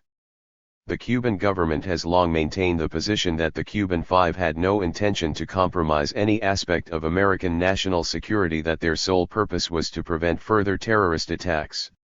The United States 11th Circuit Court of Appeals in Atlanta seemed to support that view when it made note in its June 2008 ruling that it appeared there was no gathering or transmission of secret information affecting the national security of the United States. 3. The court went on to indicate that the only role of the five was to penetrate terrorist groups in Miami. Additionally, there was no evidence to demonstrate the charge that any of the five was directly involved in the deaths of the brothers to the rescue. In June 2009 the matter was sent to the United States Supreme Court, which refused to hear the case. The Cuban Five is the only judicial proceeding in United States history condemned by the Work Group of Arbitrary Detention of the United Nations Commission on Human Rights. The panel stated in 2005 that the trial was not impartial and the sentences were excessively severe. Olga Solonueva and Elizabeth Palmiro. Both Olga Solonueva and Elizabeth Palmiro continue to hold out hope that their husbands will one day return to Cuba. Of the five, Olga's husband René Gonzalez is closest to release. He may be free in 2013, sooner if there is any consideration for time off for good behavior. Ramon Labanino received a life sentence plus 18 years. At the time of the interview in June 2009 he was one of the three planned to be resentenced in Florida in October 2009, under the direction of the Atlanta Appeals Court. "I don't know what will happen, but I don't have much hope," Ramon's wife Elizabeth admitted. As for the fifth, Gerardo, Elizabeth commented sadly, "He has 2 life sentences, the legal process is over for Gerardo. American justice has decided he has to die in prison, unless there is another solution." Both wives stressed that as far as they are concerned, after the latest development from the Supreme Court, the proof is overwhelming that this was never about justice, but politics. Olga Solonueva and Elizabeth Palmiro. "The normal sentence in these matters is 5 or 10 years, Olga says. If the 5 were not Cuban this would not have happened. I'm totally convinced of that. Why were the Cuban 5 given so much? The length of these sentences is so unjust. For what? To try and protect the Cuban people from terrorism. They never at any time had anything to do with American national security. From the moment the request to move the trial from Miami was denied, it was clear they would never get a fair trial there, with so much pressure on the judge and jury from the anti-Castro Cuban Americans. The media immediately called them spies, demanding long sentences. Moving the trial away from Miami was the basic thing to do. Once that was not done, it was so obvious that the trial would be biased, that their fate was determined, Elizabeth commented. Like almost all aspects of the contentious relationship between Cuba and America, the five are seen in black and white terms. In Cuba they are considered heroes, and the government expends a large amount of time and energy trying to secure their release. For the other side, the five are spies. Olga and Elizabeth see their husbands as simply trying to help prevent further acts of terrorism, to save the lives of innocents. They were there to infiltrate the groups that have committed acts of terrorism against Cuba. They never had access to sensitive documents, they had no intent to compromise American government secrets. All they wanted to do was infiltrate these organizations in order to prevent further attacks, Olga says. Terrorism against Cuba is older than we are, 44-year-old Elizabeth continues. So we've been born and raised knowing about terrorism against Cuba and knowing friends who lost their children, when bombs were put in stores, nurseries, the Cubana Airlines. So for Cubans living here it's not difficult to know about terrorism. When you know the history of terrorism against us, you have to do anything to stop it. If not for the terrorism, there would be no need for the Cuban Five. Historically, in the first months of the revolution there were people who left Cuba, those most affected negatively. They took away money. They also took away all their hate and found support in the United States government for a long time. They were armed and financed by the US government, and they have taken so many actions against Cuba. If it is not possible to reach agreement between us and these counter-revolutionary groups, then in some way Cubans have to be warned so we can avoid these acts of terrorism. We can't stop them all, but whatever can be done should be done. As far as Olga is concerned, we had no choice but to prevent these acts by sending men for the sake of our country and family. They left their families behind to prevent these actions and to try and avoid more deaths. We couldn't invade Florida, like America did to Afghanistan. The way the Americans have waged their war against terrorism, we can't do it that way. Both wives then turn to how difficult it has been to see their husbands in jail. Rene gets approved visits each weekend, relatives included. The only relatives he has are in Cuba. So we need a visa to visit the United States. That has been used as a tool for additional torture. Getting these visas is very difficult. In 10 years these visas have been issued only a few times, Olga states. Gerardo has never been able to see his wife, Adriana. She received one visa in 2002, went to the United States and they stopped her, then ordered her to return to Cuba. It's absurd. Ever since then they've denied any visa for her, Elizabeth relates. The last time Elizabeth saw Ramon, who is in a facility in Kentucky, was October 2008. While it appears the judicial avenue for the five has all but ended, Olga and Elizabeth express confidence that justice can be achieved through the increased amount of awareness the case is engendering internationally. The Cuban government and international groups are continuing the campaign to free the five, Elizabeth says. We need as much support as we can get, anything that can be done is vital. The families of the five are at the head of the campaign, and it helps give us strength to continue. Many solidarity communities have been formed for the Cuban Five. The difficulty, Olga admits, is to inform the American public first about the history of terrorism against Cuba, so they can understand why the Cuban Five were needed. The American population doesn't know about this history of terrorism, so how can they connect this with the Cuban Five? You have to understand how many acts of terrorism have been committed against Cuba, only then you can realize why the Cuban Five did what they had to. But the judge in Miami didn't want this history to be used as a motive. It was the only motive, there was nothing else. Without allowing that, how could anyone understand why the Cuban Five were there? So now, if the judicial process is over, we have to work on the solidarity of public opinion, to put pressure on the US government. This has never been about the legal system, it's all about politics, so maybe that's the way it will be solved. On a personal level, the two admit it is a daily struggle. Elizabeth comments, I don't know how to survive this day to day, it is hard. But we have so much support in Cuba, and with others around the world. This is a unifying factor in Cuba now, everyone knows about the situation and it helps in our struggle. We just need more and more people to be aware about this. Knowing their husbands remain in jail gives us determination. We have no choice but to continue. They are not tired in prison, we cannot be tired. We are enduring pain and suffering, but others have endured worse, they have had their fathers, mothers, sons, and daughters killed by terrorists. Thousands of Cubans have been killed. We need many like the Cuban Five, as we are all exposed to terrorism. I don't know, but I'm sure there are more Cuban agents trying to do the same work as the Cuban Five, to infiltrate these terrorist organizations. They are still needed. Each wife was asked what they would say to their husband if he walked through the door. If Rene came through the door right now, I'd grab his hand and say let's go and take a walk. If Ramon walked through, I'd tell him don't you dare go anywhere again.